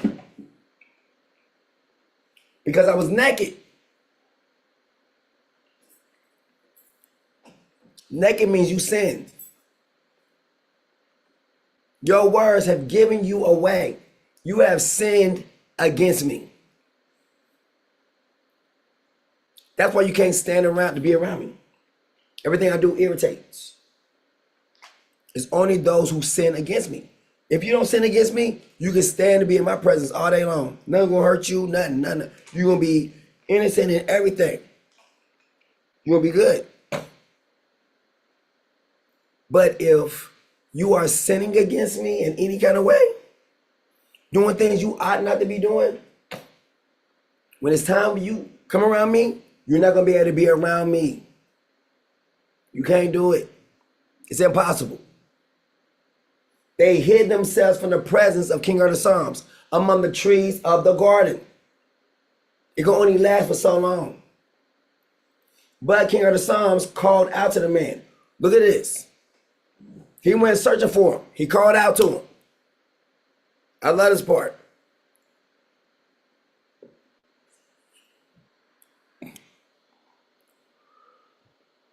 King Arthur Psalms called out to him.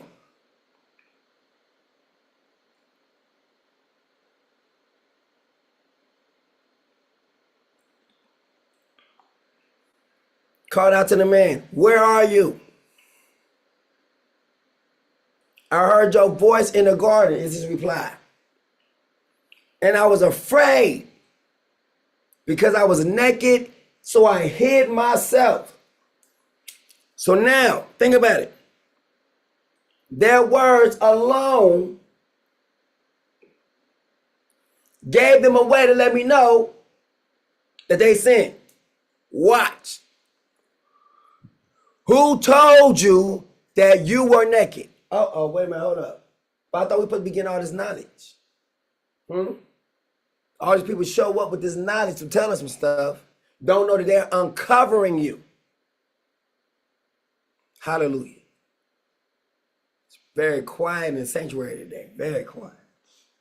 Don't hear no amens, no FUs, no nothing.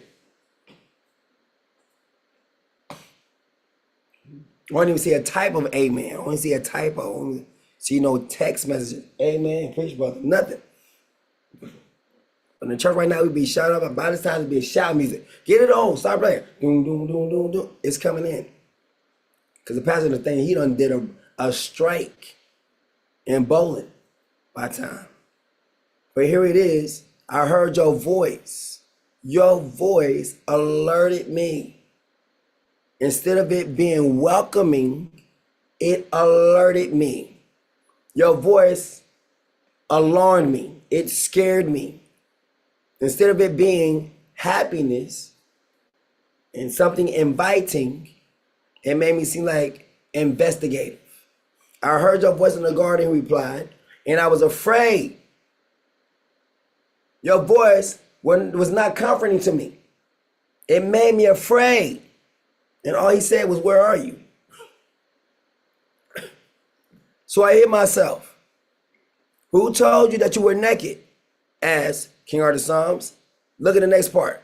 Have you eaten from the tree of which I commanded you not to eat? There is no options of yes, you can do it. If you've been commanded, it means no, or it means yes. It's a command.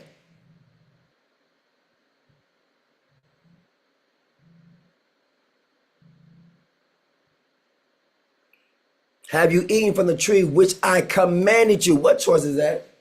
Which I command. Only the devil lies and tell people that. Because even himself, he ain't gonna give nobody no choice. You're gonna be forced up under his mark or be killed. You didn't have a choice. You didn't have a choice to live because you made the choice or you said no to what he said. This is what he said. I'm not doing it. You didn't make a choice. Automatically, when you say I'm not doing it, either you're gonna comply with it, that's it. Boom, done. Or on the other part, all right, since you're not doing that, then automatically this happens. But it says, have you eaten from the tree of which I commanded you not to eat?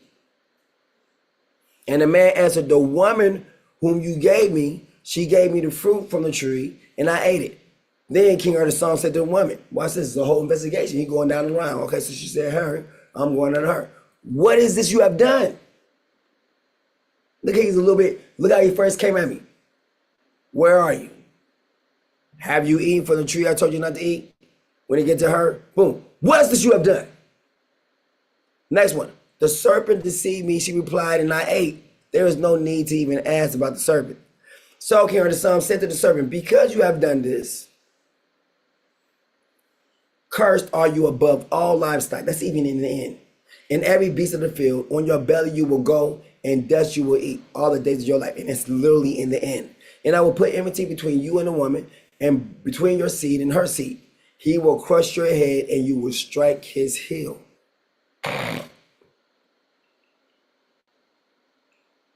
Watch this.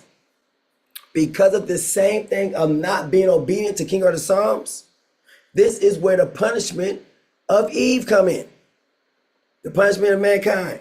To the woman, he said, I will sharply increase your pain in childbirth for being disobedient to my voice. For persuading your husband to do opposite of what I told him to do. I love that. I want that to be heard. Because you thought he should do this other than what I told him to do. And you became a vehicle for him to disobey his creator. This is given unto you. I will sharply increase your pain in childbirth. In pain you will bring forth children. Watch this. Your desire will be for your husband, and he will rule over you. That means the man of your life, you will live to please. That is part of the blessing. Now the enemy, when he was actually giving you the tree of knowledge of good and evil, you was trying to actually depart from him. That's what the enemy wasn't telling you. He said she gave it to her husband. She was going to be the ruler over him. You don't need this. You can depart from this. So that's why in this thing, it reinforces what I created, which is what? For man to be over woman. Your desire will be for your husband, and he will rule over you. Why? Because Satan came in and was able to rule you quickly. So he needs to be the leader of you. He needs to be the head. Because, and Adam said, and to Adam he said, because you have listened, look, listen to the voice of your wife.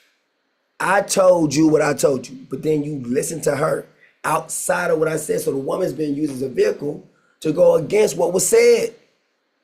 Seems loving, seems beautiful, but she's being used in the mouth or the hands or the guise of the serpent. Watch this. Without knowing she's being used. Because you have listened to the voice of your wife, which was what? Listen to the serpent. And have eaten from the tree of which I commanded you not to eat. Cursed is the ground because of you. Through toil you will eat of it all the days of your life. Both thorns and thistles it will yield for you. And you will eat the plants of the field by the sweat of your brow. You will eat your bread until you return to the ground, because out of it you were taken, for dust you are, and dust you shall return.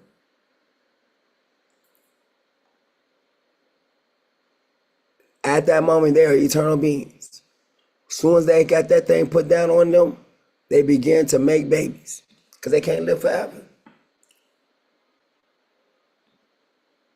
Cannot live forever. They went against the one who lives forever. So the enemy can get you to do things that will costly cut your life, especially if you're doing it to the one who lives forever. Try it with somebody else. One thing. But me? Oh no. I am the jackpot to get things messed up quickly. It's the part where it gets no forgiveness. Like this. I try to. That's why I am the one the devil will actually want to get everybody to do something against. Why? Ain't no coming back. You. And after he laughs. The enemy laughs after he gets the person to do it. He laughs. He don't ever stay for the downfall. He laughs and then he watches the downfall.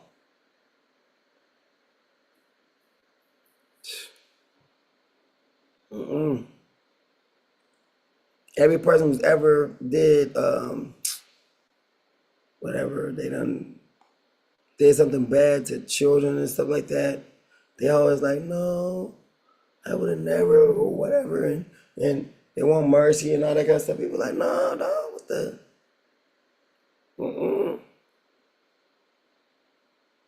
No. You was listening to this. Oh, no.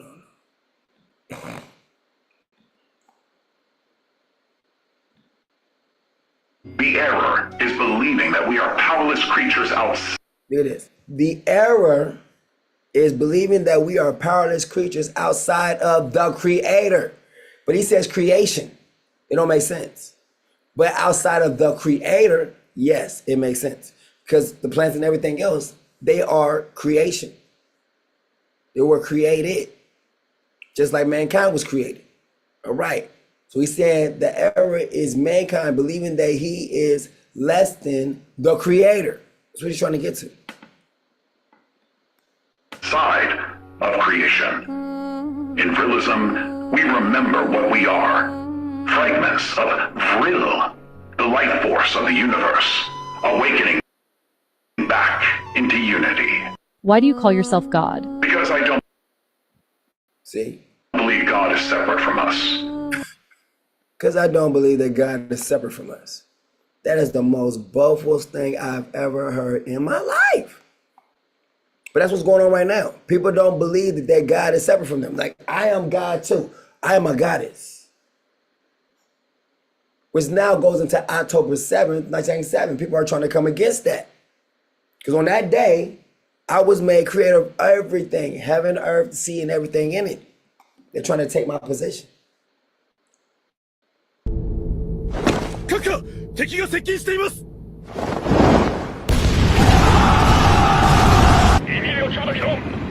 目標用意しとこちょく。兵士たちよ、敵を見よう。貴様の時は終わった。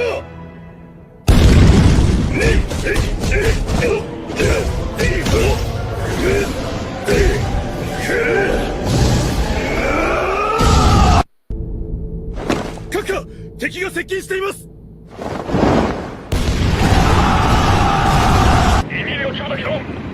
目標用意しとこちょく。兵士たちよ、敵を見よう。貴様の時は終わった。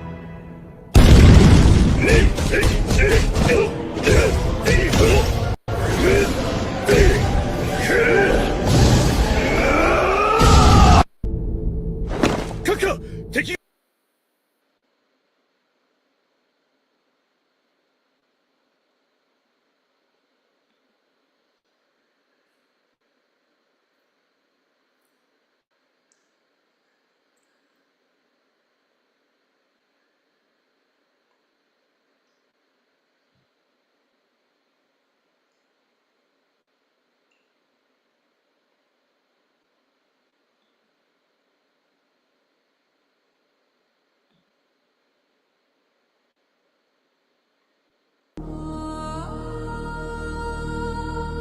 He's the Messiah. Something is happening. He turned the water red. He's the Messiah. No way.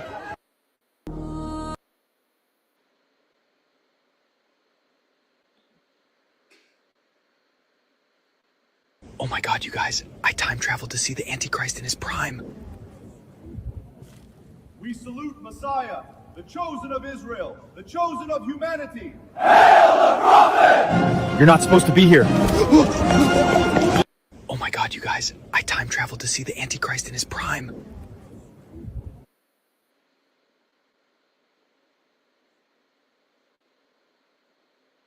This stuff is crazy. Sidna, that's him. That's him. Allahu Akbar.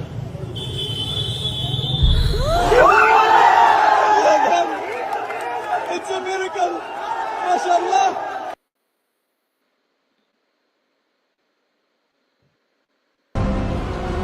This place is heavily guarded. See? Open the door. The mission continues.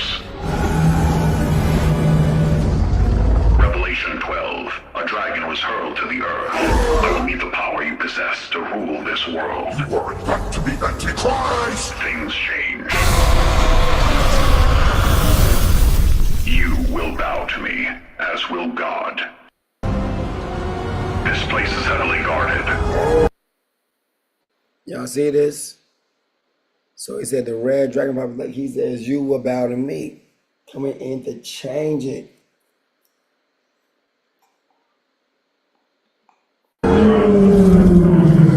See? Open the door. The mission continues. Revelation 12. Now look, he went to where? Antarctica, right? Told you. Antarctica is what? The lake of fire. It's hell. Let's go back. Let it play again from the beginning. It's going to say Antarctica. A dragon was hurled to the earth. Do this right here. The Antichrist goes to Antarctica. Why in the world would he want to go to the coldest place on the earth? Because that is the lake of fire. That is hell. Antarctica is hell on earth. Literally. Like I've been telling y'all, now you see it right here. I love it. I love it. I love it. I love it. I love it. I will need the power you possess to rule this world. You aren't back to the Antichrist! Things change. You will bow to me, as will God. This place is heavily guarded.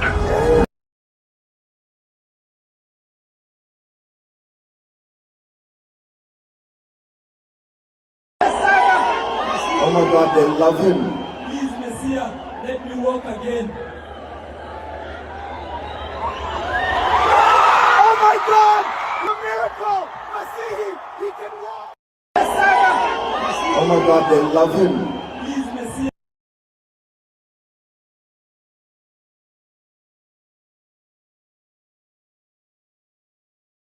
The chosen one is here, and he is changing the world. He is Mahdi. He is Maitreya. He is Messiah. This is Christ underground! You are being deceived! This man is the Antichrist! Hail the prophet. The chosen one is here, and he is changing the world. He is Mahdi. He is Maitreya. He is Messiah. This is Christ underground! You are being deceived! This man is the Antichrist! Hail the prophet. Noah said, this is Christ underground. Like the real one is under. He said, you're being deceived. So Christ will be on the bottom right now, not on the top.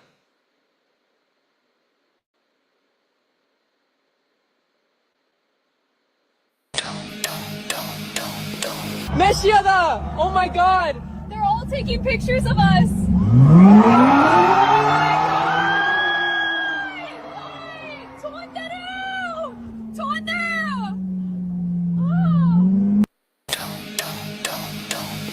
Meshiada! Oh my god! They're all taking pictures of us!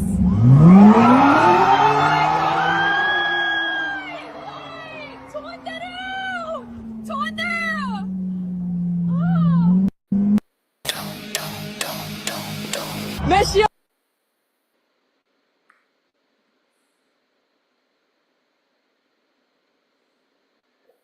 Make it happen!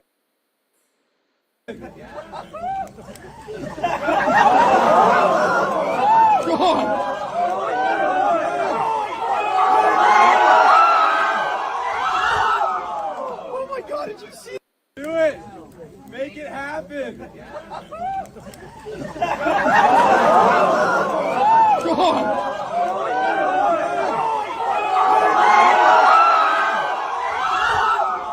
Oh my god, did you see?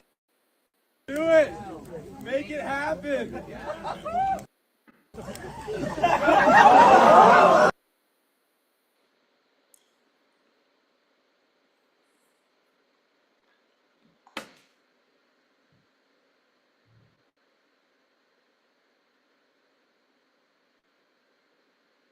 Oh my god, you guys! I time traveled to see Messiah's third temple! This is insane. It's real.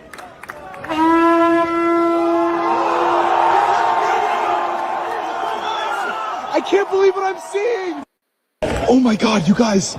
I time traveled to see Messiah's third temple! This is insane.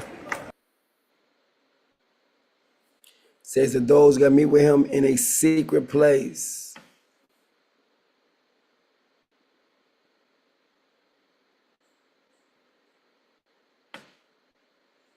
Look, Antichrist fights angels.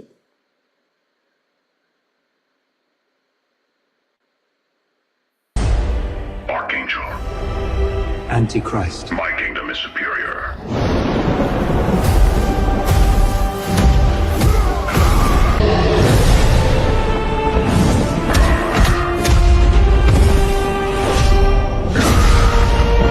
Is the connection ready? Yes, Lord. Father. Son, there is an intruder.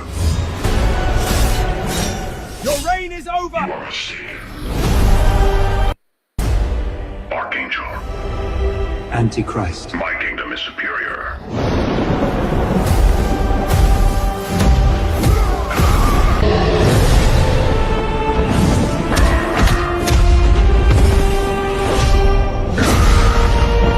Is the connection ready? Yes, Lord. Father. Son, there is an intruder. Your reign is over! You are mistaken. Archangel. Antichrist. My kingdom is superior.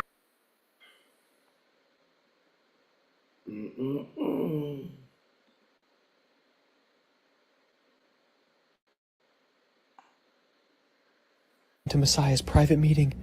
They're discussing building the third temple. The measurements must honor the ancient pattern. Jerusalem is where the plan must be revealed. Someone's here! Oh my god, oh my god! Oh my god. I snuck into Messiah's private meeting. They're discussing building the third temple.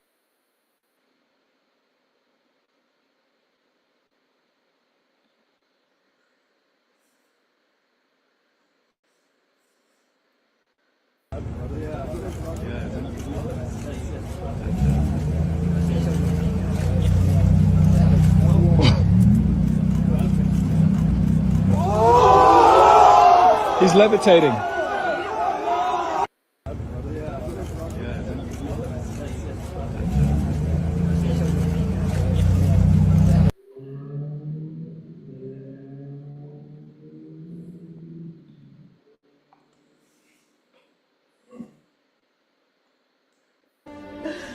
Through Vril, the dead rise. Through Vril, you are healed. Through Vril, all things are possible. Behold. My prophet! So this God character sacrificed his son, and 3 days later he rose again? Where's the sacrifice? Our next guest is known to many as the prophet, a man some call Messiah, and others the Antichrist. Now here's a God we can see and believe. Through Vril, the dead rise. Through Vril, you are healed. Through Vril, all things are possible. Behold. My prophet! So this God character sacrificed his son, and 3 days later he rose again? Where's the sacrifice? Our next guest is known to many as the prophet, a man some call Messiah, and others the Antichrist. Now here's a God we can see and believe. Through Vril, the dead rise.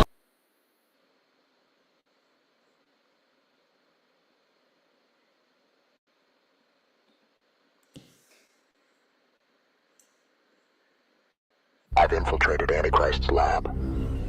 The portal is ready, my lord. Do it.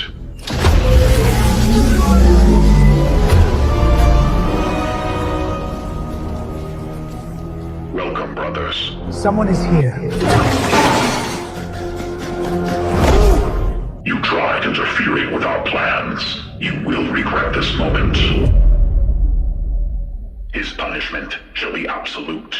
So, you were a secret agent that witnessed the Antichrist speaking to aliens? I've infiltrated Antichrist's lab. The portal is ready, my lord. Do it.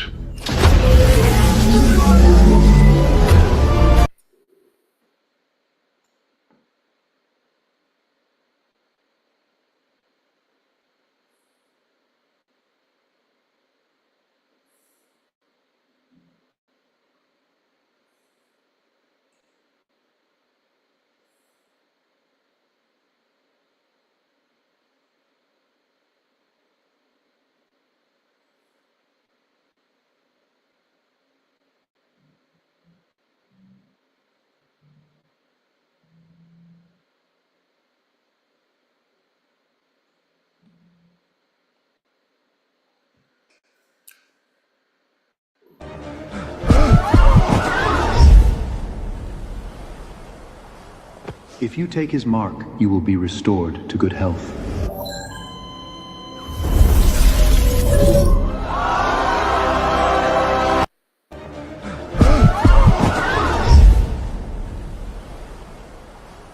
If you take his mark, you will be restored to good health.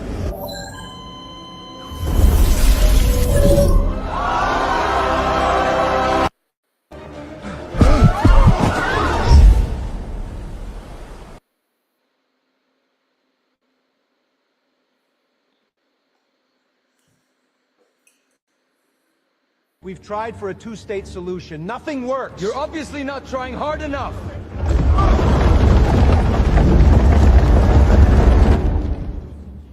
Okay, we'll talk. Tell us more about your peace plan. We've tried for a two-state solution. Nothing works. You're obviously not trying hard enough.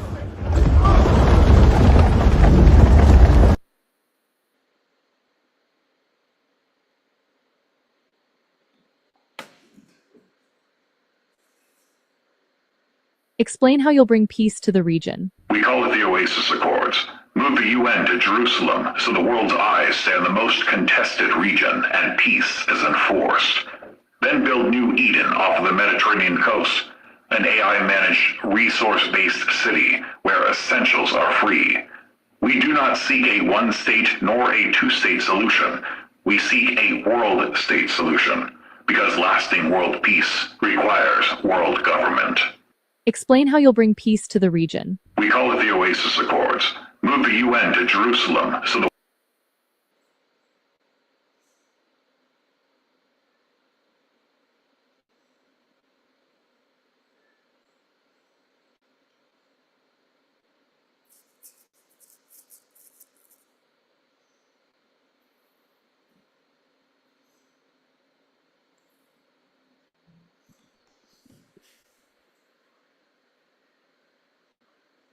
Guilty! You were caught with a Bible. All rise for the true Messiah! Antichrist!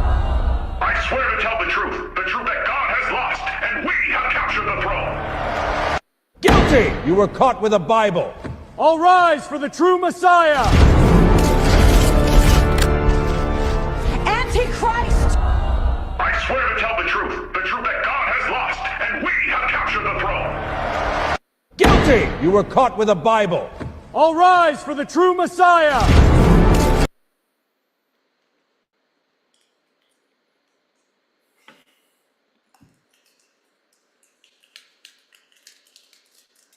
Don't give in to Antichrist. Sir. Order the strikes.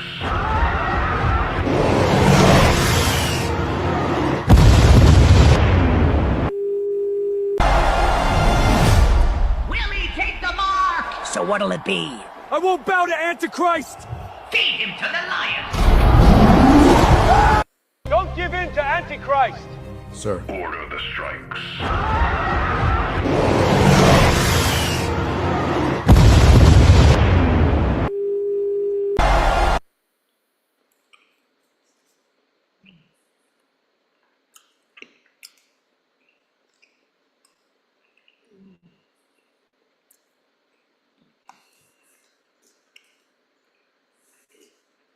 So you actually went to hell?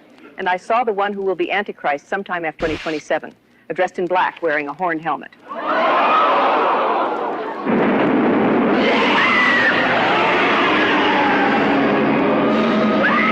He said that Lucifer was cast out of heaven, that he was a man with two horns. He said that Lucifer would be let loose from hell sometime after the year 2027. And this is what he looked like.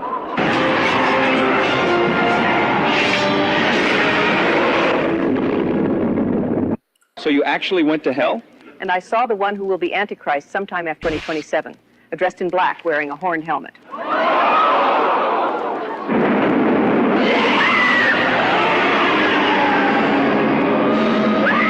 He said that Lucifer was cast out of heaven, that he was a man with two horns. He said that Lucifer would be let loose from hell sometime after the year 2027. And this is what he looked like.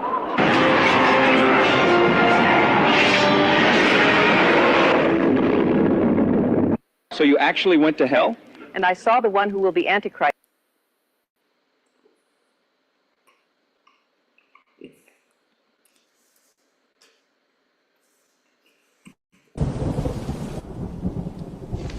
Antichrist, your reign is over.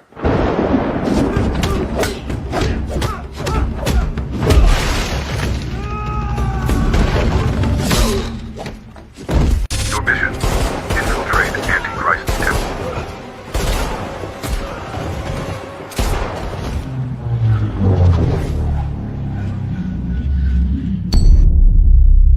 I don't suppose this works against you?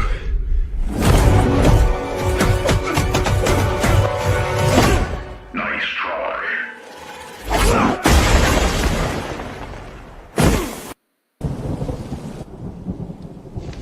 Antichrist, your reign is over.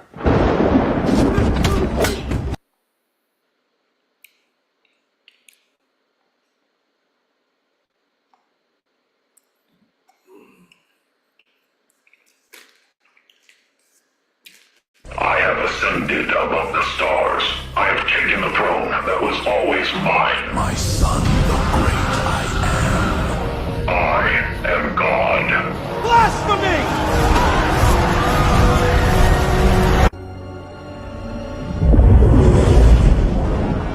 How did you get here? Do it.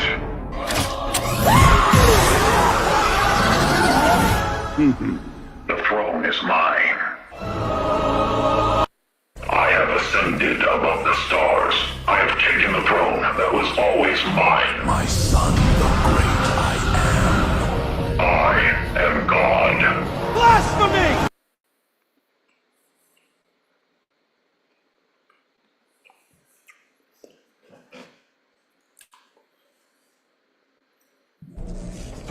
Antichrist. I wear many masks. Still think your files explain me.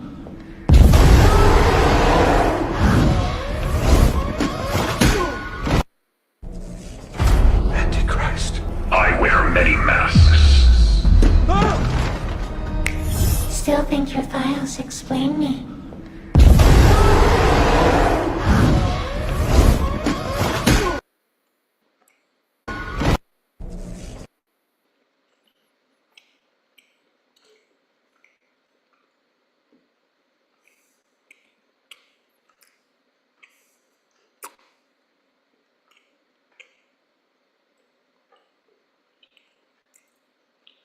If you're the Antichrist, then do something magical to convince us.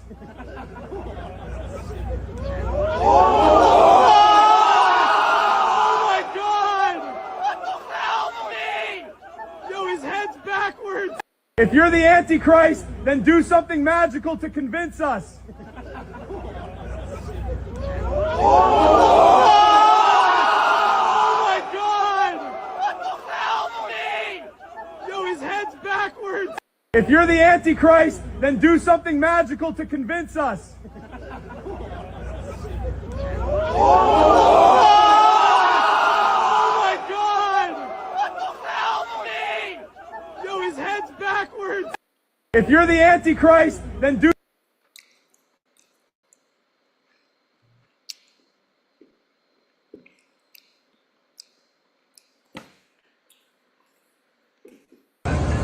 Man, I hate clowns. Yeah, this dude's a freak. Woo! Oh my God! Did you see that? Man, I hate clowns. Yeah, this dude's a freak. Woo!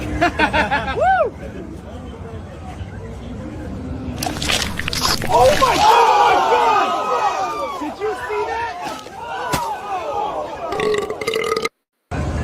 Man, I hate clowns. Yeah, this.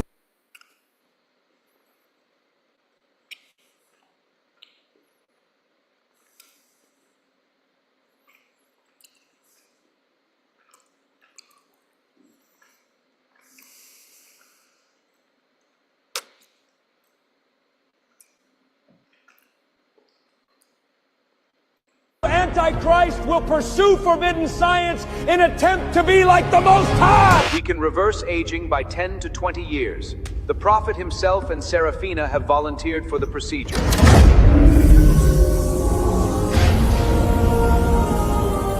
Our endeavors have been a success. Antichrist will pursue forbidden science in attempt to be like the Most High. We can reverse aging by 10 to 20 years. The prophet himself and Seraphina have volunteered for the procedure.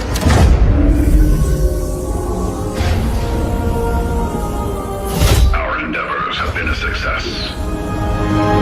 Antichrist will pursue forbidden science in attempt to be like the Most High. We can reverse aging by 10 to 20 years. The prophet himself and Seraphina have volunteered for the procedure.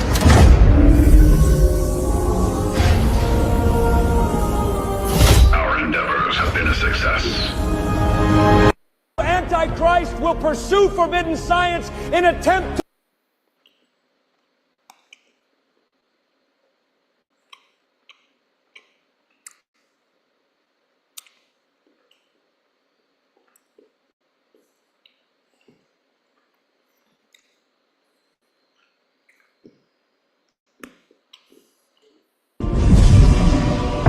Antichrist!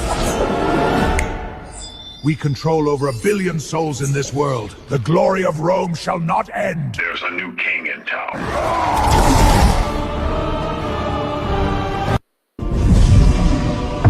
Antichrist!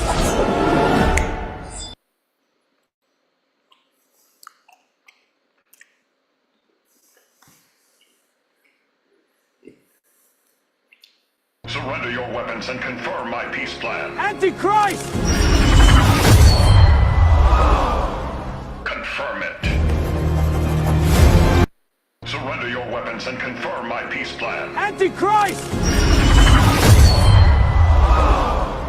Confirm it.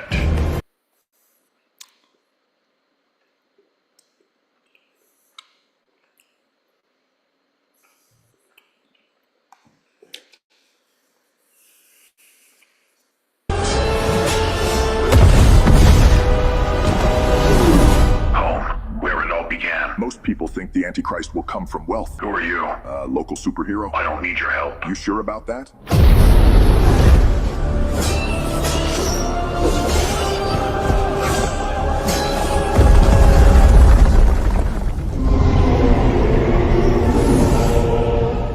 Name's Rust Belt. Rust Belt, I could use your help.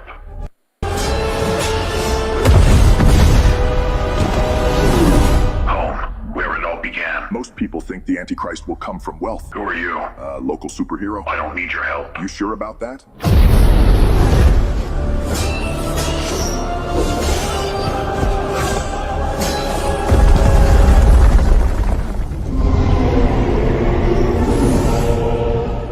Name's Rust Belt.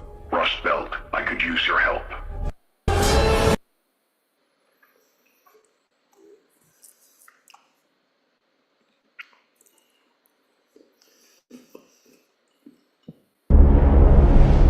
Confirming target. Hidden Antichrist base.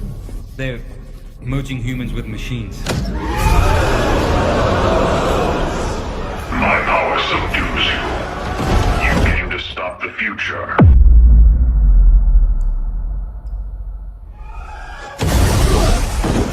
They tested on me, did horrible things. Let's get out of here! You must find an exit!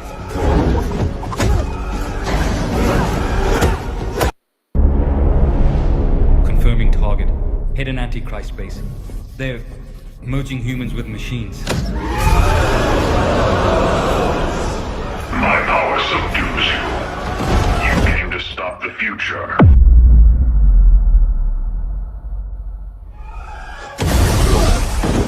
They tested on me, did horrible things. Let's get out of here! You must find an exit!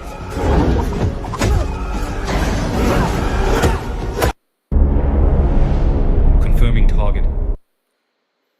All right. So just as the Bible is the Bible, it seems like this person is making his own Bible. Yes. He's making his own stuff, his own script. I have ascended above the stars. I have taken the throne that was always mine. My son, the great I am God. Blasphemy! I have ascended above the stars. I have taken... Yep.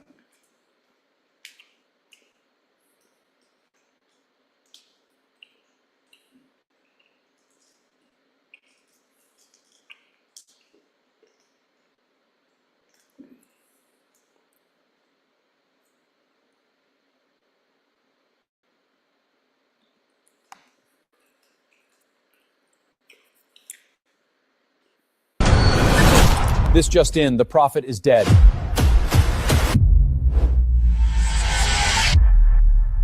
He is risen! The Messiah has risen! Blessed be this day! I am Lord. This just in, the prophet is dead.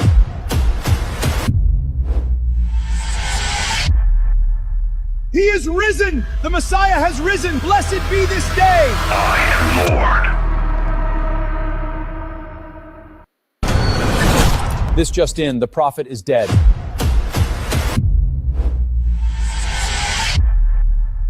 He is risen! The Messiah has risen! Blessed be this day! I am Lord.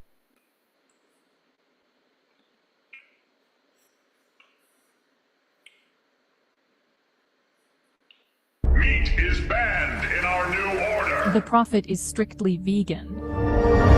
We're getting word that the prophet has put a stop to animal sacrifice in Israel's new temple, and the world is watching. You're under arrest for the unlawful possession of meat! Meat is banned in our new order. The prophet is strictly vegan. We're getting word that the prophet has put a stop to animal sacrifice in Israel's new temple, and the world is watching. You're under arrest for the unlawful possession of meat! Meat is banned in our new order. The prophet is strictly vegan. We're getting... Well, he's going to get the animal lovers vote.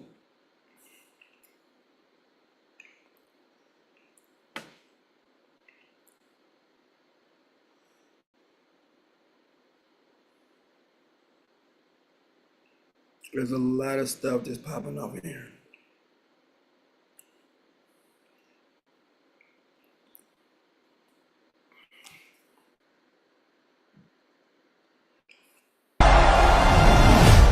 Will he take the mark? So what'll it be?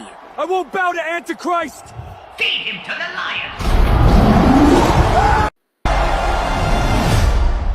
It's death.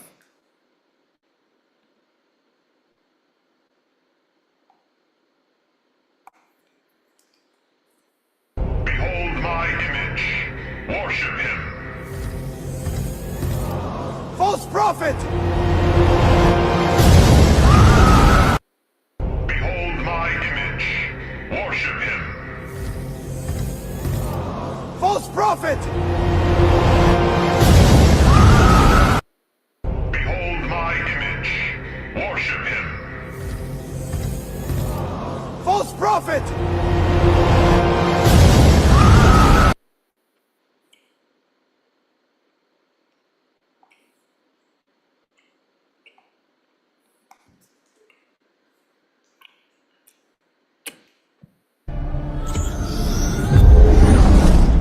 Prophet.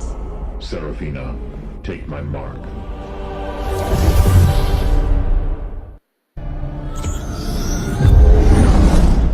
Prophet. Seraphina, take my mark.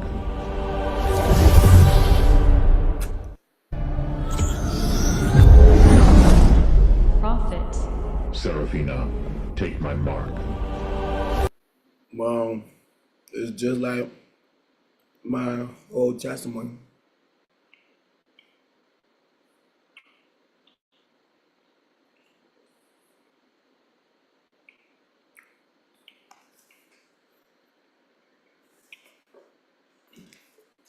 If you thought COVID was a big deal, wait till you see what happens in 2027.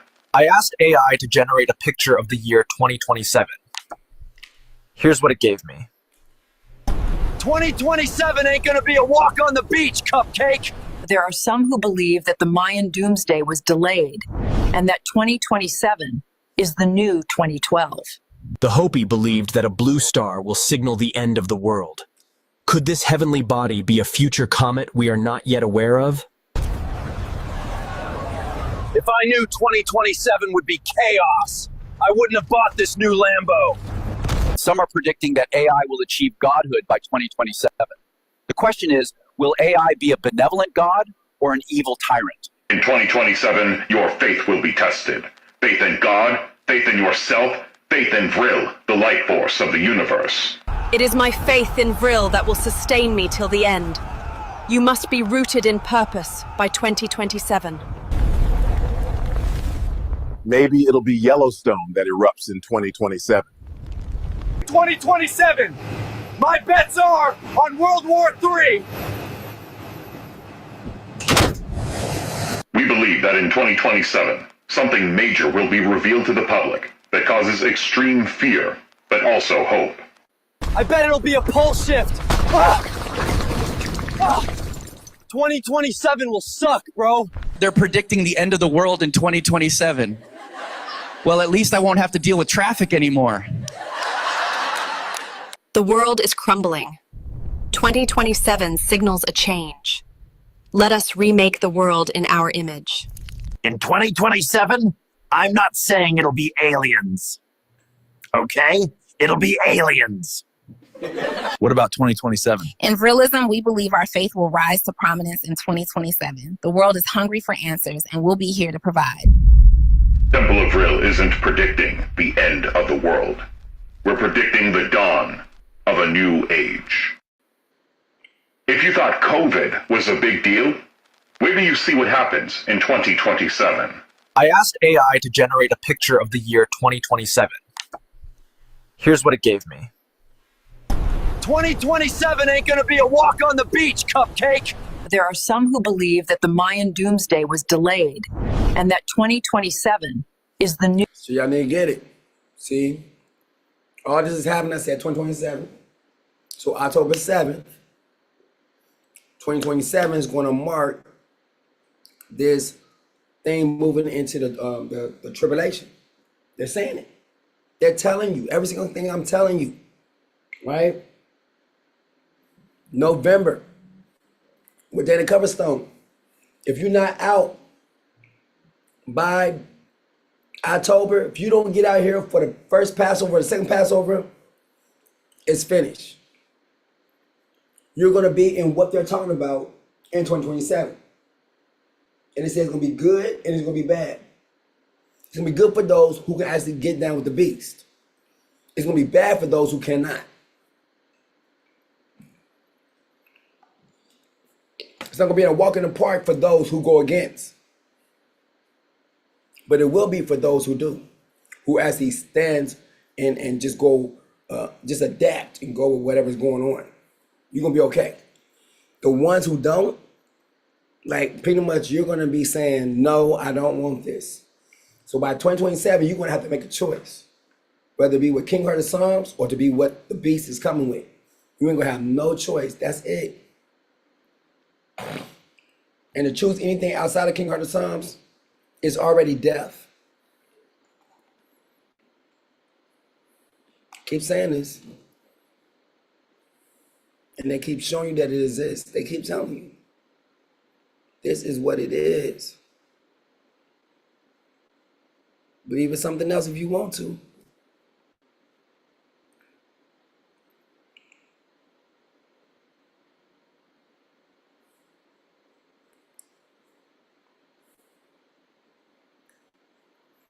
There's a lot of stuff here.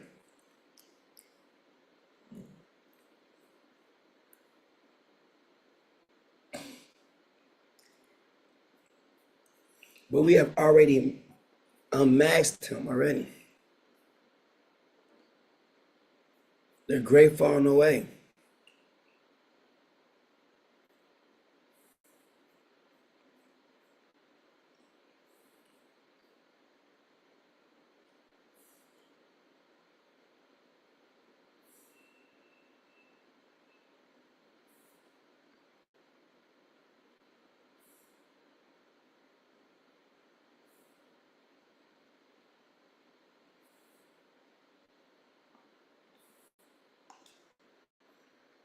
Messiah! He's the Messiah! Everyone's asking him to do something. He turned the water red! He's the Messiah! Messiah! He's the Messiah! It had to be red yesterday.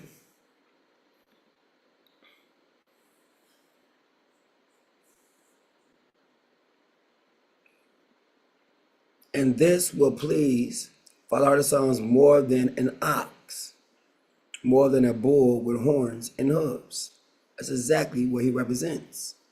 The opposite of what sacrifice is. His banner goes totally against what it is. This is that If you're the Messiah! XO, an ox. He represents sacrifice.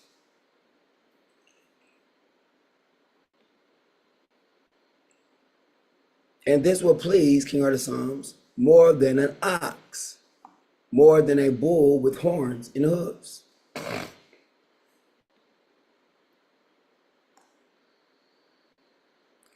Bull with horns. XO. Ox. This is ox. In the form of, so this means sacrifice. So the banner, Juffereh, is man, which represents the first part of this. Here is the banner, but I am in pain and distress. Let your salvation protect me.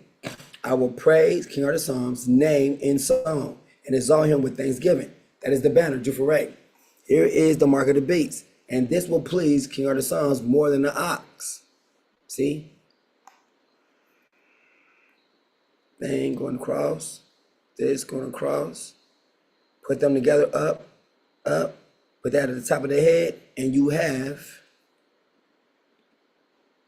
this. See?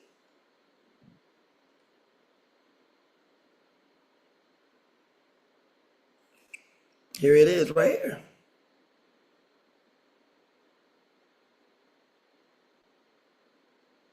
Flip this and put it up at the top. You still got the word ox. Put this at the top of it. You got a head.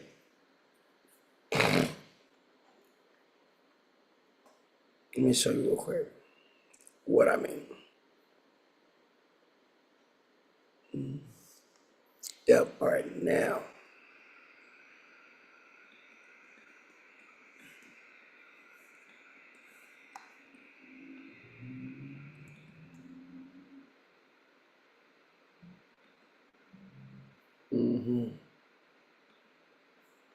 All right.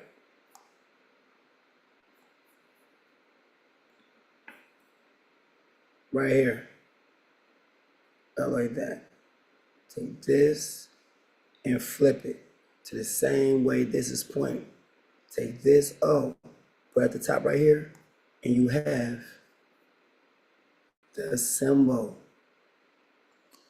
It's the symbol for sacrifice. This is the symbol for praise.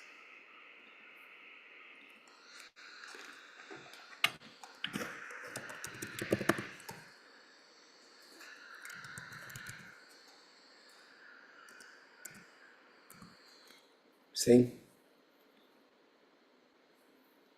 So one represents a person's sacrifice, life.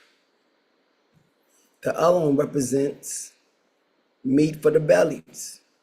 This is literally the word ox. The X is broken down into this right here. So this whole thing means sacrifice. But this one means he became a sacrifice for all. This one means you are the sacrifice. And you're choosing to give sacrifice versus what is being required, which is obedience. And this will please King of the Sons more than an ox. That is literally the mark of the beast, that little thing. More than a bull. More than a bull. Look on his head. He's wearing bull horns.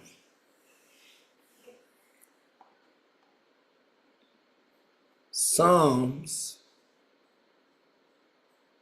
69 and 30 is giving you the name of the Father and the name of the beast. It's literally writing out to you the description of the beast right here. More than a bull with horns. You can't make that up. And then it shows up here. And the very same thing he is doing, every single thing that 2 Thessalonians said he would be doing.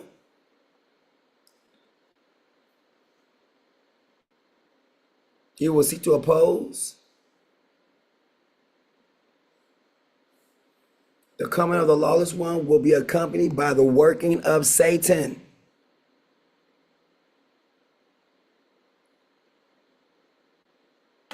And then the lawless one will be revealed.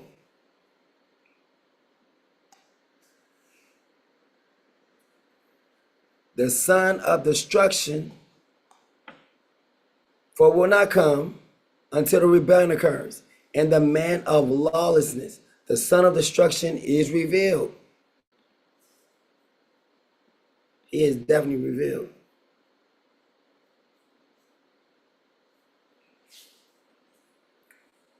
Right here. Are you a real person? Absolutely. But in the age of AI, I find myself existing in multiple realities. I live in the so-called real world.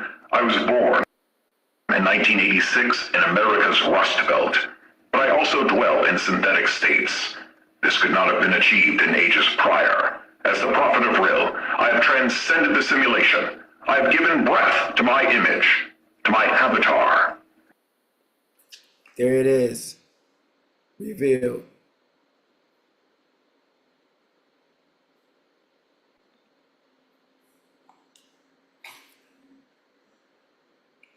And the man of lawlessness, the son of destruction, is revealed. He will oppose and exalt himself above every so-called God or object of worship. So he will seat himself in the temple of God, proclaiming himself to be God. That's exactly what he's been doing.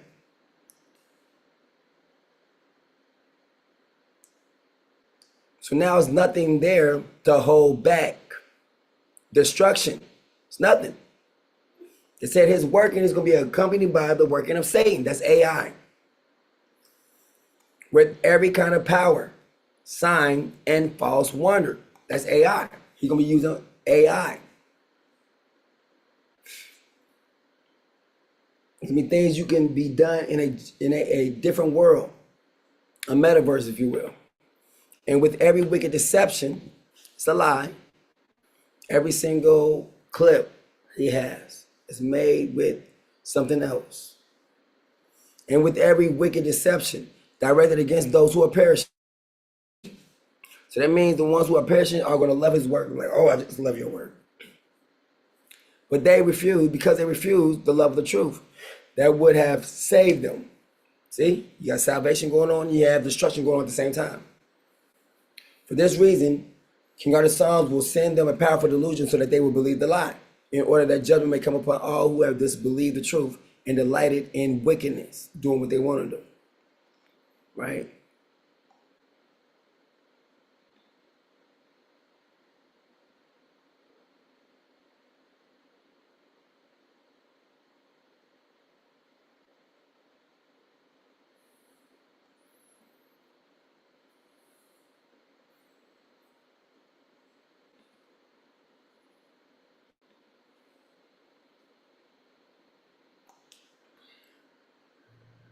How's this making sense to y'all yet?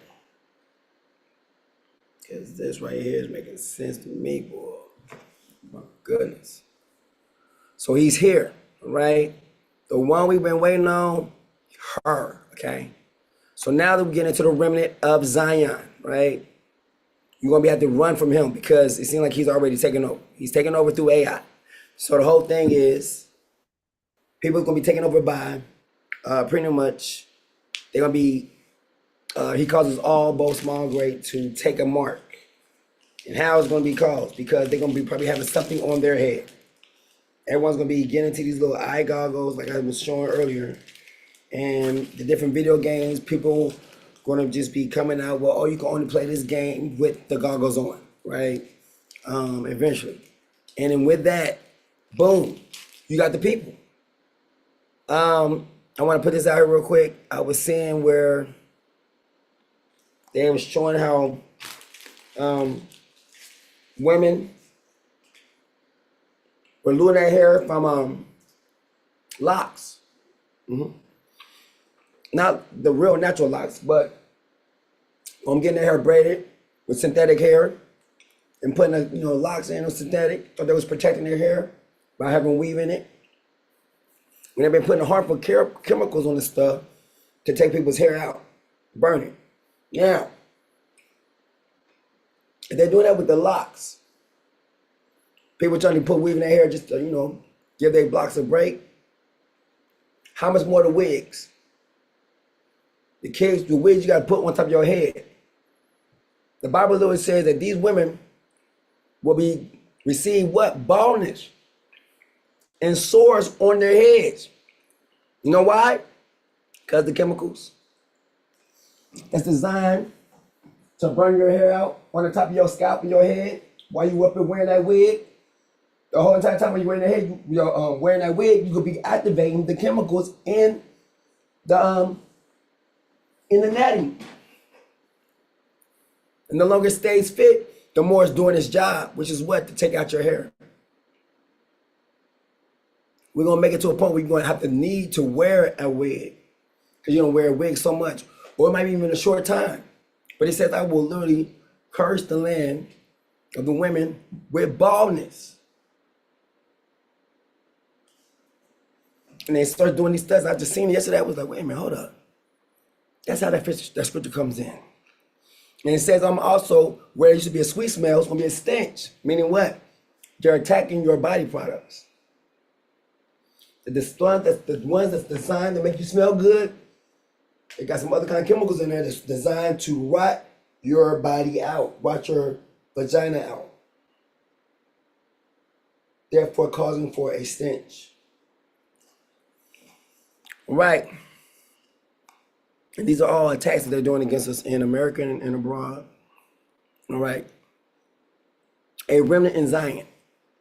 In that day, 7 women will take hold of one man and say, we will eat our own bread and provide our own clothes. Just let us be called by your name. Take away our disgrace. On that day, the branch of King Artaxerxes will be beautiful and glorious. And the fruit of the land will be the pride and glory of Israel's survivors. Now, and the fruit of the land will be the pride and glory of Israel's survivors. It's powerful. Why? Because over here right now, dude, Gambia do not be making its own food. We don't be seeing no fruits and vegetables coming up over here. So to see this scripture right here is powerful. It's a prophecy that the land is going to produce fruit. It's going to produce. Whoever, look what it says, whoever remains in Zion and whoever is left in Jerusalem will be called holy. All in Jerusalem who are recorded among the living. When King Artaxerxes has washed away the filth of the daughters of Zion and cleansed the bloodstains from the heart of Jerusalem by a spirit of judgment and a spirit of fire.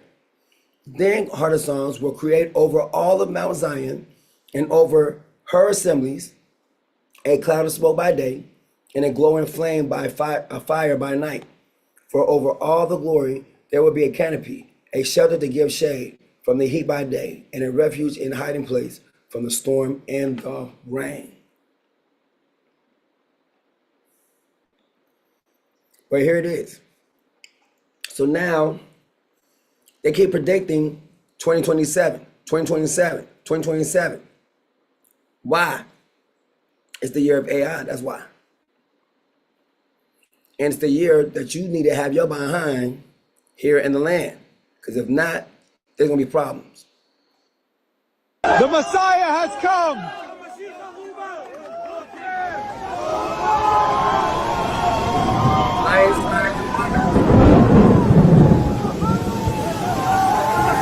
Now, this is one which I don't understand.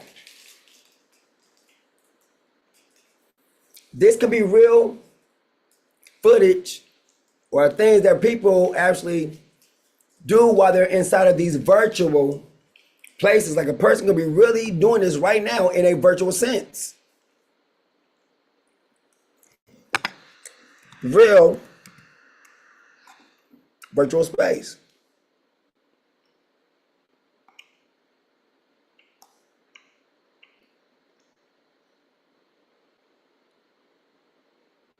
See? The term real in the context of digital and virtual environments primarily refers to virtual reality identity linkage. So it's what? A new ID. The mark of the beast. Virtual reality identity linkage. You're being linked to your virtual reality. Right. A privacy threat model in the metaverse where an attacker connects a user virtual world profile to their real world identity. It can also refer to artistic digital projects like the Temple of Real or Spiritual. An interactive virtual art space, see? Interactive.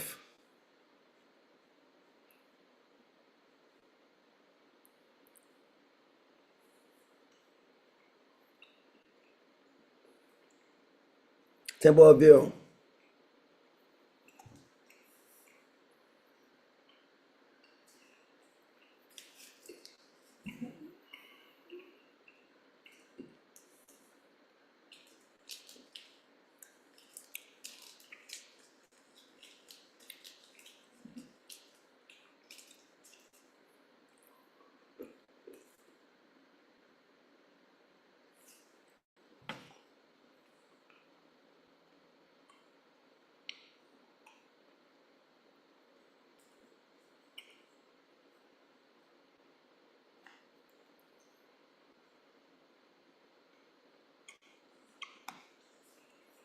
Unresponsive, see?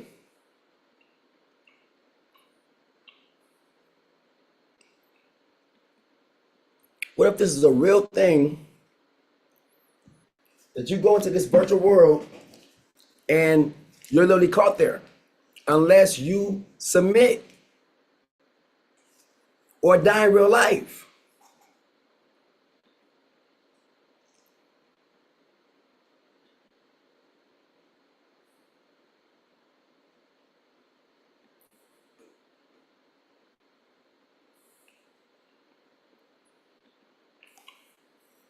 Cause they ain't coming up. It says unresponsive. You gotta log in. This is serious though.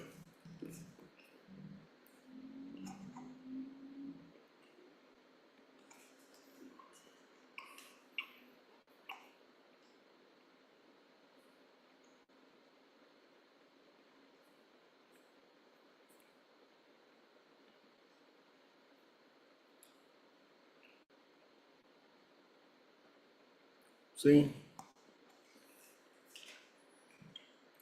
They're all in different things. Brilliant arenas.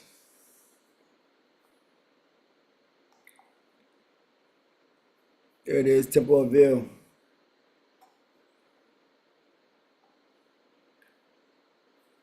A little horn right there.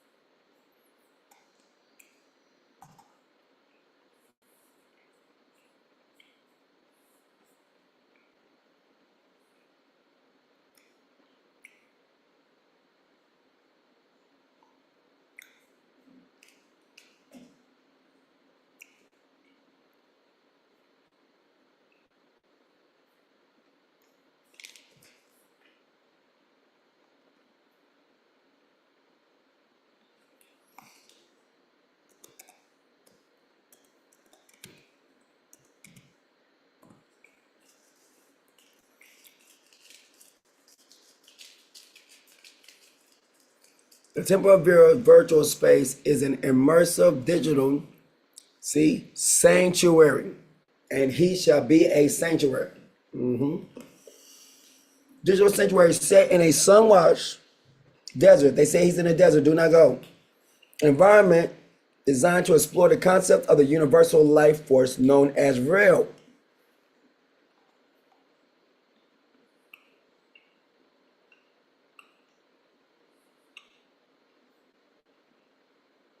Desert site located in the vast open desert that represents isolation and spiritual revelation.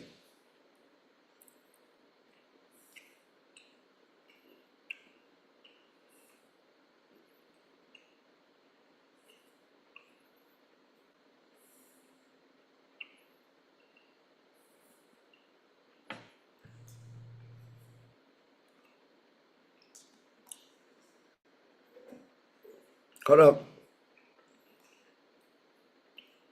I built a temple of worship in virtual reality. Here it is. I built a temple of worship in virtual reality.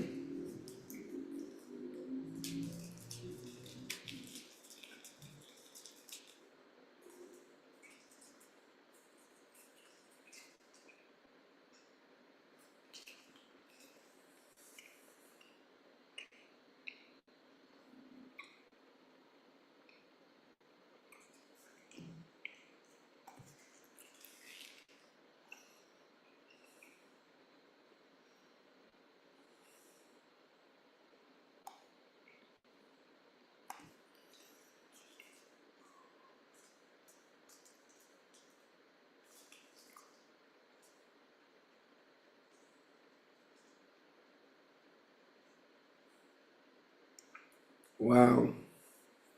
A unique meditation experience.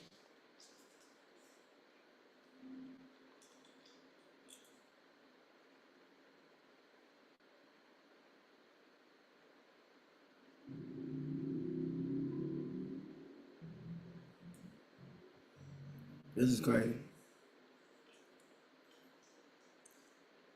The temple's virtual environment provides an immersive meditation experience.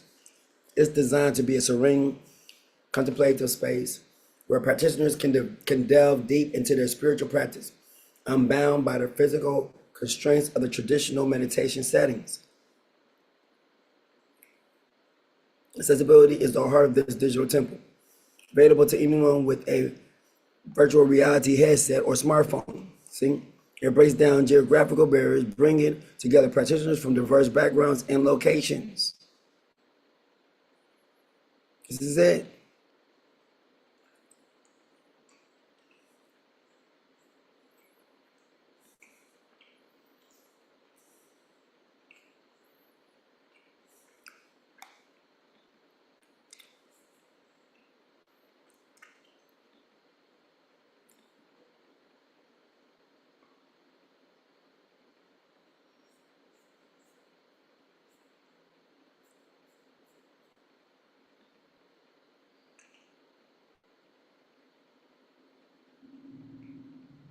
Why does he look like Professor Alexander? Professor X. I'm Professor Alexander. Xavier. Professor Xavier.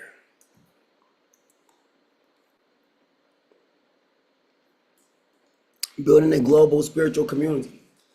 This innovation redefines spiritual community, allowing virtualists worldwide to connect, share experience, and grow together. See? Connect, share experiences, and grow together. It embodies the virtualist belief in the power of collective energy and the importance of global interconnectedness. So they're really seeing this stuff happening inside of this head thing, these goggles. This person is really doing this in AI. The first virtual virtualist temple is more than a space. It's a movement. It symbolizes the adaptation and evolution of spirituality in the digital age, illustrating how our ancient wisdom can thrive amidst modern advancements. It marks the beginning of a new journey for spiritual seekers, one where the boundaries of reality and spirituality blend seamlessly.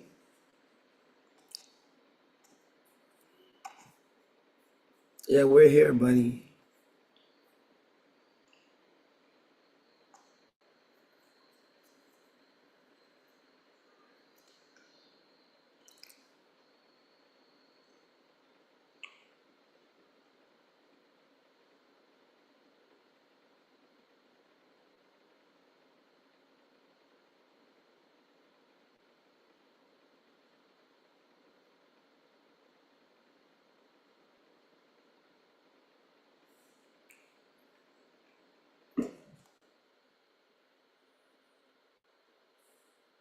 All right, well, they just turned off my power over here. I'm gonna go ahead and get up over here.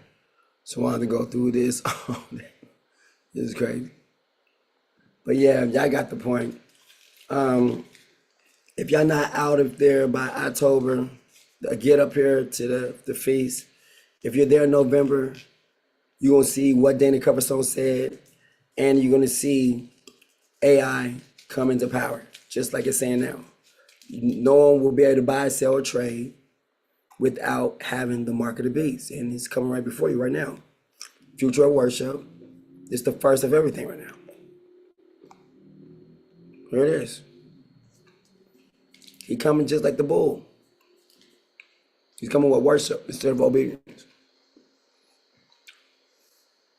So that'll do it for us here on True Colors, where truth is not biased, it's absolute.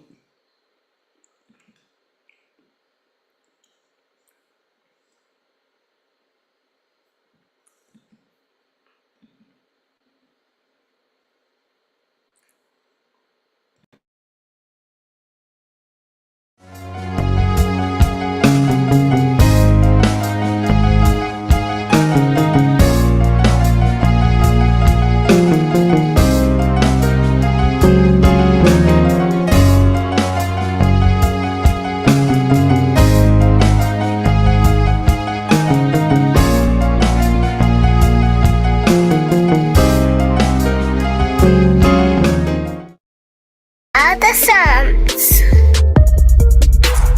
Revelations. And the third angel followed them, saying with a loud voice, if any man worship the beast in his image, and receive his mark into his forehead or in his hand, the same shall drink of the wine of the wrath of Elohim, which is poured out without mixture into the cup of his indignation.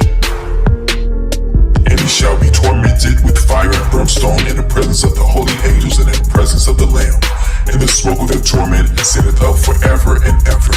And they have no rest day nor night, who worship the beast in his image, and whosoever receiveth the mark of his name. Satan cast into the lake of fire. And the devil that deceived them was cast into the lake of fire and brimstone, where the beast and the false prophet are, and they shall be tormented day and night forever and ever. The great white throne. And I saw a great white throne, and him that sat on it, from whose face the earth and the heaven fled away, and there was found no place for them. And I saw the dead, small and great, stand before Elohim, and the books were open, and another book was open, which was in the book of life. And the dead were judged out of those things which were written in the books, according to their works. And the sea gave up the dead which were in it, and death and hell delivered up the dead which were in them. And they were judged, every man according to their works, and death and hell were cast into the lake of fire. This is the second death. And whosoever was not found written in the book of life was cast into the lake of fire. But I will tell you what will happen to cowards and to everyone who is unfaithful or dirty-minded or who murders or is sexually immoral or uses witchcraft or worships idols or tell lies. They will be thrown into that lake of fire and burning sulfur. This is the second death.